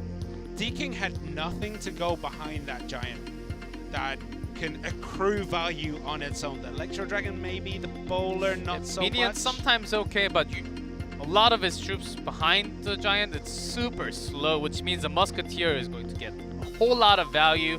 So if D-King had something, poison is okay. If D-King had the lightning instead, it could have been a really good push. That you're looking for that one chance opportunity, but it was Solomon with that lightning. Yep, and that was Murder She Wrote. D-King going down in game 1 of this triple draft. Is the bowler ever a correct decision? What is bowler against? Bowler is really good, especially really good on some of those challenges. But other than that, other than those, I haven't really had my chances to use bowler. So in bowler's category, you have Pump, Cannon Cart, the bowler obviously, Night Witch, Elite E-Barbs, Barbarians. Sparky, Bandit, Rage, and Bomber. How about Rage? Rage in that deck, you would have no Splash. Oh, but you have the Valkyrie, so you do have Splash, but There's somewhat of splash and let the minions the connect. knockback, yeah. And Plus, E-Drag on Rage actually does pretty well. Its attack speed going up actually it stuns so well, and yeah, makes the defensive troops useless basically. I don't know if we don't know the other choices. That's the thing. we don't know if maybe Solomon had Skarmy as one of his choices with that healing spirit. And maybe that is why you would go bowler, to support your giant and take out as many of those skeletons as quickly as possible. Maybe at a push. The draft would be super nice. But look at that. Game point. I think that's what it means. Match point. You go higher up. And if you win, it fills up to the top. Yeah. Nice. Maybe. I don't know. I think that's exactly what it means. And when they lost, it went all the way down. It just drains out the bottom all over the floor. Maybe That's pretty cool. No, I can't say that. That's a bit too dark. Okay. Yeah. I'll tell you after the broadcast. No, of don't. What I was thinking. Please. Okay, so we got 5 seconds, 4 seconds, 3 seconds. Solomon picks his last card. Didn't seem particularly happy with what he got. But he shook his hands. He shook his head already, which might be a good sign in terms of what happened as a result. Well, if he Dark wins, Prince. that's 100% win ratio when he shakes his head. Yeah, he did last game too. Yeah, and he won it. Okay, so the Rascals are there, and there is a poison. That is a good answer to those Rascals, but Great. the Mega Minion does go down. It's okay, he saved that, but Solomon has a bit of an elixir advantage right now. Uses it with that bar barrel, though. Now we're all equal. There's a zap, though. so those are the two spells. Magic Archer, first time today. Triple draft champion. What is he against? A smiling heal spirit. So he is your anti-air. Mega Minion, not. Ram Rider. Oh. He's actually But Zappy is against the Ram Rider. Such a good does pick. connect though. The Ram Rider does get a connection, and this Magic Magic Archer Archer, also got getting a hit through. Yeah, but it wasn't a charge, just a regular hit because of Zappies. Yeah, so Ram Rider got one hit. The Magic Archer got one hit through Yeah. the Zappies. So Too many megas. Too many barrels. Too many spirits. What's next? spirits, Another I hut? get. They're different colors. It's easier to know. Okay. Oh, Graveyard with the cannon card. D-King's got a really good deck. Yeah, With the poison. D-King's deck is absolutely disgustingly Firecracker's good right now. not bad, but it's actually Too slow. it actually retargets the skeleton when it goes down. So sometimes it's really good, sometimes it's really terrible in a way. It never attacks on the skeletons.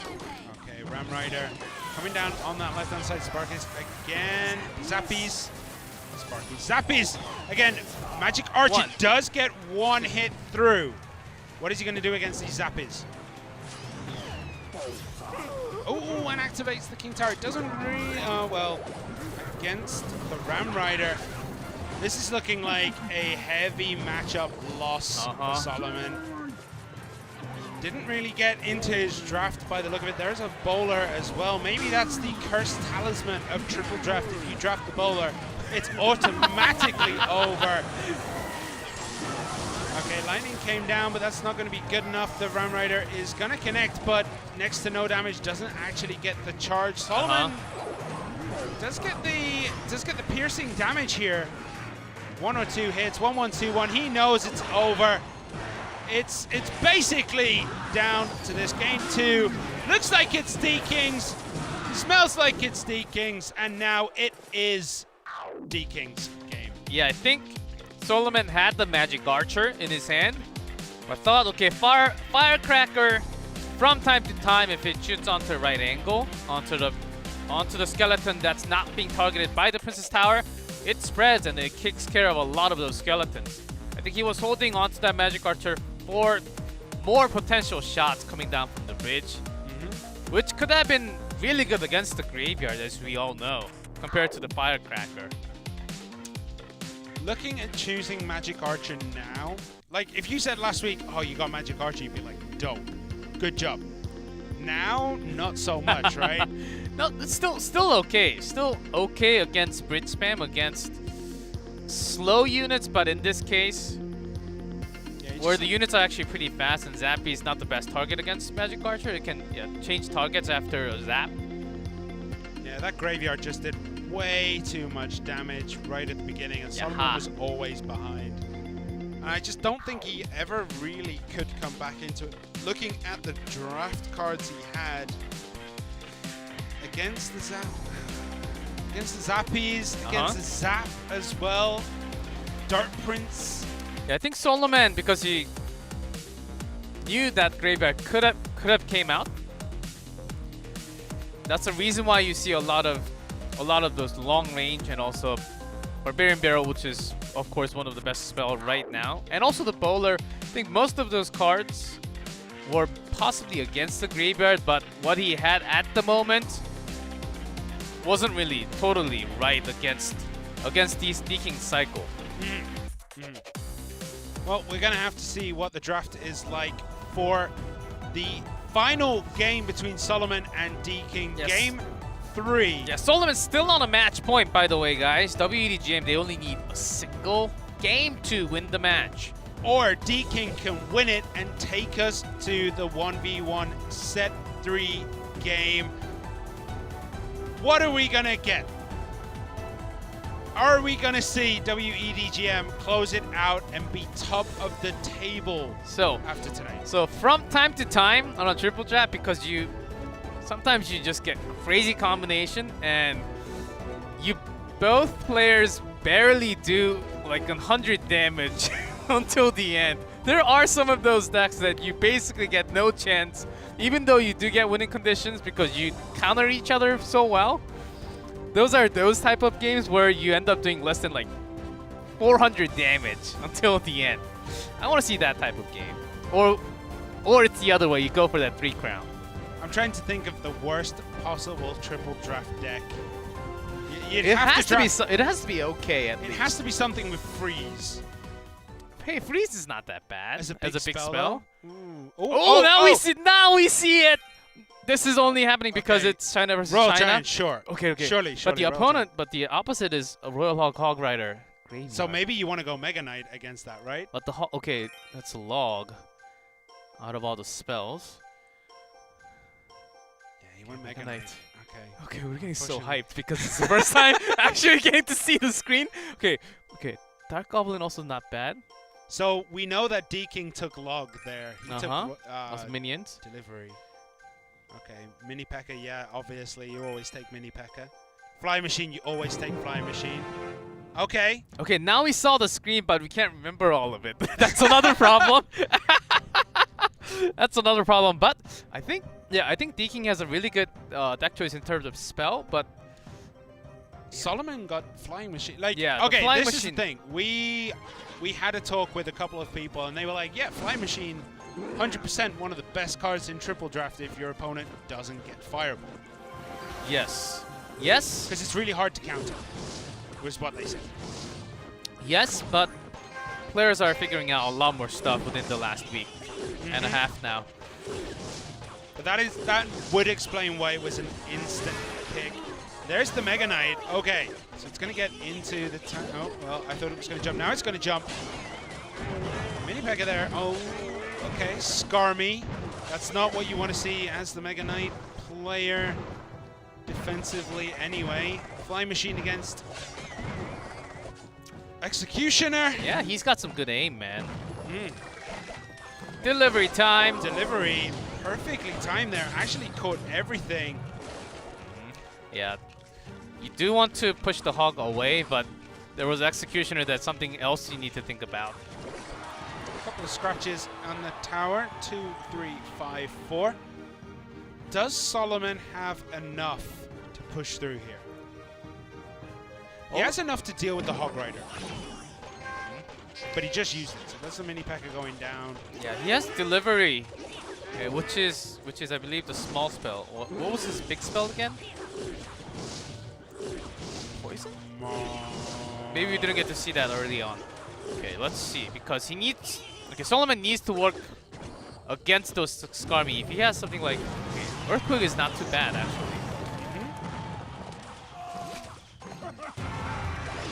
Okay, all right. King Tower time. Yes, Beautiful Fisherman is such a good card in this because it is so disruptive. Uh-huh. All right, Flying Machine played at the back. It's just going to ignore that. Baby Dragon coming down on the right-hand side to help defend. There is the Mega Knight. The Mega Knight is going to jump into everything it can. Does get onto the Battle Healer, but the Fisherman is going to pull it away. The Mega Knight turns around instantly. The Baby Dragon is there to help clean up the Skarmy. And we are gonna get. No, it was so close to getting a hit. It was. Mini Pekka right there against it. Even the delivery had to be used because of the log push. Yep, delivery well timed. Can Solomon break through? The defense has been really good for D-King so far. But Mini Pekka not getting that second hit. Solomon might be finding himself in trouble with those battle healers because he needs to chunk that down. There's that lightning. And the Baby Dragon actually took a huge hit to the face. Yeah, instead of Flying Machine, that just came down at the perfect timing. Okay, all right, this is going to get cleaned up really quickly. There's still a lot of damage here. Okay, is D-King going to be able to do it? The Executioner is there. It's pulled! But look at this damage coming through. I think Solomon might have it. The Mini Pekka is there. The Baby Dragon is there, and Solomon does it! Game 3! It was looking... Well, it was looking like it was going to go on for another 5 minutes here. But the second Skarmy coming just a little bit too late before everything else already locked onto the tower. I mean, how much... So much better with cards being shown with the choices. With the delivery, I thought it was going to be hard, but against the Hut, he had the Earthquake. Great set of choices against the Hog Rider potential, because the possibilities were Royal Hogs, Hog Rider, and one more that I can't remember. But those two, delivery is the perfect choice that you can make. I mean, yeah, 100%. I think the Royal Delivery was a good choice. The Mega Knight was a good choice with what was presented. Because 90% of the time, most people would pick Royal Hogs over Hog Rider, but I guess because you actually do see the Mega Knight there, you would choose Hog Rider because Mega Knight is that much better. Royal Hogs are just boom. Yeah, so I really like being able to see. We weren't prepared for that at all, so we got a little bit too excited. Yes, we need to work on our picture memory right there, so we can memorize everything in an instant. Okay, so this was kind of a scary push. Yeah, it was bridge spam both sides. Yeah, that was a good surround, but just he was able to back it up so much. Being pulled at the time where you swing.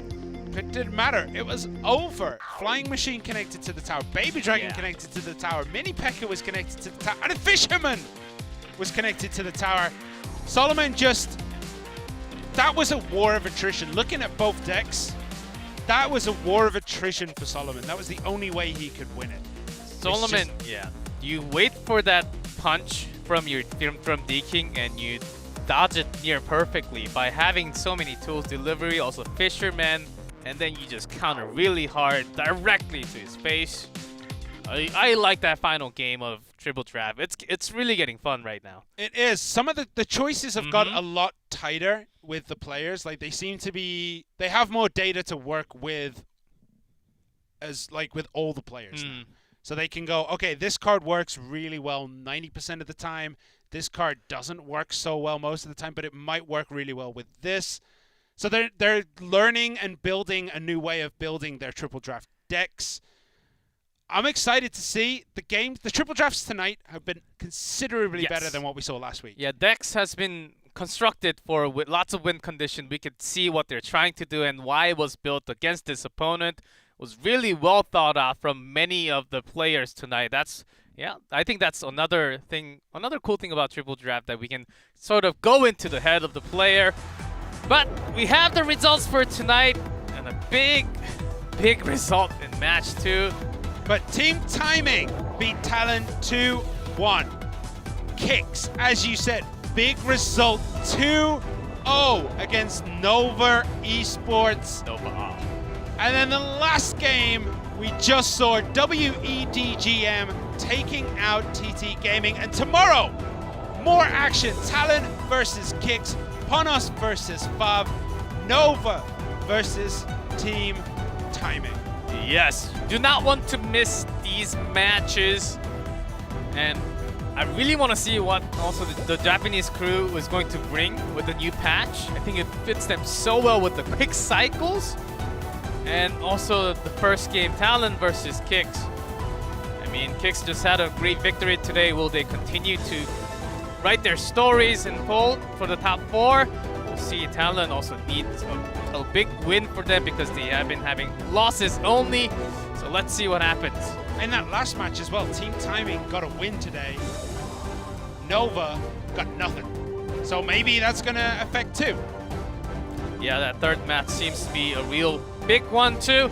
For the broadcast, that's it for us for day number 1 of week 2 in Clash Royale League East. I thought it was a good time to close with that music, but we're back on. I was just getting into it. I think Nova has to basically resurrect Lil Chen. I think he was. We'll see. He was in the graveyard? He was hollowed out. I think after losing to Icelaw and then going on to lose the Triple Draft, I think that would hollow out his soul. So do you think? And do you also think we're gonna have specific players, which is what we guessed before the season started? Specific players for Triple Draft, because a lot of teams so far has been trying lots of different players for that spot. Only few matches though. Of some teams having 2 matches, some teams having 3 matches, starting from maybe 4 or 5. It will maybe settle. I think it will settle. I think it definitely benefits some players over others. Like players with a larger play pool probably have a much better advantage there.